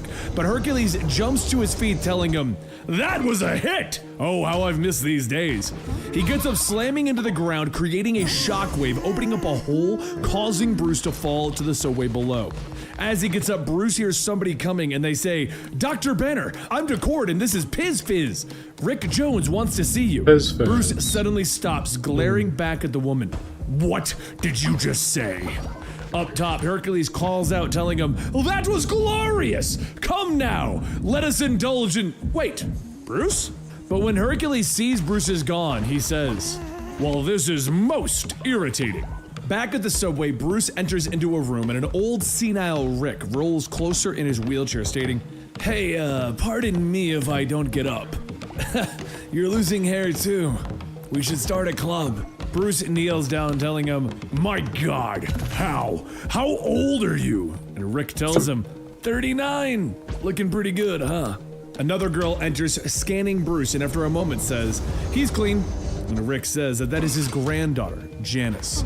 Anyway, so you ran into Hercules, or the Maestro, as he calls himself now. And Bruce asks, Is that really him, though? Not like a Skrull or something? And Rick tells him, No, that's Hercules. He's changed. He cares about women and partying, about living like there's no tomorrow. But the city is filled with ordinary people just trying to survive, and he doesn't give a crap about all of them. Bruce drinks his tiny beer, asking, Ordinary people? He doesn't care about them? Why should he? Rick stops and stares. What? Bruce motions to the room around them, telling them, Look at all these trophies of heroes long past. All these heroes fought on behalf of ordinary people, yes? Fought against the schemes of villains to rule them. Bruce gets up and scoffs. Ordinary people. And then he throws the Silver Surfer board table, yelling, Ordinary people destroyed the world, Rick! Not Leader, not the Red Skull, none of the despots that we fought and died against. Ordinary damned people brought it down around their bloody ears. Am I supposed to care if Hercules is giving them the short stick? If Hercules has any brains, he would lay waste to all the ordinary people. Just mow them down in mass. Give me one good reason why anyone should care about ordinary people, Rick. Rick tells him because Betty was one. So was Marlowe, and him, and once upon a time, Bruce Banner. Bruce turns back. They're sheep. That's all they are. All they're good for. They should be ruled with an iron hand, used to form an army that can bring unity to the world. Rick asks, Whose rule? Yours? Sounding a lot like Dr. Doom. And Bruce tells him, Maybe Doom was onto something. I need a lab. Rick tells Decord to take him to Alchemex, or at least what's left of it. And later that night, in front of the partially ruined Alchemex building, Decord asks what does he need here. Bruce tells her, I'm planning to build something. Care to join? But as he looks over, he sees Decord is already gone and tells her, guess not. Not like I needed you. Hulk doesn't need anybody. As Bruce jumps down and looks around the cybernetics department, he sees a sign that says lab rats. He shrugs. That sounds promising. Well, if it's literal, it could be promising. Cyber rats could be powerful. As he walks into the lab, he sees dozens of humans floating in test tubes and says, holy cow, I've struck the mother lode. He cracks his fingers, stating, I know what I'm going to be doing for the next few months. So several months later, back in dystopia, Hercules heads into his chambers with a woman when Minister says that he would like a moment of his time. Hercules tells him that in case he didn't know, the maestro is busy.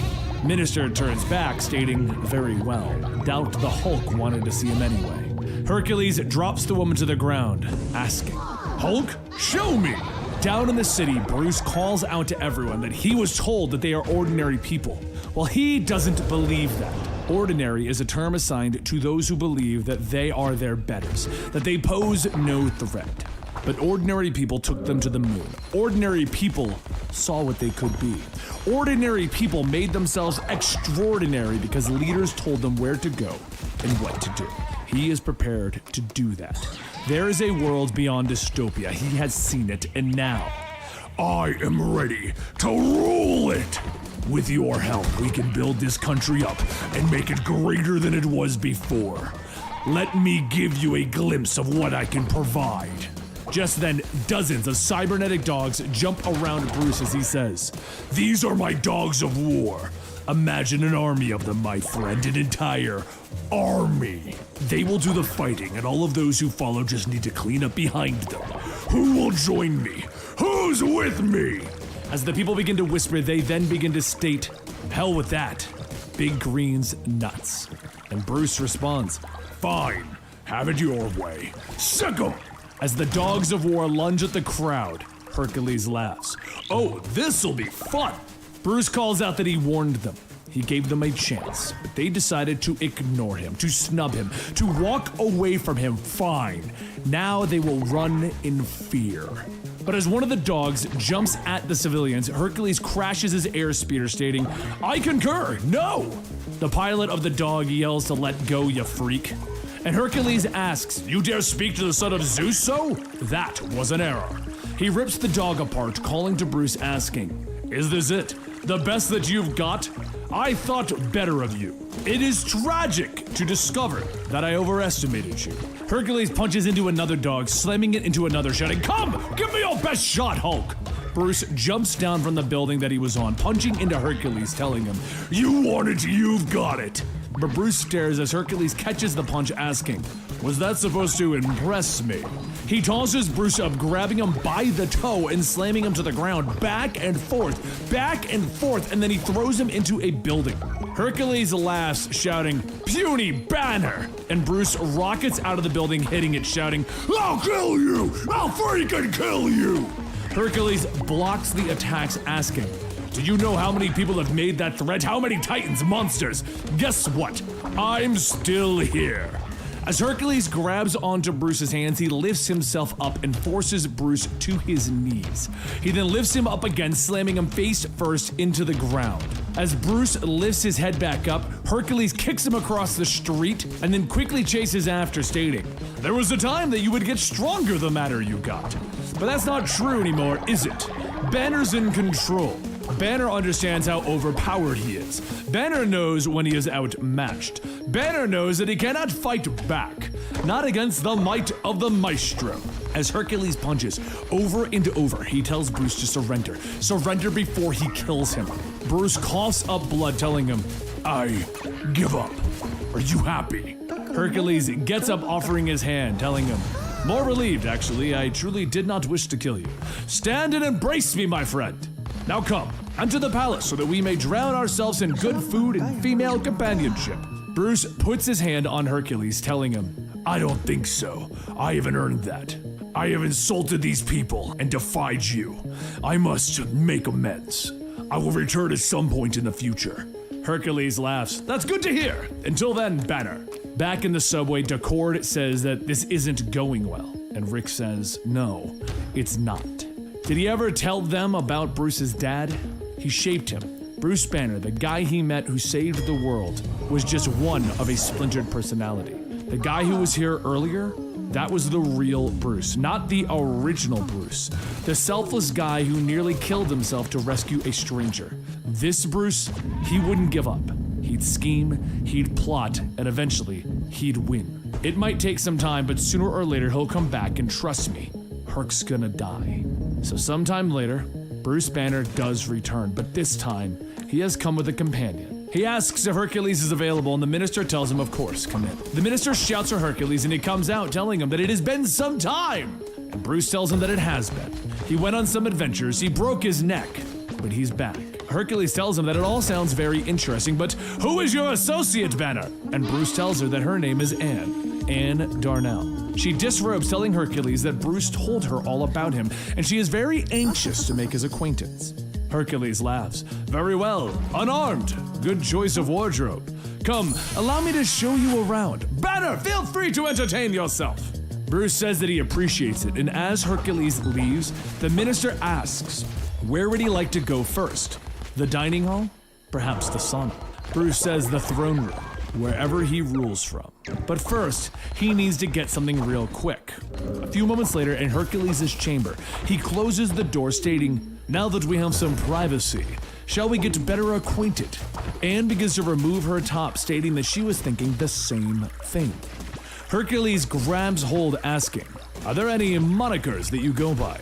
Mistress of Pain, Madame Merciless. And Anne says, actually, it's Vapor. As Vapor changes form, she flows into Hercules' nose, asking, do you not remember me from the UFOs? AIM kept me out of the game for a while, but I'm back, and this gas? Arsenide, main ingredient in arsenic. Hercules' lungs are filled and he coughs, falling to the ground, punching. But as he looks up, he begins to bleed from his eyes. He tries to gasp for air, but his body shuts down. Vapor exits him, stating that that was easier than she expected. When suddenly the door is kicked in, and as Vapor turns, she is blasted with freeze rays. Bruce continues to fire, stating that it's amazing what you can find lying around Alchemex. And once Vapor is frozen, Bruce punches through, shattering her into 1,000 pieces. The guards rush in asking what happened, and Bruce tells them to take the pieces and bury them individually, all over the kingdom, out in the plains, and make sure that they never reassemble. He kneels down, closing Hercules' eyes, telling him, I'm sorry, but I didn't have a choice. Nobody beats the Hulk. Nobody. Bruce then turns to leave, telling the guards, get me the hell out of here. So a short while later, Bruce pulls the cart where Hercules lays, thinking to himself that that was easy. Vapor was never one for murder, but fortunately he was able to appeal to her lesser nature. Now she's shattered into pieces throughout dystopia. Hercules is dead, people are in mourning, and all he has to do is kick back and let matters take their logical course. Once Hercules was set on the pyre, Bruce tells everyone that Maestro will live on in all of their memories. He developed dystopia, gave them somewhere to live and in a way in which to survive, and in this day and age, that contribution cannot go underestimated. But now it is time to move on, and he shall lead them on that path. He shall help them march forward in a new, though one of the citizens steps forward asking, why him? Who put the Hulk in charge? Would the Maestro want him to run things? They should hold an election or something. Down below the city, Rick watches the security cam, stating, oh, yeah, this isn't going to end well. As the man finishes, more step forward stating the same thing, and Bruce asks, was the Maestro elected? Another person says that that was different, and Bruce tells them, so is this. If they don't believe him, perhaps they'd like to take it up with the dogs of war. There's a few of them now. Surely they'll be happy to discuss it. Gentlemen, attack. Just as Bruce finishes, the dogs jump at the crowds, attacking everyone in sight, and at that moment, a beam fires through one of the dogs' heads. Bruce turns back asking who, and as Janice holds a smoking cannon, she tells everyone to run. Rick sits up in his chair yelling, hey, that gun was supposed to be down here. Forge made that to kill the Hulk. Well, let's hope it works. Janice fires again, narrowly missing Bruce and hitting another dog of war. Bruce then punches into the ground, sending shockwaves through the ground, knocking everyone over. And as he looks back at Janice, he asks, "Did Jones send her?" "He's going to regret that before." But just then a strained voice screams out for Bruce. Hercules, still charred, still on fire, pulls himself from the pyre, stating, "You did this! You're the one who did this!" Bruce looks back, stating, "That's impossible." And Hercules walks forward asking, "Why? Because you thought a woman murdered me? Well, she did.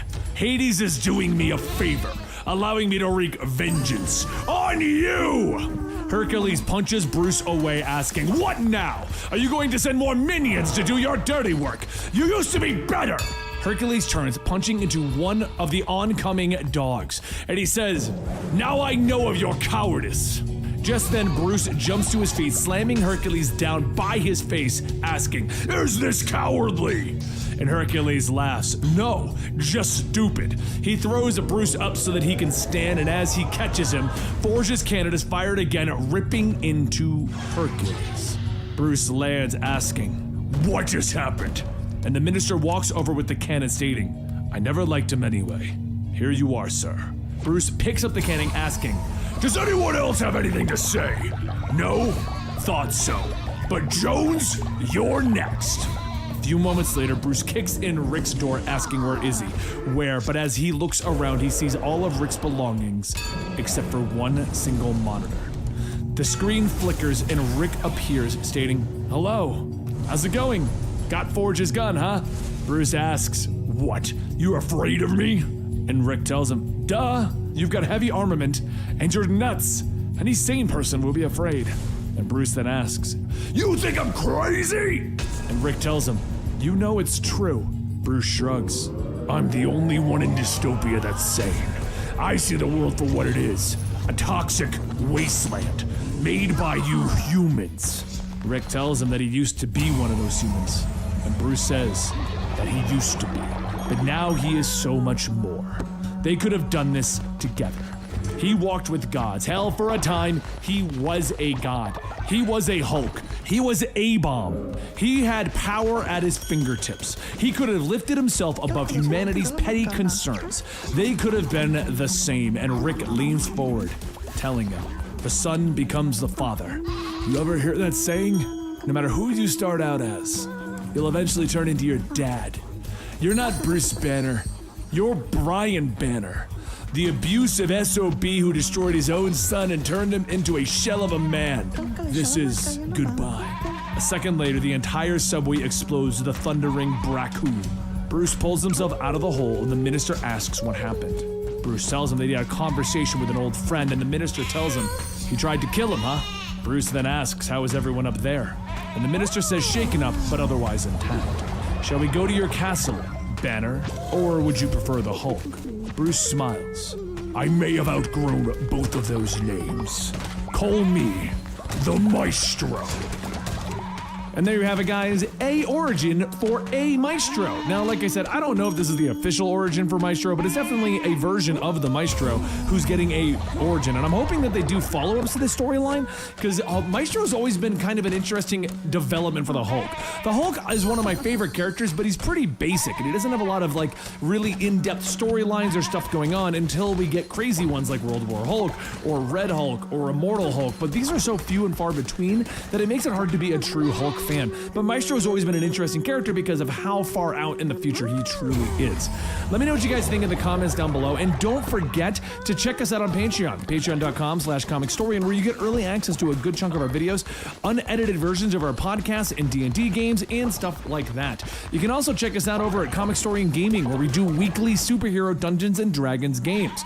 And on top of all of that, I just want to say thank you to our YouTube members and our Patreons. You guys are what help us get through everything, and without you, we probably would have shut down a while ago. So thank you. Special thank you. Super thank you. Here's a cookie thank you. Anyway, guys, I will see you next time right here at the Comicstorian channel. I hope you enjoyed.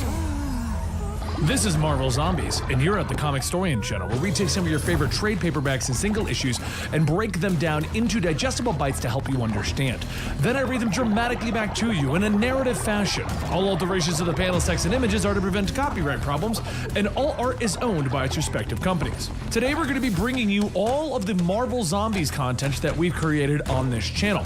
A while ago we made a full story encompassing 1 through 4, which we covered on the channel, plus some of the additional Marvel Zombies Return stuff. But since then, Marvel did another storyline known as Marvel Zombies Resurrection. So today we're going to bring you, once again, every bit of Marvel Zombies content that we have created on this channel. Enjoy a compilation of Marvel Zombies 1 through 4 and Marvel Zombies Resurrection.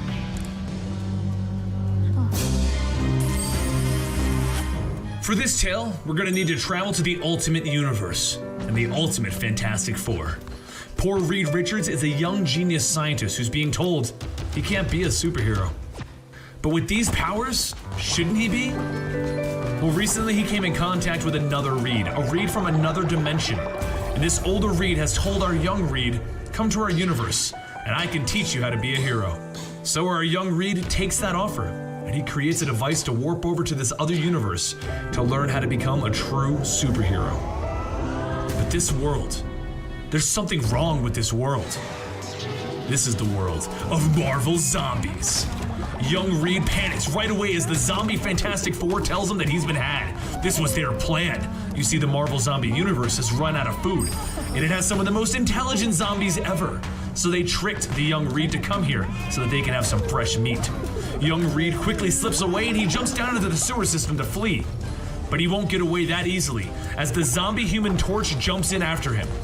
With his heart racing, Reed runs through the sewer system screaming, "Oh God, oh God, oh God," until he eventually, actually, loses the zombie Human Torch. He climbs back up to the surface and he looks around. How did this start? How did this world come to this? What has happened? Well, this infection, it travels between dimensions looking for the superheroes and the strongest individuals. It spreads like wildflowers and has taken over this entire world in as little as 3 days. Reed looks around the entire city and he can't believe the state that it's in now. But, you know, zombies can smell fresh flesh. And Reed is currently out in the open, where the rest of the starving Marvel Zombies are roaming, and they can sure as hell smell him. But those other zombies don't matter, because the Hulk is hungry. And he announces that the stretchy boy belongs to the Hulk now, and he charges straight for Reed. Reed looks like he's doomed. He's just a young scientist. How can he possibly stop the Hulk, of all people? Luckily, he won't have to, as every car in the area begins to plummet at the streets below, crushing a good chunk of those Marvel Zombies. Reed looks around in shock and he realizes that there's only one man who could have done this, Magneto. And Magneto insists that Reed come with him if he wants to live. Magneto leads Reed to his hideout and explains that he is the last superpowered being alive in this world. And he's been rescuing the human survivors, but none of them have any power to stand up to the Marvel Zombies. After some worried looks from the humans, Reed explains that he's from another dimension, and that's why he's here. He was tricked into coming to this world by the zombie Reed Richards. Magneto then looks panicked, and he looks at Reed and he says, "You just opened a doorway back to your world. Your world is already doomed." Meanwhile, back at the Ultimate Fantastic Four universe, Sue, Johnny, and Ben are looking for where Reed went into his lab. When the zombie Fantastic Four comes through the portal, ready to feast on this new world. The Ultimate Fantastic Four quickly run out of the room, and they lock the zombie Fantastic Four behind 5 layers of airtight doors and gas the entire room, making them rather easy to handle. Maybe in their zombie state, they weren't as smart as they thought they were. Back in the zombie universe, Wolverine begins to smell the air. He can smell Magneto, Reed, and the other humans. So much fresh meat. The zombie superheroes begin to attack Magneto's secret hideout, and Magneto realizes one thing.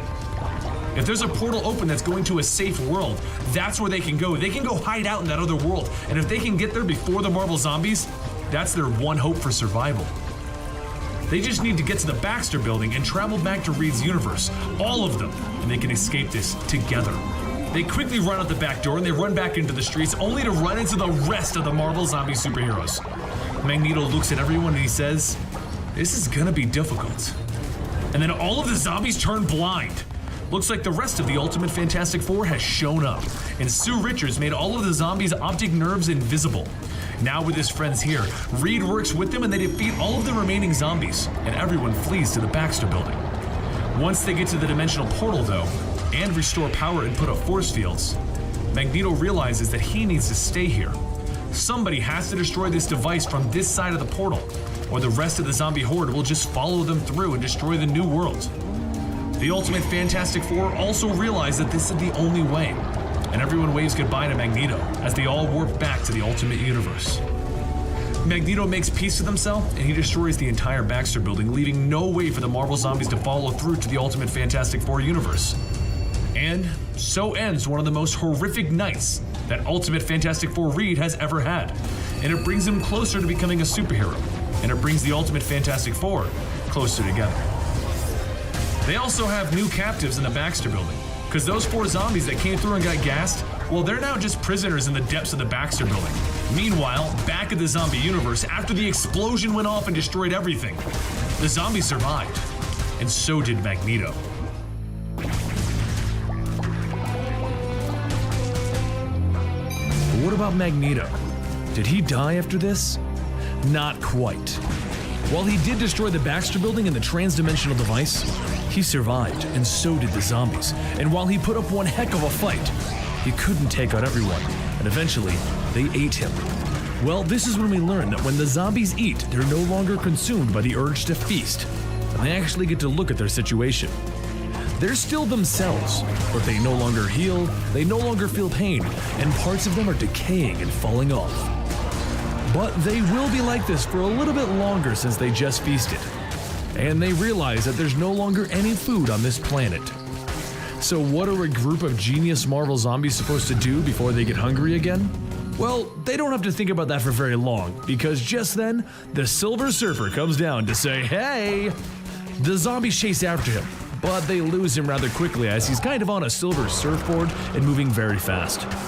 While they're all standing around trying to figure out what they're gonna do, Hank Pym decides to take his leave of the group to supposedly go find his wife, and he heads off, ensuring that he'll be back soon.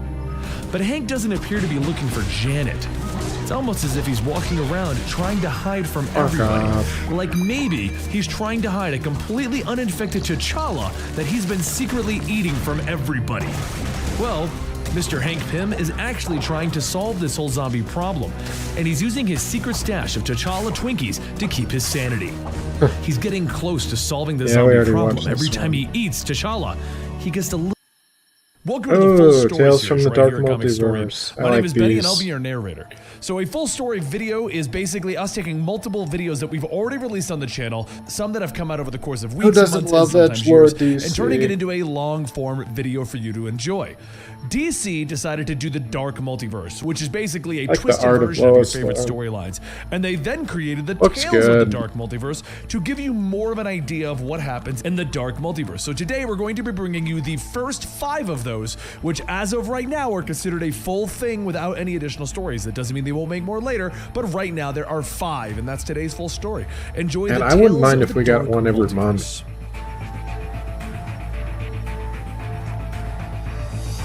Tempest Fuganot burnt everyone out with that his Batman ever-present Who gauge stuff, watching over though. the expanse of the multiverse. His power, his curse is that he can move freely between the multiverse and its dark counterpart. He knows that a crisis is coming, possibly the greatest yet. He has come to stare into the dark abyss and see if any of these mutated worlds could be useful in the coming fight. To see if any of the heroes that are forged in the fires of fear can be useful in the upcoming crisis.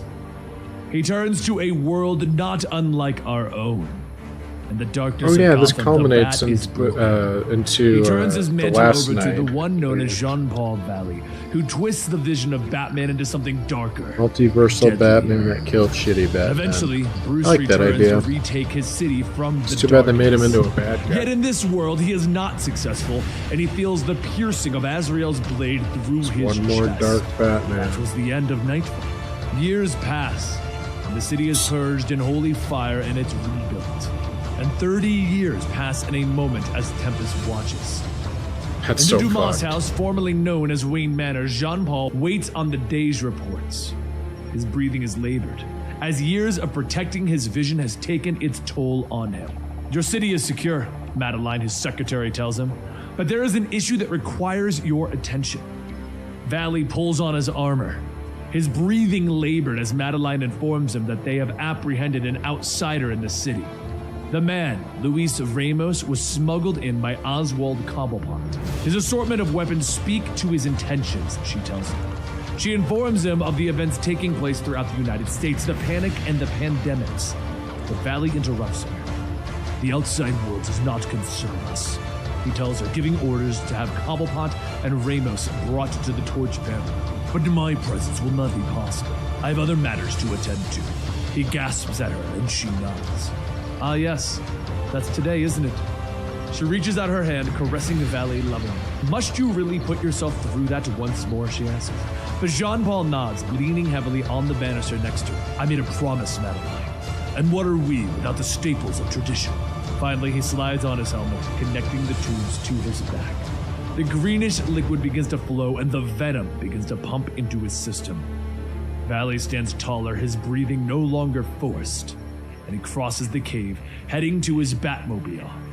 The Cardinal and the Torchbearer have my proxy. Make sure that judgment is served, he tells her over his shoulder. The sun begins to set over Wayne Manor, which is thrust to the heavens from the center of Gotham City.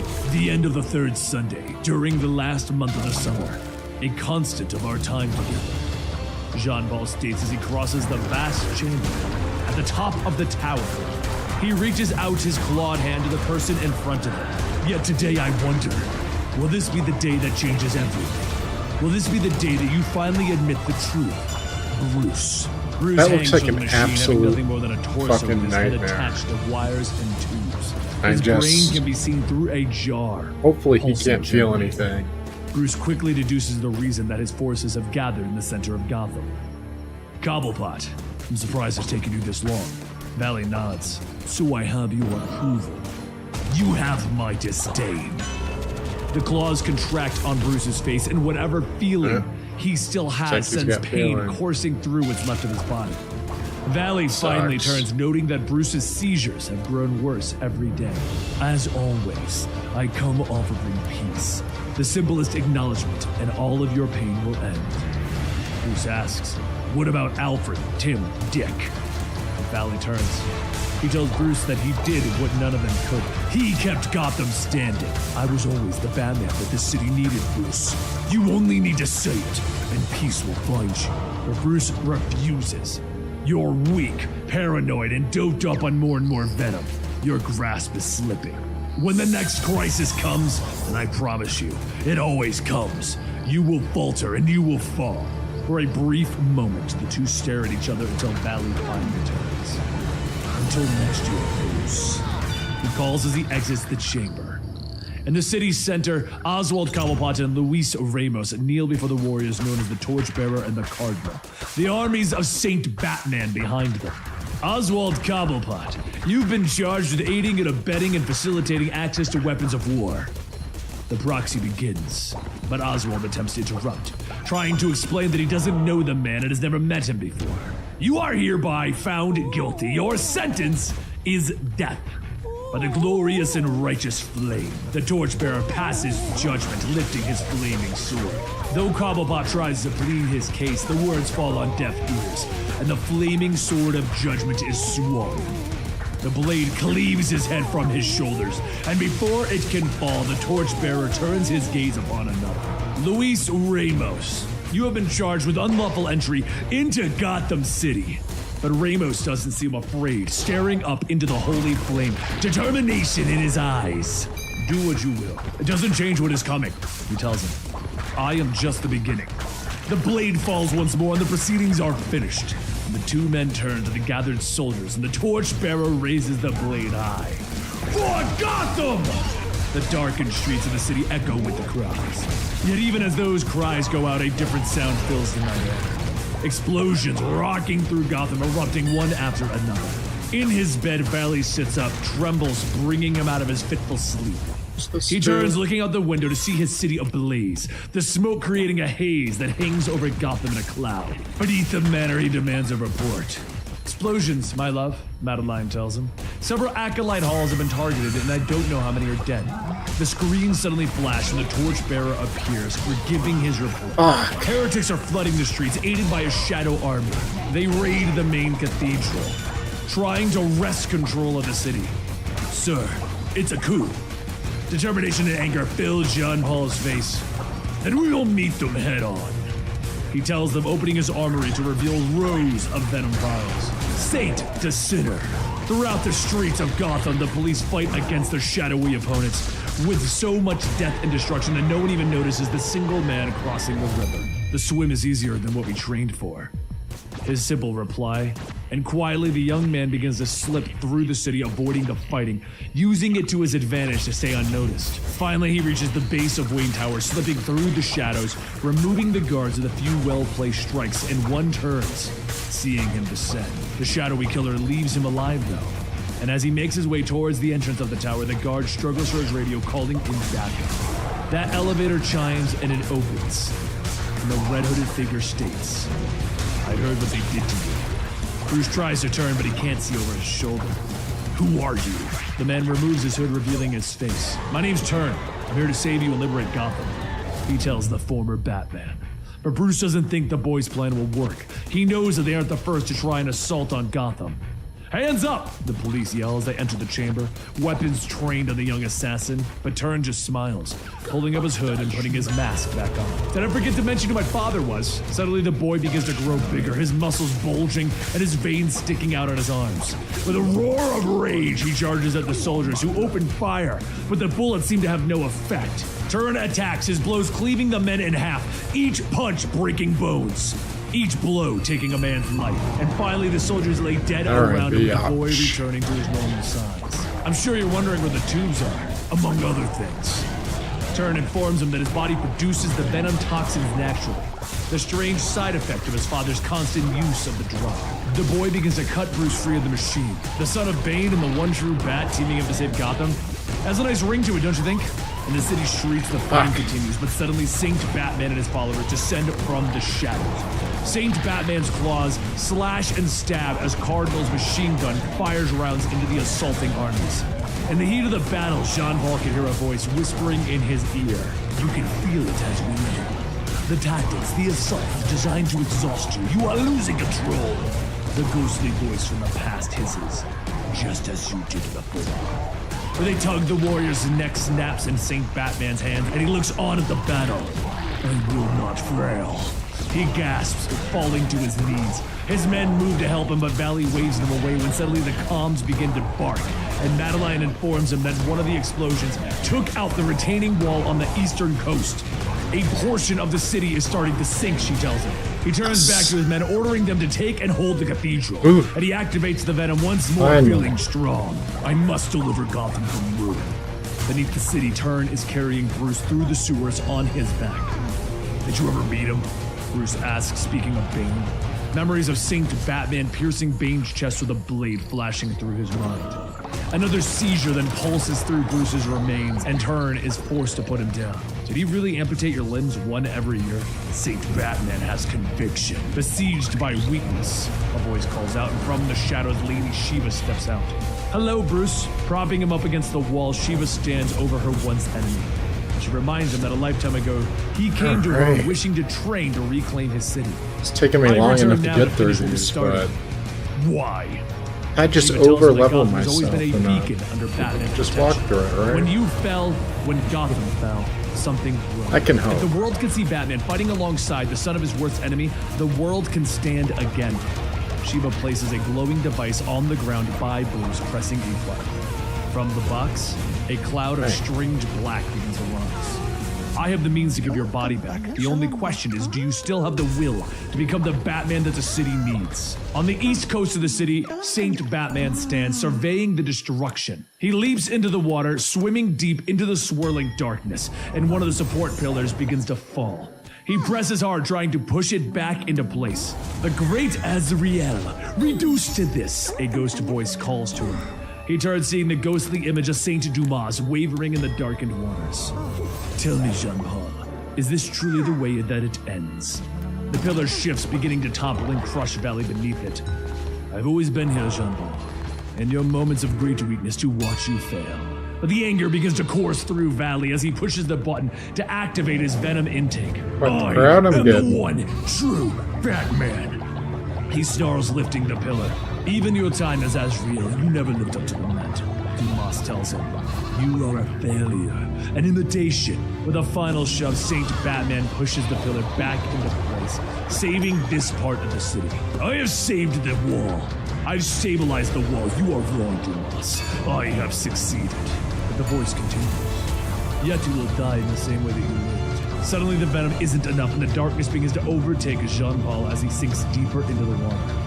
Weak, unfulfilled, another man's placeholder. Hands suddenly dip beneath the waters, pulling Saint Batman free. The Torchbearer and the Cardinal look down upon their master, pulling free his helmet, allowing him to breathe. Valley doesn't take long, though, demanding to know what happened to the cathedral.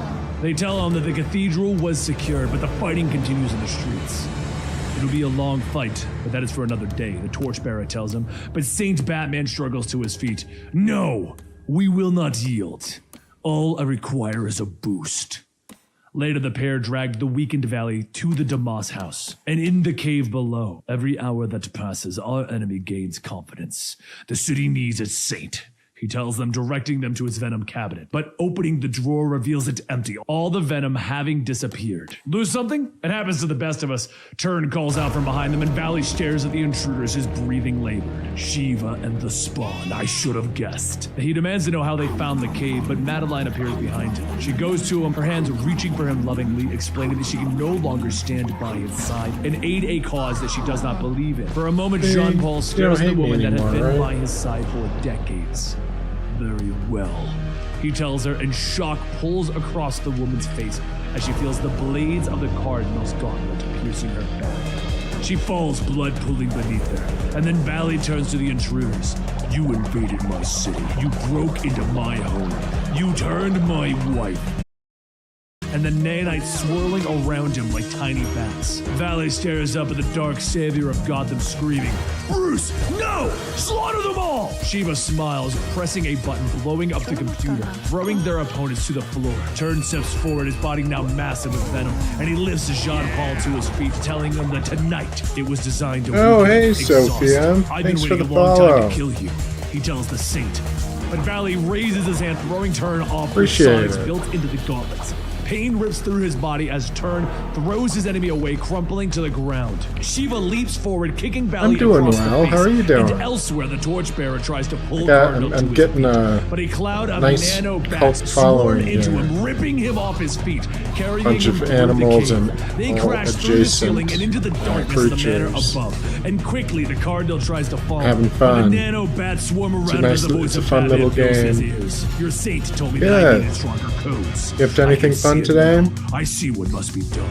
He tells him, and the Cardinal swings his wrist blades, trying to cut through the swarm. But as the cloud lessens, he sees the Torchbearer before him. The Cardinal stares down at the blood that glistens on his blades, and at his friend's head, laying next to his body. The Cardinal screams in terror as the nanobats begin to swarm again. And in the cave below, Shiva and Saint Batman are locked in combat. She rains blows down on Jean-Paul, trying to finish the job, but they're distracted as the body of the Cardinal falls next to them. Using this moment as a distraction, Jean-Paul backhands her away, and he struggles to his oh feet, no, I'm moving okay. the body Thank you, of Turn. though. I have become Appreciate reliant on the offer. them. In time, I I like to make all my own Tonight, stuff. I will find a new Not that I'm source. like super He reaches good out at his it or clawed anything, hands, but grasping the arm of Turn. I'm trying and my with a best. vicious snarl, he rips it free of Turn's body, blood spewing around the chamber. He throws Turn aside and begins to drink the venom-laced blood dripping from the arm. He smiles as the new energy begins to course through his body. Much better. He charges across the room, his fist slamming into Shiva, but suddenly, the swarm of nanobats is there, taking the image of Batman. Your time is over, Jean-Paul. He hisses, and behind him, Turn struggles to his feet, better help discovering the bladed gauntlet of Jean-Paul's Azrael armor. Jean-Paul reaches out for the solid form of Bruce, fighting against the swarm. You have no idea what I believe, Bruce. You never did. But Bruce sets off a taser, giving him and Shiva a moment of escape. As Jean-Paul struggles to his feet, quickly charged by Venom. I am the Batman of faith! He preaches, reaching out and lifting the Oh giant no, penny thank over you. his head. I appreciate it, but You, The only thing that ever motivated Those Shiva are all things was I like to fear. do myself. He throws the penny, launching it across the room, flattening Batman and Shiva. He then lifts a boulder over his head, crossing the room to finish Bruce and Shiva off. I am too strong to fail. You are always destined to lose, to break, to fall aside in favor of the one true Batman. And then he stops. As a blade pierces his chest, the rock tumbles and Valley falls to his knees. Behind him, Turn grabs his body, bringing his knee hard into the man's spine, breaking his back. The heroes stand over their fallen enemy. It's over. You lost. Turn tells him that Sean Paul can do nothing more than moan. Turn turns and looks at Shiva. Now they can reopen the city and reconnect Gotham to the world. They can give the world hope again. The world is broken. It's way too late for that, Batman tells them. Turn and Shiva turn to him, confused. What are you saying, Bruce? But Batman's eyes burn as the nanites swarm around him. You came here to save the city, to reconnect Gotham, to heal the wounds, but some wounds don't heal. Sometimes they have to be made new. It must take care of itself. What's good for the world is not good for Gotham. The nanite bats swarm, attacking Shiva and Turn, ripping them to pieces. And in the quiet of the cave, Batman stands over Jean Paul, admitting that Jean Paul was right, that he kept Gotham standing. But his biggest mistake was relying on anyone to solve the net. I'll never have to do it again, Batman tells him with an evil smile crossing his face. Gotham is mine, and I am hers. Tempest Fuginot looks on at this dark world, realizing that there is no aid to be found. Casting his gaze elsewhere, the last view of this dark and broken world is Batman standing over the crucified body of Azrael, and the people of Gotham cheering him below. There is no hope for crisis here.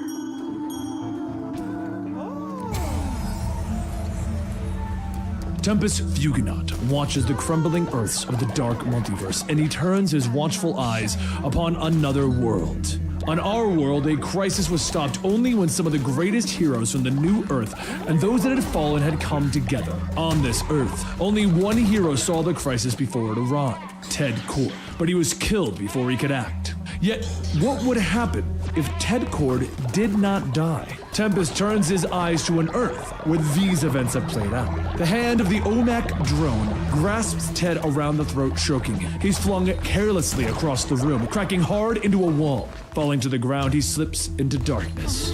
And when he awakes, he's restrained, kneeling in a dark room with blood dripping out of his mouth as he struggles to his feet. This is why I want you, Ted. You never back down. Maxwell Lord tells him from across the room, a smile upon his face. He crosses the room, telling Ted about how he has agents across the world and the Brother One satellite in the sky. And then he sighs, standing, pulling out his pistol. All I want is to put Earth's destiny in the hands of humans, not the people pretending to be human. You want me to join you? That's why you're telling me all of this join or die time? Ted asks, and Maxwell Lord nods, aiming his pistol at Ted's head. That's it exactly. Ted lowers his head and he agrees. Fine, you win, I'll join. Maxwell smiles, lowering his pistol, and he orders the AI known as Brother Eye to release Ted from his restraints. Ted stands quickly, swinging the heavy metal restraints and cracking Maxwell Lord across the face. That sounds great, Max! He picks up the fallen weapon, aiming it at Maxwell Lord's face, but the villain just smirks. He's known Ted for years and knows that he will not pull the trigger. That gunshot echoes through the room as Maxwell falls to the ground, a look of frozen shock remaining on his face. Brother One begins to sound the alarm, and Ted turns to the monitor, trying to reason with the machine. You're smart, aren't you? More than smart, you're sentient? He asks. He tells the computer to search its databases for Ted Kord. He wants the computer to see the man that he is. Maxwell Lord promised you that you would help save the world, and I can help you do that. A voice then sounds from behind him, and Ted turns to see Sasha Bordeaux, the Black King. Ted reasons with her and tells her that Maxwell had the right idea. The world has gone dark, and it needs heroes. It needs saving. Will you help me, Sasha? Through a viewer in another reality, a group watches the scene unfold. That's the spirit, Superman whispers. 2 weeks pass, and Booster Gold is running through the halls of the Justice League Watchtower on the moon. He charges into the control room, demanding to know where Blue Beetle is. Wonder Woman, Superman, and Batman all turn, demanding to know what Booster is even talking about. He yells at them, telling them that Blue Beetle came to each of them with intel that he had uncovered, and they each blew him off. You should think for a second about who you're threatening, Booster. Batman warns him, but Booster finally storms out of the room, telling the team that whatever happens to Beetle is on their heads. He's not wrong, Clark, Diana states, turning to Superman. I know, Diana. Later, Batman meets with Sasha Bordeaux, his mole within the Checkmate organization, and she fills him in on what Ted has accomplished in the last 2 weeks. Using the Brother One satellite, Ted Kord has uncovered an international secret society of supervillains that are led by Lex Luthor. From there, he learned of a second rival group of supervillains and recruited them into Checkmate, creating his own Secret Six. He's been able to deduce the identity of their ringleader, Mockingbird, but give him a few days. He discovered that Jean Loring had gotten her hands on the Black Diamond of Eclipso, but he managed to take her and the diamond into custody, and then he sought out the wizard Shazam, asking how to control the power of the Spectre before he got out of control. This is unnerving, Sasha. You should have come to me sooner. This is too much power in the hands of someone not up to the challenge of wielding it. And from the shadows, a voice interrupts them. Harsh, Batman. Ted steps out, telling Sasha to leave them be. Yes, Black King. She nods, and Batman looks on as Ted explains that the Justice League doesn't understand how bad things have gotten and how much worse they could have gotten. I need to speak with the League. We're going to want a voice in the process. With all due respect, that's not going to happen, Batman. This is my problem, not yours. Stick to Gotham City. Ted begins to walk out with Sasha shadowing. You're going to need to answer for the death of Max Lord, Batman growls, and Ted stops, turning to his former ally. Maybe it's time that Bruce Wayne answered for the large number of crimes you've committed in that cowl. Or you can keep your distance and let me work, Bruce. The choice is yours. Later, Ted sits within Checkmate Castle in the Swiss Alps with Booster Gold standing before him. Behind him, the monitors of Brother Eye watch on. I'm glad to see you. I'm glad you're all right, Ted tells him, and Booster is trying to figure out what is even going on. Ted, I got blown up, and when I came to, nobody had heard anything about whether you were alive or dead for weeks, Booster tells his friend. Quickly, Ted fills him in on the events that have taken place, about how he's doing work that is bigger than anything they've done before. You were the one that told me what made us special was that we were the little guys, that we weren't these high and mighty gods, Booster. Ted smiles, pulling his mask off to show Booster his face. Booster, it's still me. I'm still an ordinary guy. That's what this is all about, he tells him. Booster pulls off his own mask, his face showing concern for his friend. The Ted I've known would be scared of the power that you've consolidated here. He would have never gone this far. But Ted tries to make his friend understand how close they came to a crisis unlike any the Earth has seen before. The Justice League were too busy fighting with each other to even notice, but I did. And now I'm doing something about it, because I'm the only one who can. You sound like Max. You know that, right? Booster points out, and for a moment, anger flashes across Ted's face, and he seems to be masked in the shadows. I am nothing like Maxwell Lord. Maxwell was going to make this so much worse, and that's why I had to kill him. Shock crosses Booster's face as he looks at his friend, but once again, Ted tries to ask Booster to join his cause, to help him uncover the identity of the Mockingbird. But Booster pulls back on his mask, opening up one of the high windows in the castle. Sounds like you've got it under control, he tells his friend as he flies away.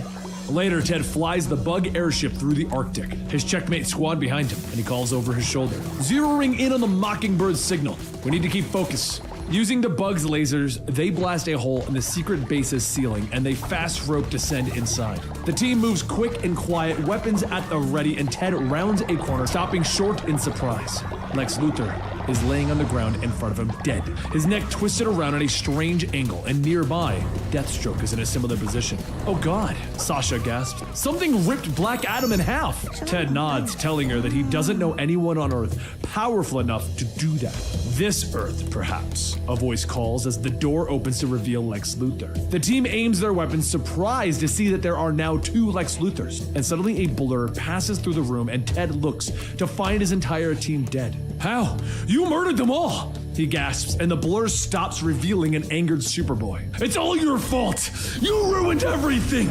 He yells, eyes burning with anger. Lex warps, revealing his true appearance. My name is Alexander Luthor, he tells Ted as he begins to float. I am the son of Lex Luthor of a world once designated Earth 3.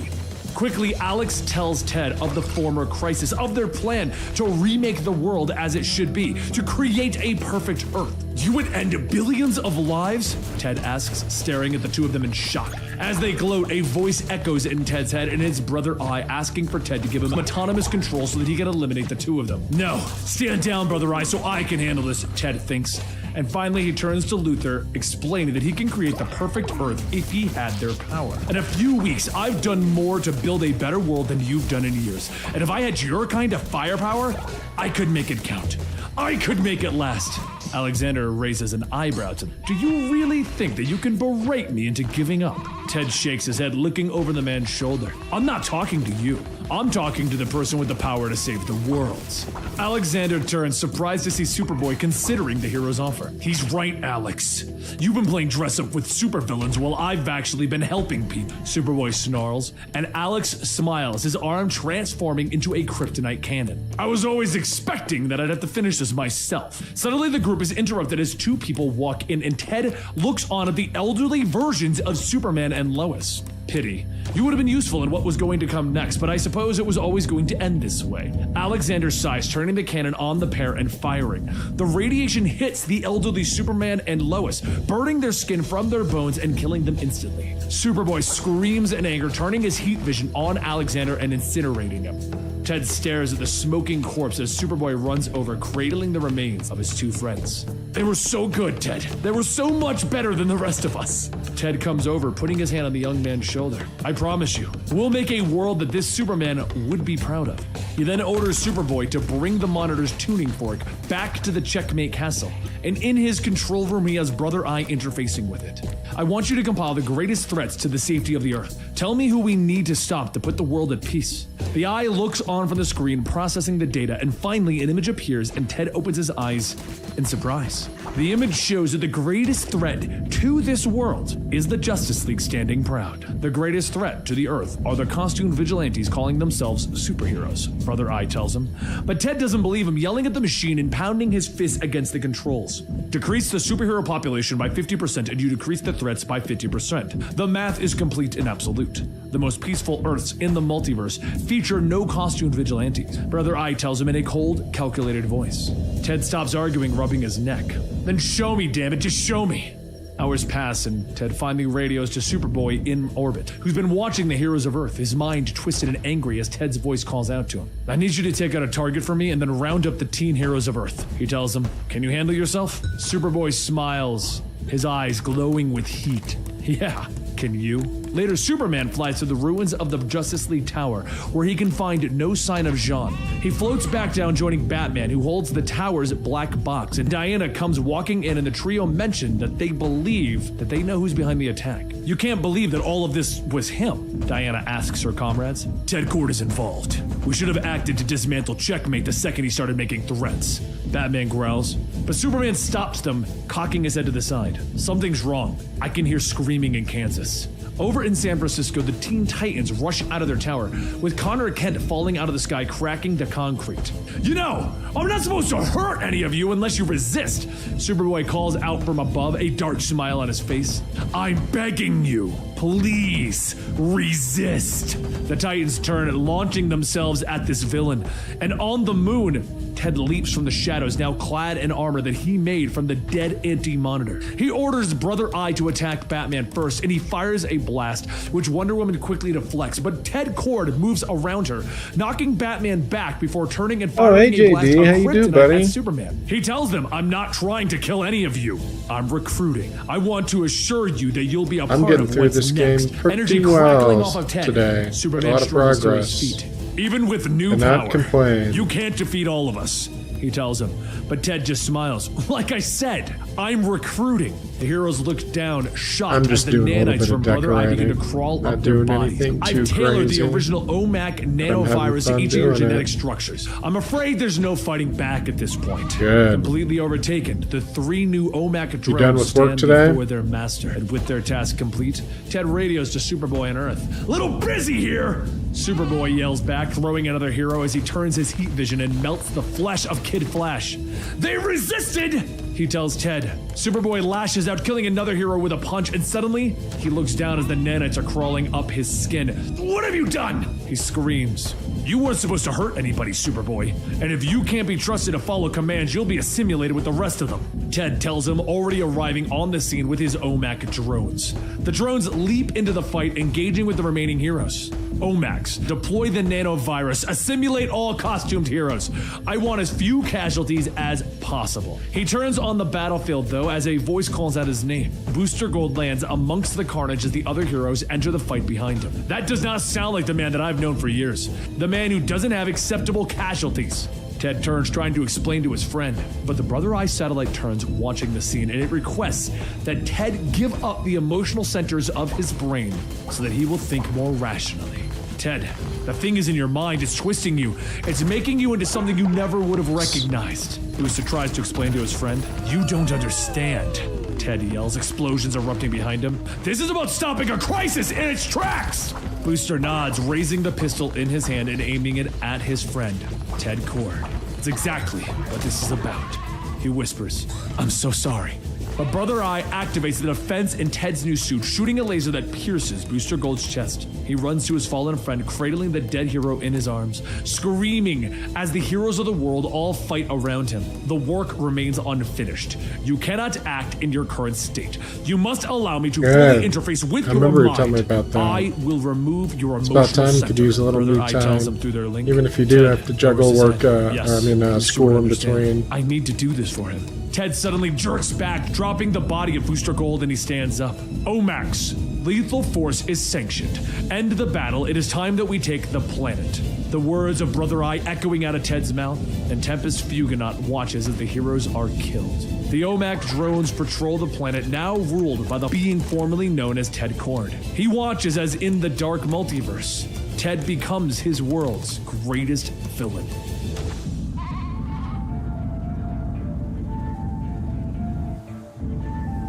Tempest Fugonaut stands, staring out into the vastness of the multiverse. He is the guardian against the dark multiverse, and he can see the multiverse spinning around him, feeling its warm light. But now there is a darkness. Worlds are wrapped in this writhing darkness. Why does it always return, he questions. No matter what they do, the darkness always comes back. It feeds upon worlds, breaking stories, poisoning them. None of these stories are safe, not even the greatest of stories. And he looks to a world, seeing a Superman fighting to the death with the mighty Doomsday. He falls, as he always does, and the woman he loves runs to his side, holding him in the last moments of his life. Oh yeah, something they said Lois on Lane Twitter. stares into the sky, her eyes close as tears are spilling out. What remind me Her again? eyes What open was again, it exactly? but they're filled I with remember it anger being as she something looks kind around at of the heroes that have gathered. like that's Now, a dumb reason to when get they have fired already kind failed of the deal. greatest among them. You have failed him, she whispers, and Batman steps forward, trying to offer words of Like comfort. imagine making like He an needed you, amazing and you show and failed then you him. fumble it like She turns, her words spitting froth Just in anger. You let him sucks. die alone. Where were you? Where were But any I of wasn't. you? I can't Days remember. I pass and remember reading Metropolis is about it at the silent, time. funeral What was of it its though? greatest protector. Lois watches on as the heroes stand front and center.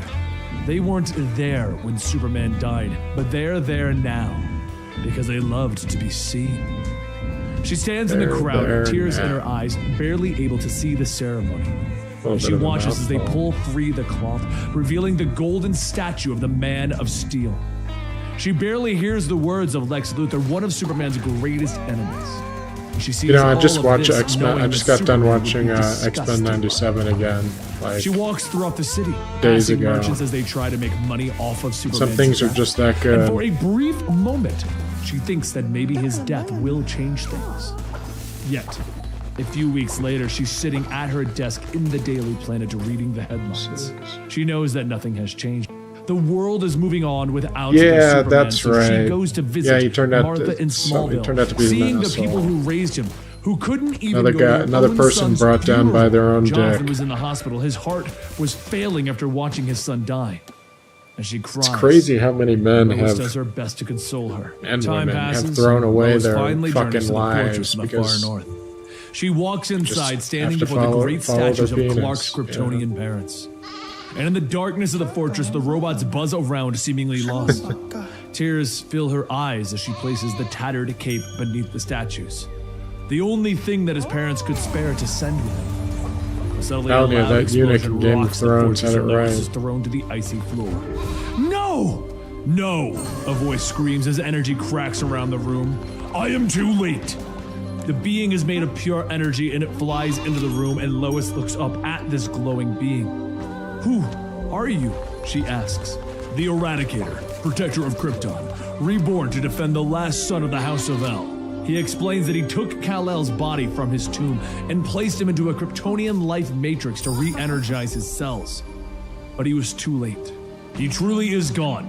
I have failed him, he tells her, and she nods, agreeing that they have both failed the Man of Steel. I don't know, it's like the between the Eradicator Harvey roars in Weinsteins pain of the as the energy world from the and life matrix burns within the him. young teachers He tells her throwing that he their cannot lives contain the away power. to become There must be a pedophiles. Kryptonian. Lois stares up at the beam. It's crazy the things people will do to ruin their lives.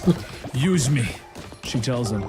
And the Eradicator looks stunned at her. Sure, they don't look he at knows it that that Lois's way in the body moment, can't handle the but- power, but she begs him, telling him that she loved Yeah, Clark. for real. You wish to carry on his battle.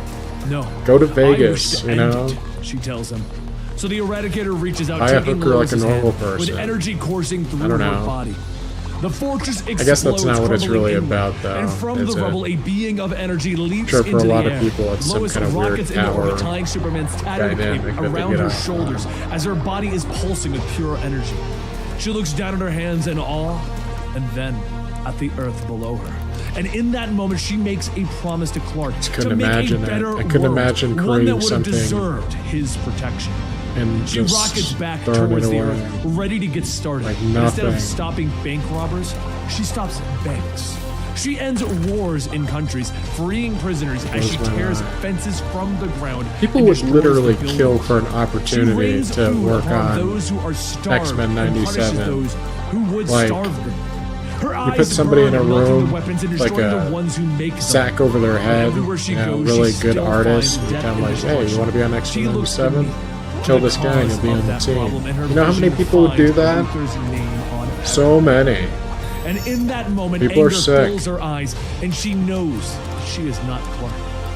In Metropolis, Lex is pouring himself a glass of wine, and he turns to see Lois floating outside his window. Well, we all grieve differently, he notes. I know it's you, Lex. I know what you've done, she tells him, but he smiles, asking her, be more specific. He tells her of regional conflicts he started to up his profits, a vaccine shortage to push up his stocks. He laughs about getting around the climate regulations. And then he turns, his smile almost deeper. I've got his cousin on my leash. I routed every dollar of the Tomorrow Foundation to fund a child soldier militias. Oh, and I murdered my secretary on the way home from the funeral, just to let him know that I could. And I won. But he continues to gloat, because he knows that Lois can't prove any of this, just like Superman couldn't. So maybe it's time that you learn what he did a long time ago and go save a cat from a tree. Suddenly, Lois's fist crashes through the windows, wrapping around Luther's neck. She pulls him free, lifting him into the air, tears in her eyes. He was Clark Kent, she tells him, and Luther looks at her shocked. She rockets them up and out of the Earth's atmosphere, their bodies bursting into flames. She is flying so fast. And as they reach the darkness of space, Luther is no more than ash in her hands and drifts into the void. She knows that she should feel bad, but Damn, she doesn't. Lois, you scary. So she begins her work, dismantling LexCorp, Intergang, the League of Shadows, Cadmus. But she doesn't stop. She goes after the killers, Ra's al Ghul, Black Adam, Victor Zsasz, Deathstroke, Parasite. One by one they fall. Laughter echoes through the dark rooftops of Gotham City, and the Joker turns, looking over his shoulder when suddenly Lois is before him, her eyes burning with anger. She says no words, and the Joker is burned to ash before her. Lois, what have you done? Batman questions, landing on the rooftop behind her. What you never could. Tell you, when Lois How goes many have hard, died from him? Batman tries to Goes explain to fucking her that there hard. are certain lines that they can't cross, but anger fills her voice as she tells him, "You're wrong! It's always the same with you people for years. People are dying and it's just a game to you. Can't you see how pathetic you are? You're all failures!" Batman stops staring at her. Was Clark a failure? Lois looks away. He's dead. And if he's dead, they don't get to live. I won't let him die in vain. You already have, Bruce tells her, but she lashes out, knocking him away with a lightning-fast blow.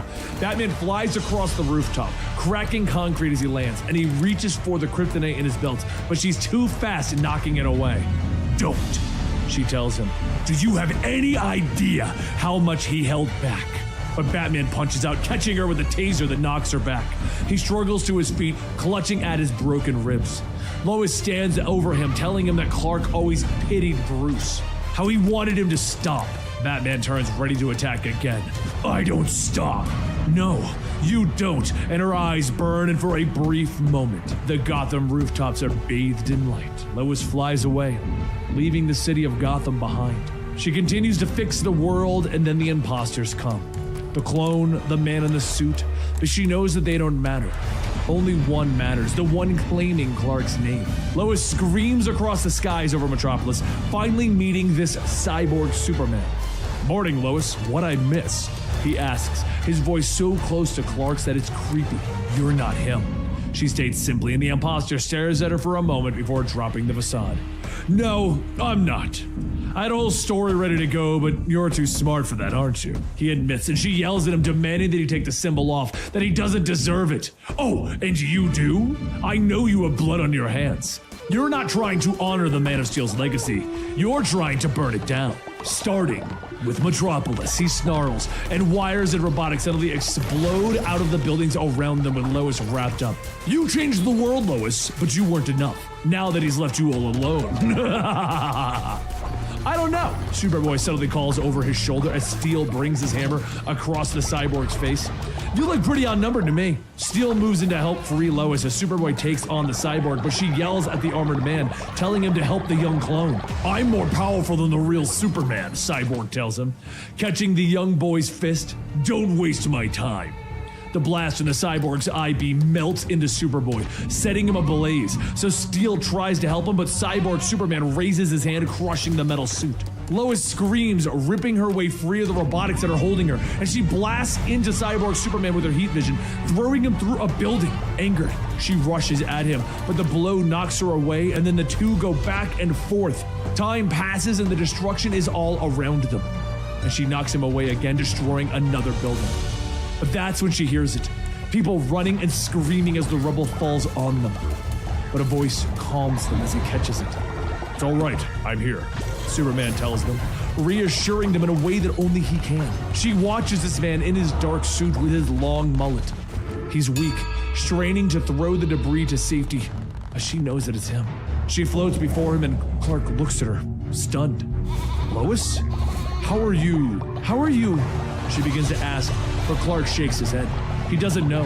The Eradicator placed him into the life matrix and it just took longer than he expected. But I'm back now. He looks around and he sees the people stare at Lois in fear. They're afraid of you. Why are they afraid of you, Lois? The two stare at each other for a moment before they're interrupted.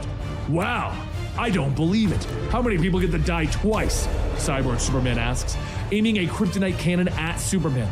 Lois launches herself, anger fueling the energy in her body, and she bashes through the cannon, destroying it, releasing the kryptonite into the air. I won't let you take him from me again! She screams, and the kryptonite gas hits her. Her human side helps her survive as she fights through the cloud, finding Clark lying on the pavement. She holds him, looking into the eyes of the man that she loves, and they stare back at her with terror. Tears fill her eyes as she whispers for him to hold on, but once again, the Man of Steel dies in her arms. Tempest Fugonaut watches as Lois is cradling the dying Superman, vowing to create a world that deserved him. He sees her eyes burn, for Lois is now the Eradicator, the dark avenging angel of the multiverse, beyond salvation. Fugonaut looks out over the multiverse, over the darkness that has seeped in. He feels pity for those who have fallen prey to the dark, for he knows that they must cherish the light that they have.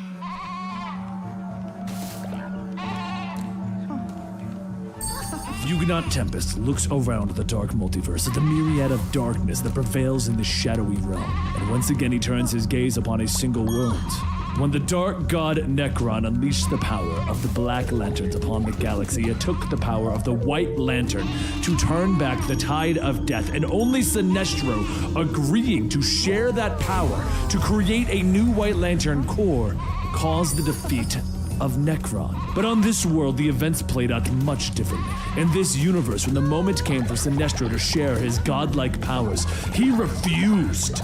But he was not enough to stop the Black Lanterns alone. So the Lantern Corps fell, and the wave of darkness washed over the universe, and with each death, the ranks of the Black Lanterns grew. And in the war of life and death, life lost. Seeing this and knowing that it was his fault, Sinestro could not live with himself, and he placed the ring against his head, and he took his own life. And now 19 days have passed. Lobo's boot crushes the skull of the Black Lantern at his feet, and more of the monsters encircle him, with the main man swinging his hook and chain. Behind him, Dove cowers in the corner. Out of all the places in this scumball planet, you had to be here, he growls. And more of the Black Lantern Teen Titans close in, but Lobo keeps them all at bay. Starting to think you might not be worth the scratch, little chickie. I shouldn't have come to Titan's Tower, Dove whispers. I just didn't know where else to go. I, for one, am happy to see you, Dove. A voice calls out from over her shoulder, and the young hero turns to see the undead Cyborg behind her. She begins to back up as Cyborg tries to lure her in. So Lobo grabs the former hero, ripping him apart. Starfire leaps onto him, sinking her teeth into his neck, but he tosses her aside. Now you listen here, Starbutt. You take a bite out of me, you get a gut ache like you ain't never had.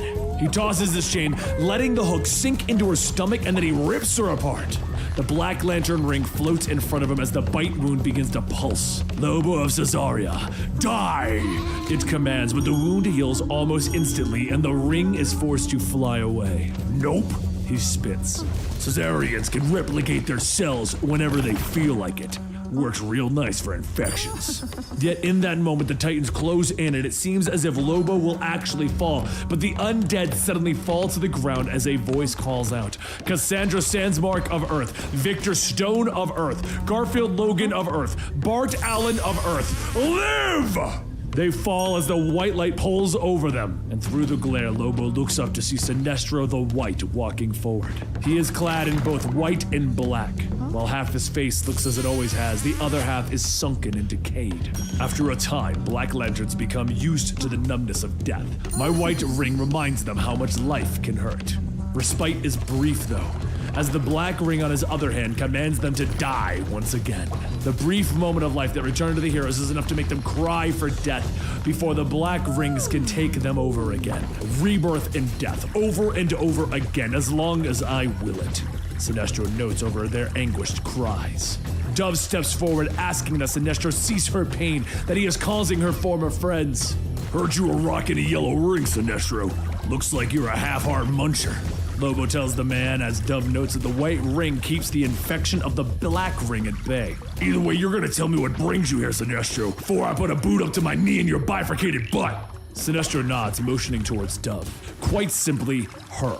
She is Dove, the avatar of peace. I detected her with my white ring. She is quite literally the last living woman on Earth. He steps to the young woman, telling her that he would like to run some tests as to why she's immune to the influence of the black rings. It's possible that her powers are the key to ending this plague. But Lobo is there, pushing Sinestro away. Yeah, and I'd like to kill every loser in my entire home planet a second time, but that ain't gonna happen. Cause what's done is done. He spits, and Lobo leans in close, telling Sinestro that Dove is coming with me. I was hired to bring it to Takron Galtos. The prison planet, by whom? Didn't say, don't care. Sinestro pauses, staring at the Caesarian for a moment before turning away. It's just as well. Perhaps your patron has some insight into her importance and is willing to share his or her resources. If not, there's always torture. He stops nearby, motioning to Lobo's space hog that is parked among the destruction and debris of the tower. I suppose this monstrosity is yours? Her name's Ramona, and don't you get your grape grease on her. Lobo growls, so Dove steps forward as if the men have completely forgotten about her. You two thugs think that you can talk about me like I'm not even here? The Lords of Order and Chaos chose me to bear these powers, and I've survived on my own for weeks in this hell. No one tells me where to go, she tells them. From behind her, though, the fallen Titans call out to her, asking her to join them. She looks over her shoulder at her former friends, at the destruction of Earth around her. Just get me the hell out of here, she whispers to Lobo, moving towards his space hog. The bike roars into space with Lobo grumbling the whole way. Fraggin' bastard, bossy chickie. They move through the solar system quickly, avoiding the remains of the Vanagarian fleet that was sent to try and stem the tide of the Black Lanterns. Sinestro warns the two of the wave of 19 million Black Lanterns that moves throughout the universe, devouring worlds and swelling its own ranks. It takes 6 days for the three of them to travel through the vast emptiness of space. Rise and shine, barnacles! Lobo calls from the front, rousing Dove from her sleep. We've arrived at Takron Galtos for a door-to-door delivery, May style. The prison world lays below them, a sprawling metropolis of buildings and smokestacks that billow dark clouds into space, and on his hand, the white ring begins to pulse and glow. I feel the presence of life here, but that singular heartbeat is overpowered by the extensive presence of death, Sinestro tells him. Lobo nods, checking his sensors. I say a body temperature that low means an army of refrigerators or Black Lanterns, he tells them, before anger washes over him. Frag! If this is a trap, there's gonna be a rending and tear and urinating down neck holes, he growls. But Dove is waiting. She knows that if someone is down there, they might need help. So she leaps from the bike, forcing Sinestro to follow her with a sign. So infuriating and so familiar, I'm right behind you. Lobo looks around confused, still on his bike. Hey, deal says I deliver the chickie. No one steals the main man's bounty, especially not the damn bounty. He screams as he leaps free of the bike, falling hard towards the building below. Passing the two others, he shatters through a window, and Sinestro and Dove follow as they move through the prison. Suddenly, Sinestro falls forward, groaning in pain, and the black ring on his finger glows and pulses. Something's wrong. The power of death here is stronger than any I've faced. As if it's consumed by an even greater life, fed upon eternity itself. He turns, realizing what this means. New gods. The others turn to see the beings that have moved against them. Granny goodness, we have visitors. Big Barda says in the darkness, and behind her, the undead citizens of Apocalypse and New Genesis gather. Sinestro moves forward, raising his twin rings, but nothing happens. Well, do the only damn thing that makes it worth keeping your decaying ass around. But Sinestro grunts until he gives up. Even I can't restore a fallen god. Lobo steps forward, pulling back his hook and chain. Forget this crap! If I'm gonna be led into a trap, I'm at least gonna take some trophies. He growls, standing before the mightiest warriors of the new gods. And the head of Big Barter will look mighty good mounted on the hood of my car. But suddenly he's knocked aside as a new fighter emerges. Mr. Miracle stands before his fallen family, and he turns, ordering the three of them to run. Run! That way! Now! He commands. He turns with them, running through the prison as Big Barda and the others follow, calling for him to join them. The blast doors close behind them, and the sound of the dead pounding echoes throughout the rest of the hallways. The group takes a minute to breathe as Mr. Miracle turns to them to smile. It'll take them a few hours to get through. I would know. Master escape artist and all. Anyway, top-notch work, Lobo. Worth every penny, he tells the main man. You hired me? Darkseid's goofy stepson? Lobo asks, surprise in his gruff voice. Miracle nods, pushing past the Caesarian to pull Dove into a hug. So glad to see you. It's been a while since, what, Superman's funeral? Those are the good old days, right? Quickly, Mr. Miracle explains that he brought Barda and her Furies to the prison planet. That he's been moving from cell to cell, avoiding them while waiting for Lobo to arrive. It's not so bad, really, except for the constant screaming and threats. But Lobo doesn't understand why he doesn't just boom tube them all to the heart of the black hole. And Sinestro moves forward, understanding. Scott Freeman has a reputation of having one of the most cunning minds in the universe. I assume that you may have a plan, Mr. Miracle. Scott nods, tapping a few buttons on his computer, bringing up a hologram that he tells them the legend of the wall at the edge of the known universe that is made of the corpses of giants that have once dominated primeval space. The source wall, Sinestro notes, and Scott nods and continues. He explains that beyond that wall is the pure energy of creation, pure life. But he explains that the energy is chaotic and unfocused, and it takes the shape of its container. The heroes begin to watch these images before them, and thus the need for Dove, chosen as the avatar of peace by the Lord of Order. Sinestro finishes. Scott nods, believing that they can use both Sinestro's white ring and combine it with Dove to help focus the energy and wash pure life over the universe. With his explanation complete, Scott turns to Lobo, telling the man that he can leave. Great work, I'll be leaving a glowing review, he tells him. But Lobo steps up, his finger in Scott's face. If you yahoos mess this up, all my damn money won't be worth squat. I'm going. Consider protecting my investment, he tells them angrily.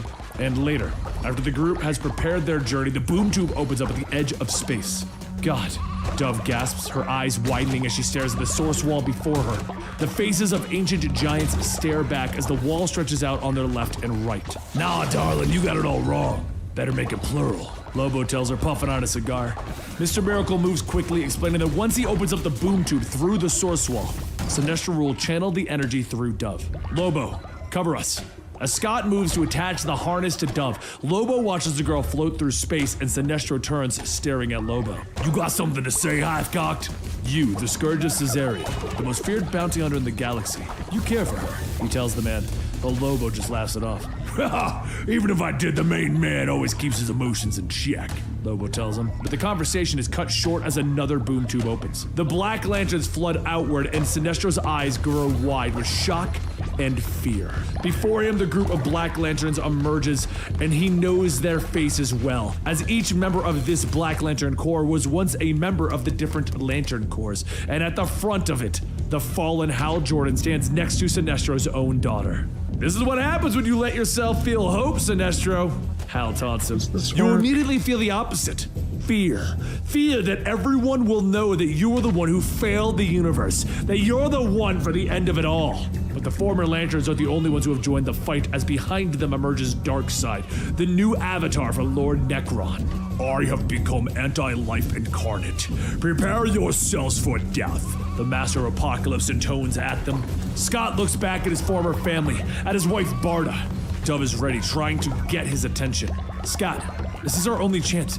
You need to focus while we fix this, she tells him, and Lobo launches himself through space towards the Black Lanterns. Lobo, Darkseid is possessed by Necron. Their power is immeasurable. Shut up and let me do my job, Lobo yells, his hook swinging and slicing through the undead, and he makes his way towards the Dark Master. Come at me, Lobo of Caesarea. You have always been a loyal servant, whether you knew it or not, he tells him. Omega beams launch from his eyes, striking Lobo and blowing him apart, his blood floating through space. And now you have received the gift of annihilation, Darkseid smiles. Sinestro stands against the might of the Black Lanterns, and raising his own ring, tendrils of barbed wire begin to wrap around him, slicing them apart. But Hal and Soranik are behind him, their arms wrapping around him. Scott yells that they need him, and Sinestro turns the light of his white ring upon them. Soranik Natu of Korakar, Hal Jordan of Earth, live! The ring yells, and in the brief moment of the resurrection, Sinestro looks at one of his greatest enemies. Jordan, listen, I failed because I was selfish. Because instead of courage, I have fear. Because I feared that you would always be better than me. And my failure killed my beloved daughter. My failure killed the universe. The ring pours its energy forward, and suddenly Hal Jordan and Soranik stand before Sinestro, reborn. Thal, you did it, Hal tells him, looking down at his own body in shock, but his words suddenly become screams of pain as the black ring infection overtakes him again. Soranik looks at her father as her body decays, calling out to him, and Sinestro reaches out for her, when suddenly her head is ripped off her body. Enough of this lost cause! Lobo spits, having reformed. Right. He turns, telling Sinestro to help Dove. I can't do this all by myself, Lobo tells him, but he turns, and the other cells of Lobo that have reformed have already launched into the fight with the Black Lanterns. Lobo launches himself at Darkseid again, ripping out his eyes. Now let's see you try to do that fancy eye beam without them baby reds, he snarls.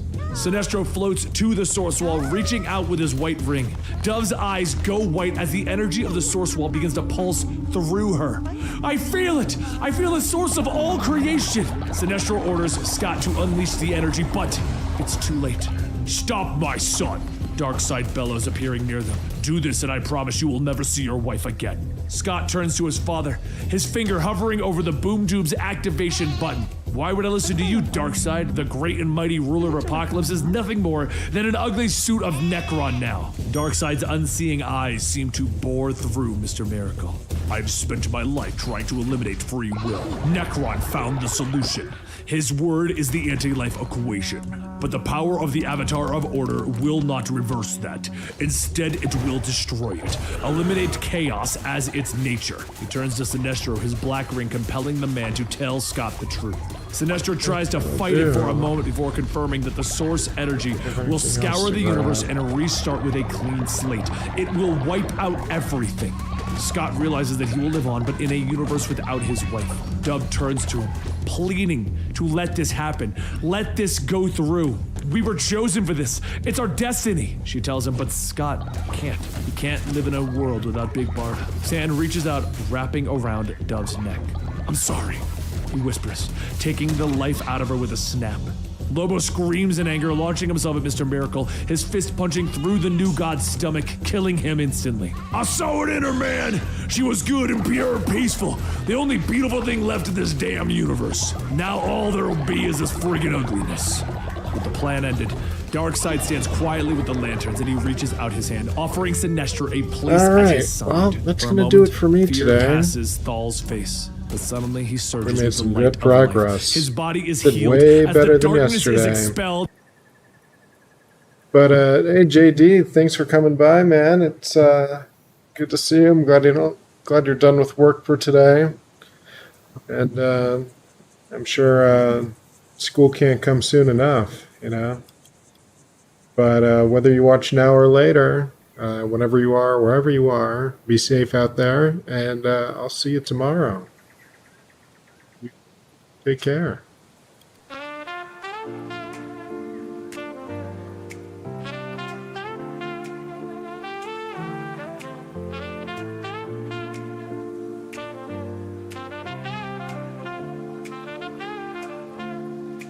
Y'all listen up as I narrate the Vector's tale. A man from afar riding the temporal gale. Ronin by name and a Ronin by fate. In the tapestry of time he's got a date. He ain't just saving, he's exploring the rift. In the timelines he travels, he's given a lift. Seeking tech and secrets in a world that's gone astray. Ronin's the man who's gonna